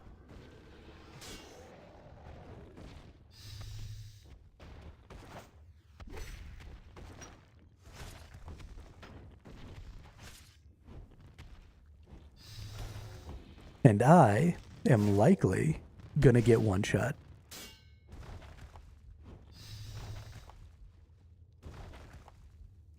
And that's gonna make me sad. But we've got 3 more waves, 18 more creatures. So this whole thing, the reason we're even here is because we got a Slayer quest that said if we killed Jad, we'd get, like, bonus rewards.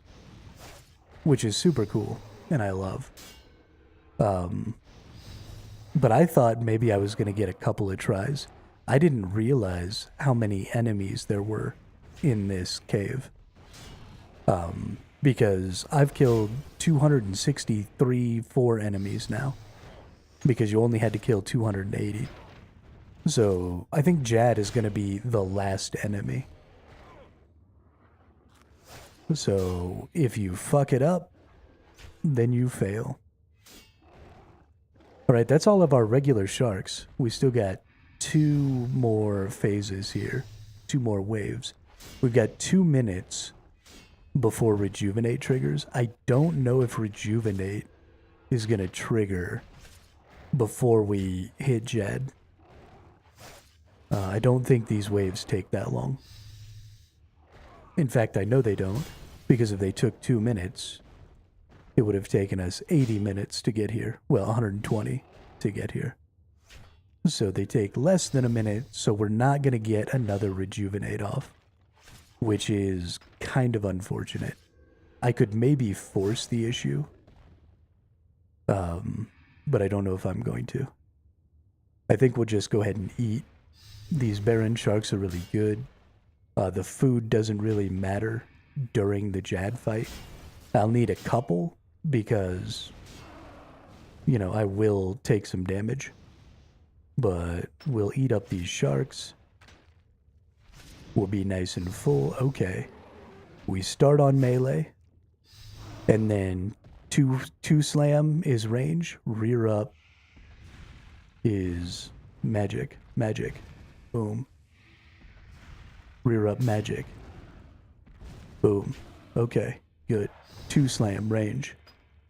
Rock falls, boom. Rear up magic. Back to melee.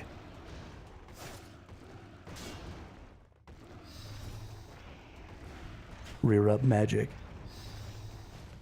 Back to melee. Hitting the AoE to get the healer. Almost missed that ranged.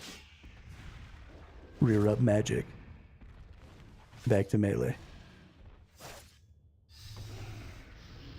Rear up magic. Back to melee. Oh god, I got hit.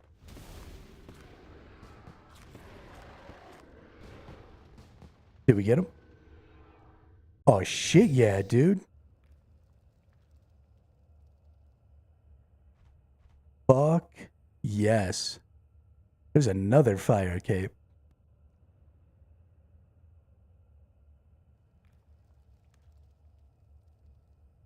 Nice. 25,000 bonus Slayer XP? Fuck yeah, dude. Fuck yes. Oh, that feels so good. That one went so much smoother than the last one. I was running around like a chicken with my head cut off on the last one. But we just muscled that dude. Hell yeah. I ain't scared of Jad. What are you even talking about?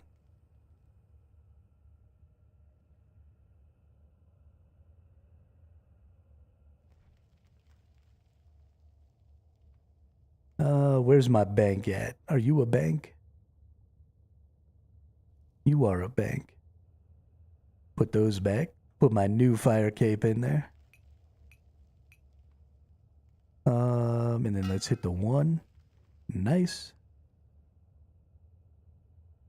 Get all our stuff out. Good to go. Now we can use our NPC contact. Get ourselves another. You can gamble the cape for the pet. How do I do that?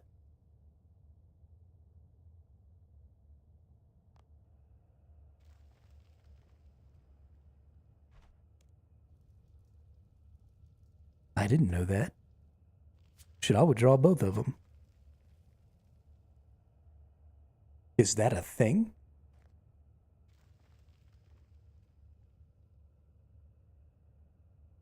HIJK.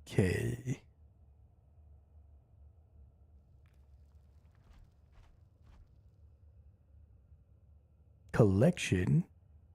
Oh shit. Look at all this stuff.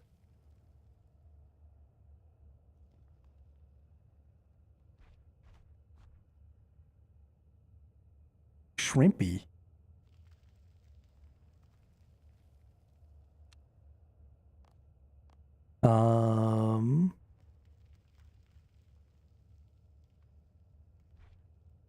Yeah, those are another capes, but they get harder. Well, let's collect. What does this dude say?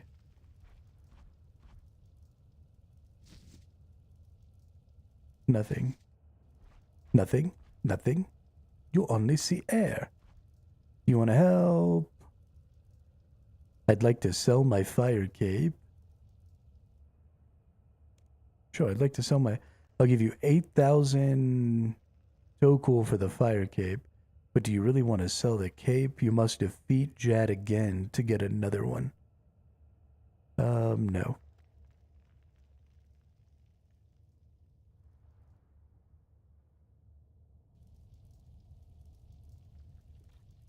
Don't be silly. I love you very much. Ba-da-dum-bum. Guess I shouldn't touch. There's a bank. There's a magic dude. There's a heart over here. There's a trade with the heart dude. I can buy uncut onyxes. Or I assume these are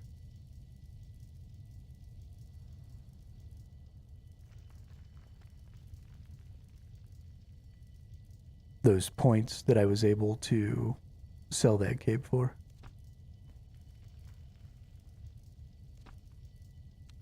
Okay, you don't have anything useful.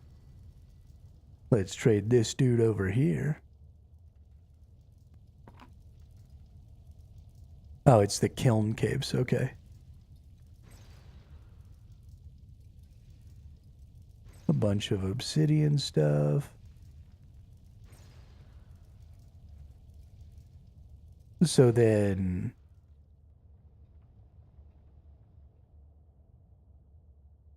to get these other capes, I have to fight a harder version of Jad? Is that what you're saying? I didn't even know there was a harder version of Jad. A lot harder. Okay. Cool. And how do I trigger that?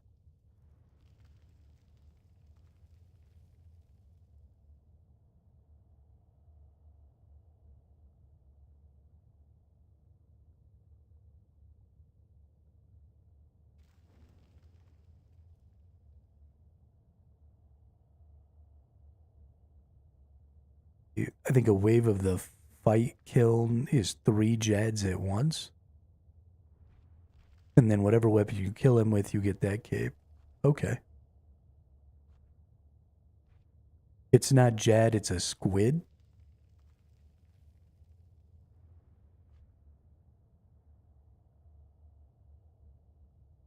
I think there's 4 now. I think they added a necromancy as well. Scrowbag. Because when I look in the Jad collection, there's a necromancy cape as well. So you've got your melee, your magic, your range, and then there's a necromancy too. And then you get a shrimpy pet.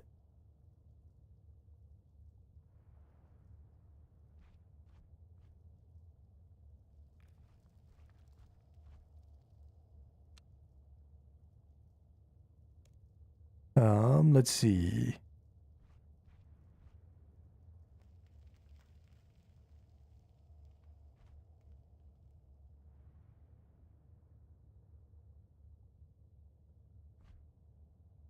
And that's not the upgraded version isn't Zuck, right? Zuck is a totally different fight. Okay. So you said the kiln. That's the cave. That's the pit. Here's the kiln. So this isn't the Zuck fight. This is another Jad fight.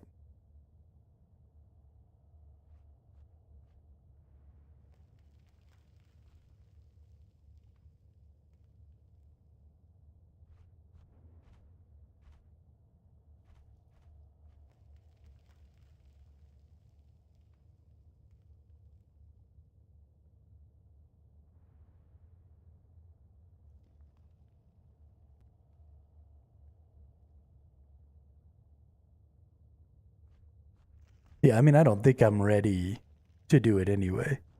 If I tried to go fight 3 Jads right now, I'd fucking cry and die. It'd be awful. But it's good information to know. At some point, we're going to want to make that happen. But that was fun. That was really fun. I liked getting all that bonus XP. That was real nice.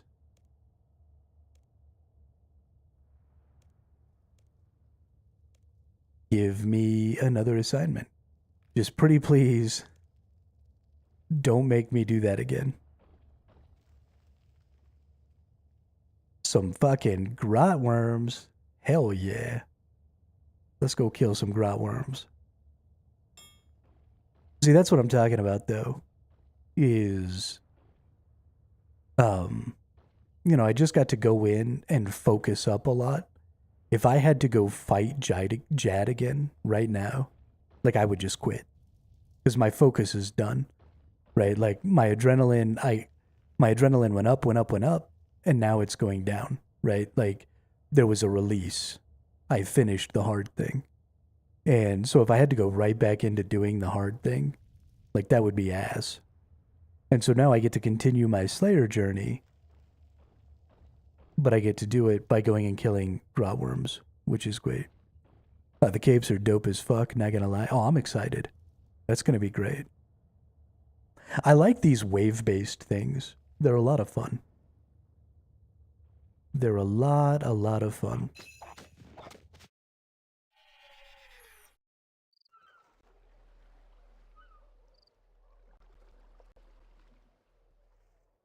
And I mean, even like I don't really give a shit about the way my character looks. Like it's cool to look cool, but I'm not really a cosmetics person. I don't go out of my way to get the cosmetics and stuff a lot. But there are a lot of collectibles in this game, and I do like to collect things. And so I'll probably not even really wear my cosmetics, but I will definitely get them. If you do it, I may try it myself. So looking forward to seeing you do it. Yeah, what sort of gear and stuff should I be looking? Because I don't want to go in too powerful, right? I want it to still be scary and difficult because there's going to come a time where I'm going to be super above its level anyway. And I can always just go back and beat the shit out of it. The Jad in the kiln doesn't summon. Okay.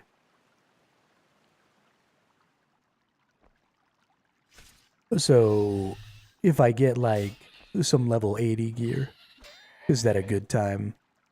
I just got to level 85 defense. So, if I could get like some Tetsu armor, would that be like a good tier to go in that fight at? Or should I maybe go like even right now with what I have and try and do it that way? Just like go in with my Bane gear.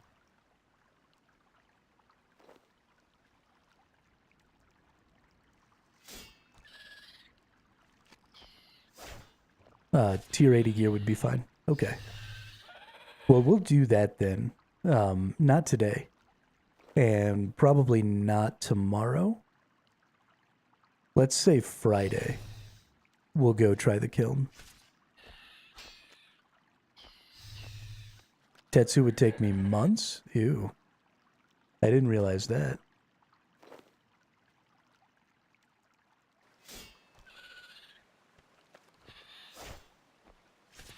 Oh, that's right, it's ports. I need to start working on that. Need to start working on that.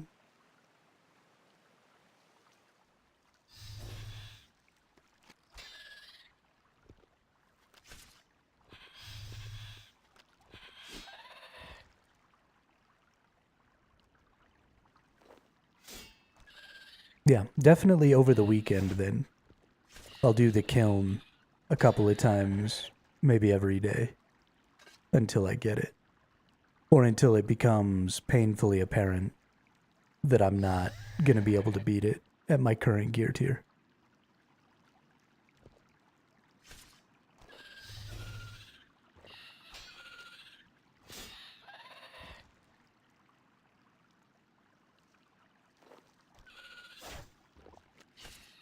Best capes, or at least used to be. I mean, just this attack cape, I think is better than like all of those capes.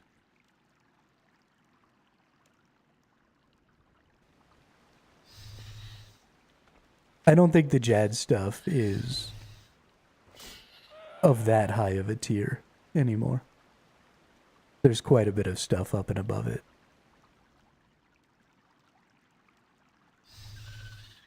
But it's still stuff that we want to get because we want to go through all the stepping stones. And we want to get all the logs and all that stuff.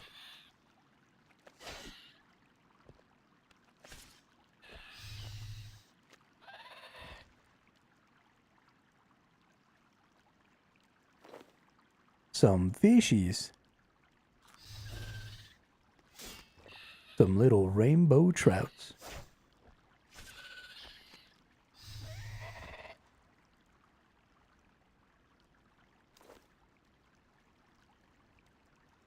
Kind of makes me want to go fly fishing.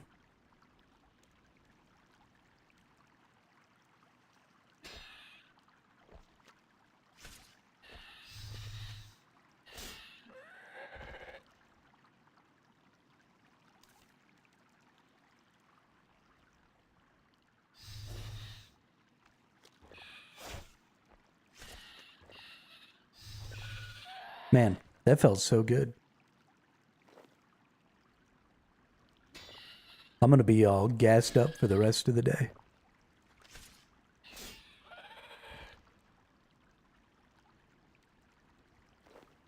Murdered the shiznit out of that dude. Is there like another tier of grot worms? Because we've got these ones, and we've got the little ones.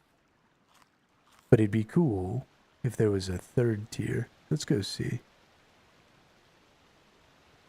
Because these are a little too easy, and I'd like to get a little more bang for my buck here.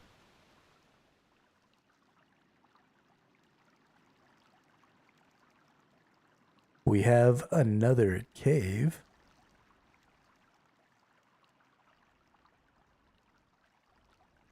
Maybe. Ooh, we do have another tier of Grotworm. Nice. I love this game.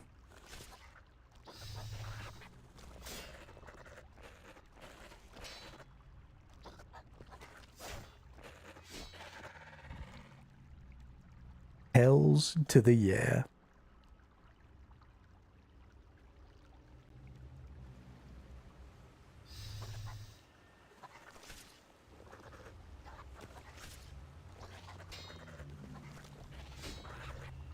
Oh, dang.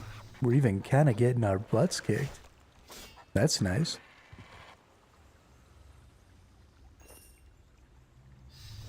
ChatGPT says they are second best capes in the game per combat style. Really? Interesting.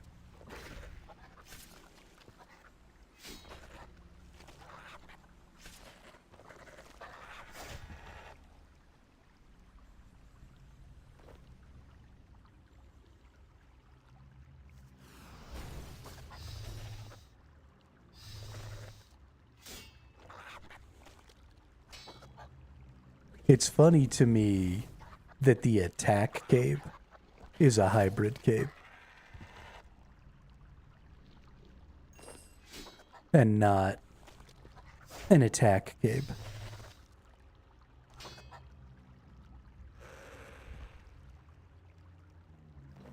Ooh, is that a super juvie?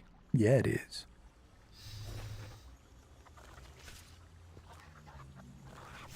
That would be a good goal to get.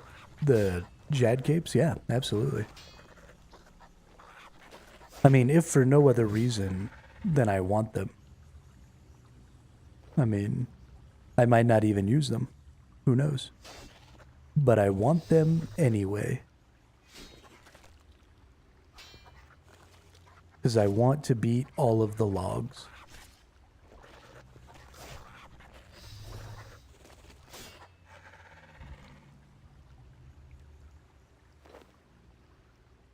Let's use that to fill that up. Nice. And then we can break that.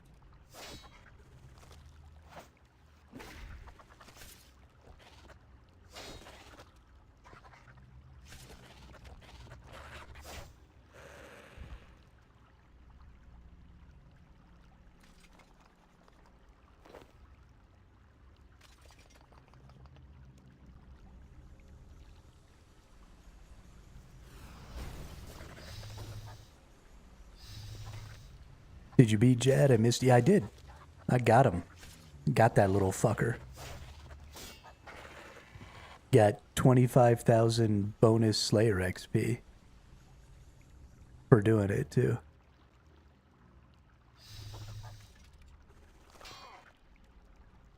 Felt so good.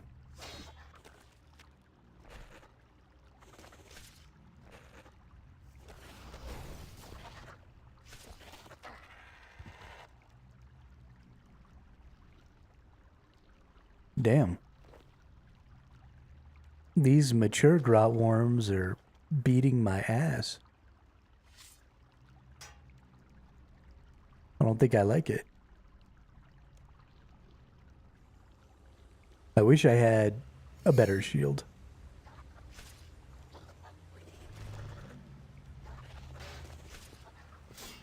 I need to go make another Bane shield.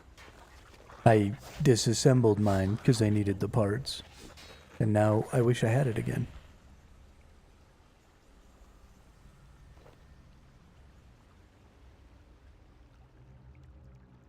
A Ceradomin brew. Dope. Yeah, I think I might die right here.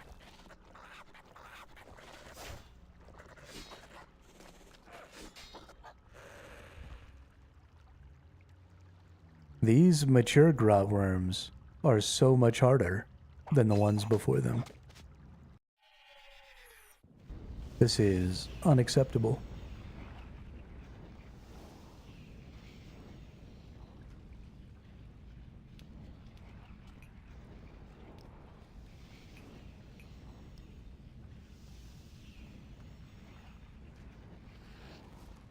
Yeah, they're kind of beating my ass. It's not cool. I mean, I guess they're not that hard to get back to, so I can just teleport back and heal. And it's not really a big deal.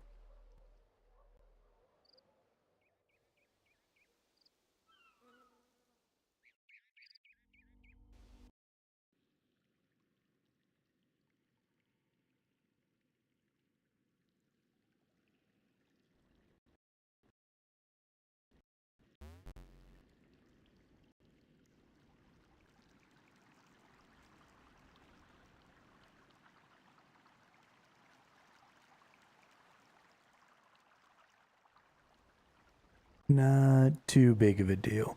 Probably have to make one more trip. Maybe two. We'll see. Murder these grot worms, and then we'll probably call it a day.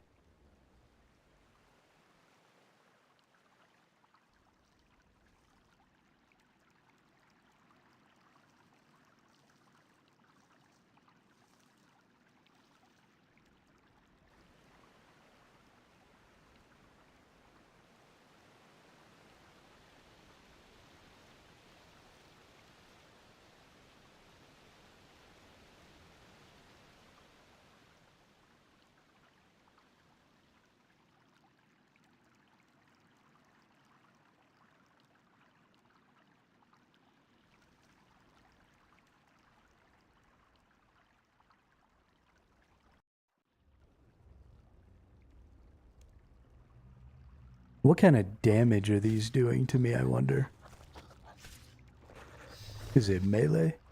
Because we could just rock a melee prayer, right?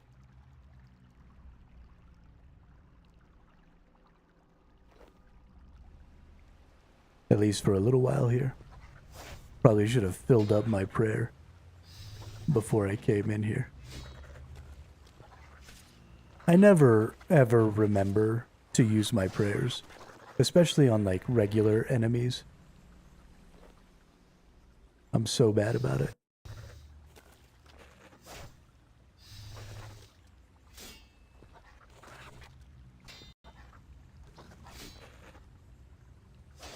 My prayer is never full. I never bring prayer potions with me. Just the worst player at this game in the entire world. There are 3-year-olds playing this game on iPads that are better than me. It is truly sad.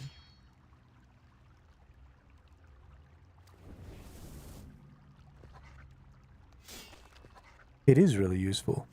And I need to get in the habit of it because when I get the life leech prayer, like I'm always going to want to have that.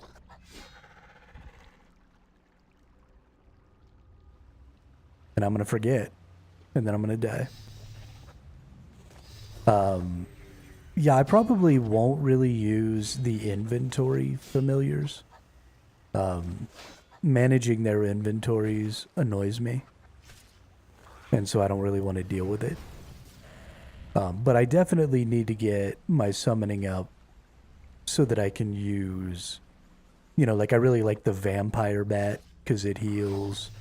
I really like the hellhound because I want it to take damage for me and protect me a little bit. Some of those cool combats. Yeah, I mean, you're not wrong. I think it's definitely useful to do that. I just personally would prefer to have a pet that was actively fighting with me instead of just carrying some more resources. That's just a personal preference.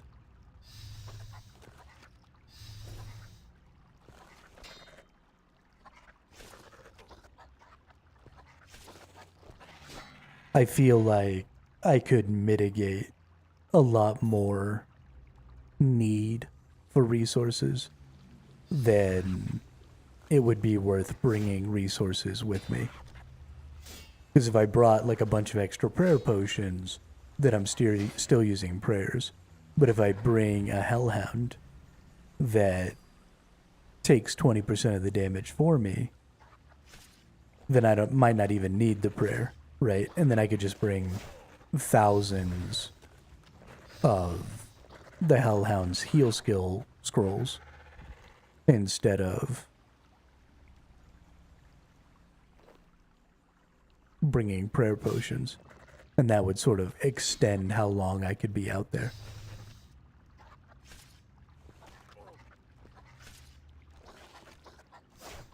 Let's see, 1,000 health?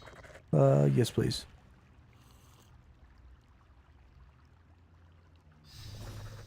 And maybe again.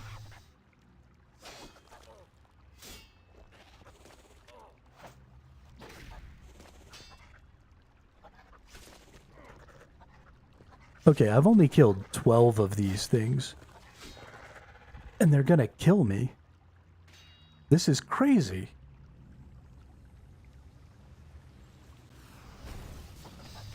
They're only level 98. Like, what's going on here? Why is that thing hitting me for 900 damage?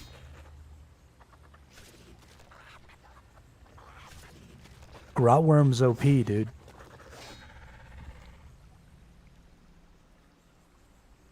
Nerf grotworms. This is bullshit.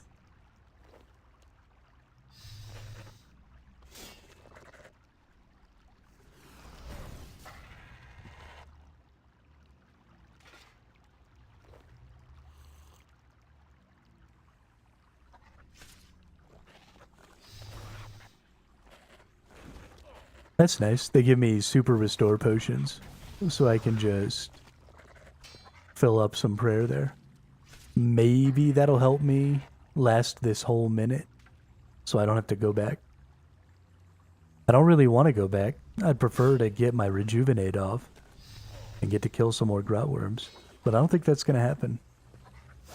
I think I'm going to have to go back.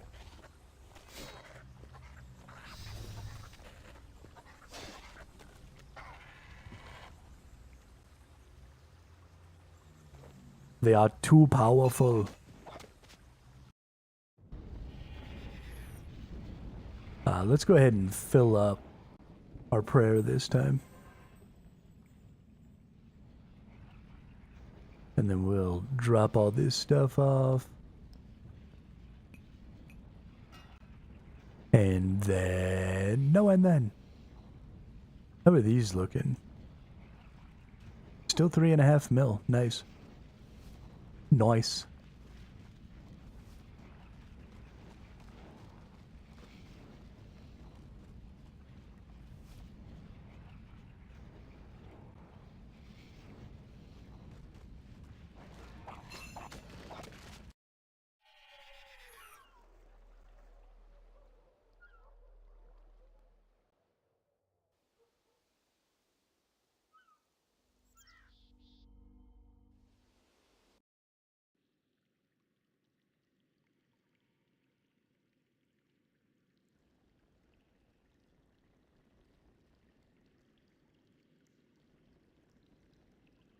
Ba-da-ba-ba-ba-dow. Ba-da-ba-ba-ba-da-da-ba-bow.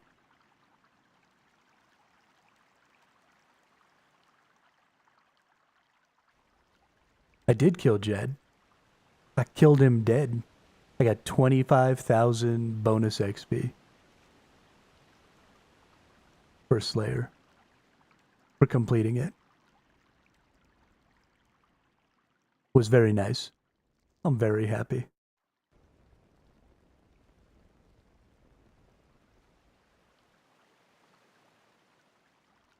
Yeah. Yeah, this time I didn't even get lucky with resonance to keep myself alive. Although I did take a hit towards the end.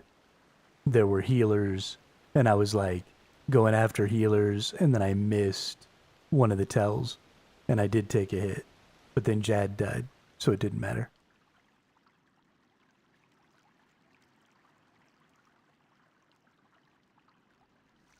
Thanks, dude.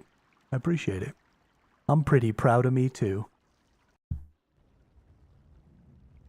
I honestly didn't think I was going to succeed. I was pretty sure that I was going to die. Just because I'm not super confident about that fight. Way too many things can go wrong. And it comes at you way too fast. I mean, he's just dropping fucking bombs on you every 4 or 5 seconds. He's like, here's a one shot. Here's a one shot. Here's a one shot. And I need time to think slow and, prepare and stuff like that. And that's just not something that Jad gives you.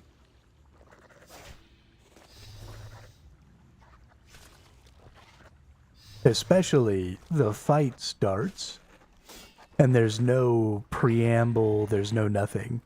Like you get that little notification down in the bottom and then you just have to start the fight. Or heck, I mean the fight even starts before you click the little button on the message that you get. And so you're just fucking in it. No time to think. It's a rough one.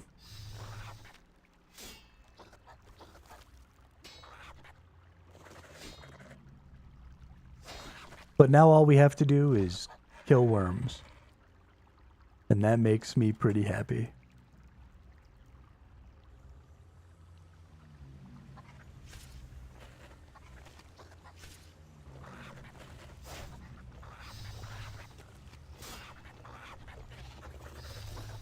It's nice to get to relax a little bit.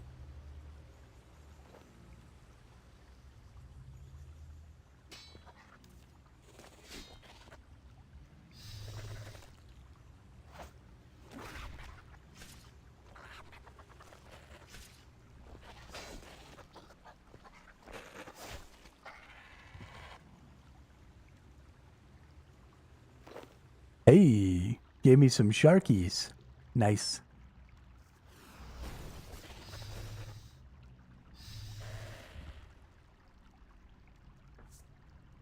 I don't think that grotworm realizes by giving me sharks, he's just killing more of his species. Because I'll be here. Just murdering them all. I can't tell if the green stringy stuff between the pinchers are supposed to be like some sort of string, or is it like some sort of gross green saliva?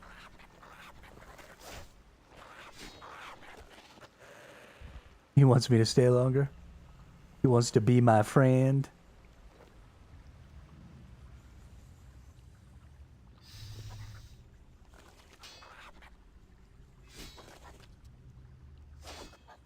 Like, is that like a thread that it uses to like weave its cocoon before it turns into some grotesque horror?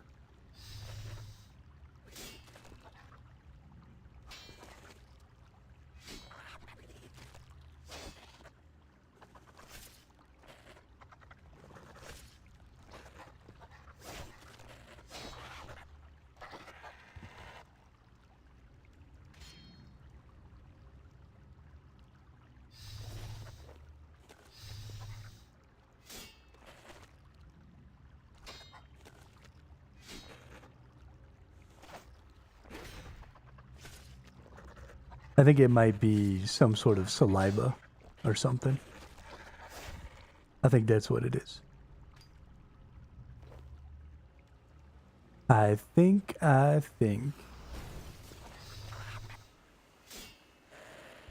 could be wrong. In fact, it's fairly likely that I am wrong.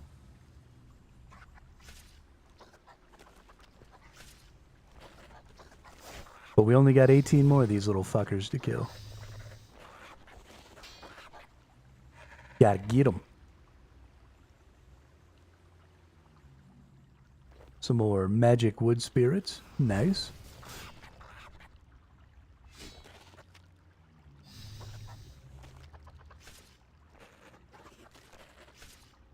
Don't seem to get nearly as many wood spirits as you do ore spirits.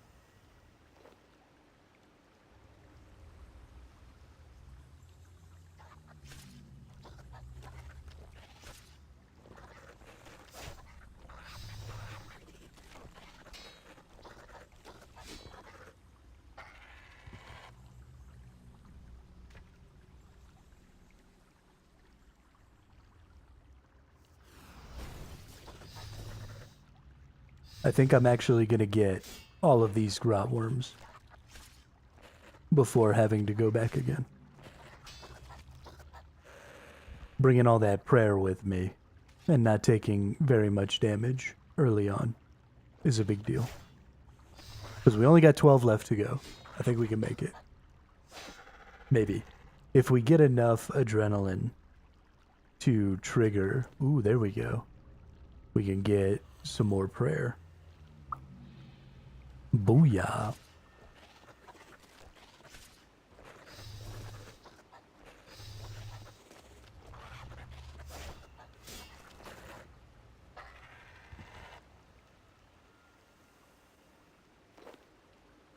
Ooh, and a couple more sharkies. Okay. Well, now we're definitely gonna make it. No problemo.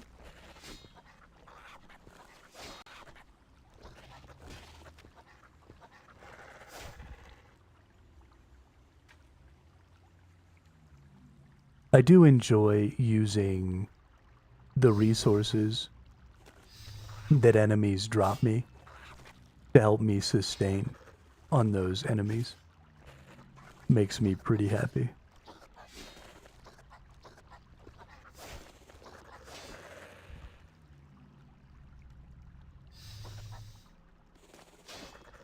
Hey, another super restore.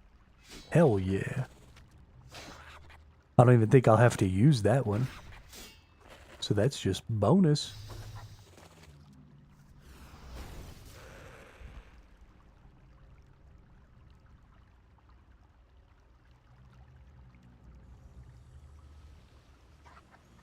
I believe in the sports game, they call that an and one.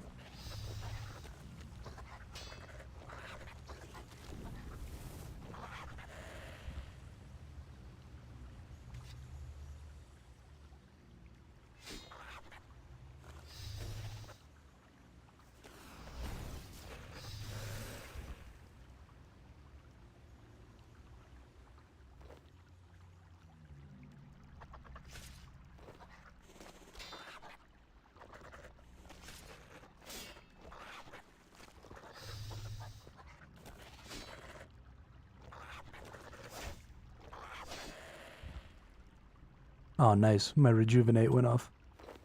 Yeah, we good. We're not even gonna need to eat these sharkies. We only gotta kill 4 more. We're good. All the way good.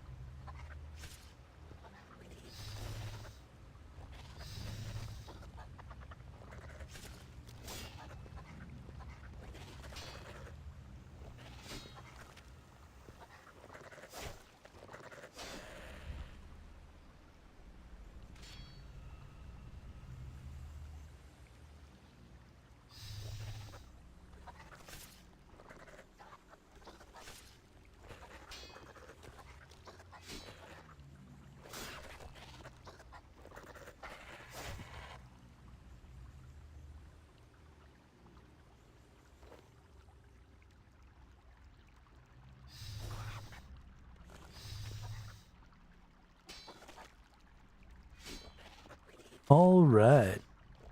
I think that's going to be the end of it for the day. So thank you all for coming out. We had a lot of new folks jumping into the chat and being active, and I really appreciate that. It's a lot of fun to get to talk to new people. So I hope to see you all around some more.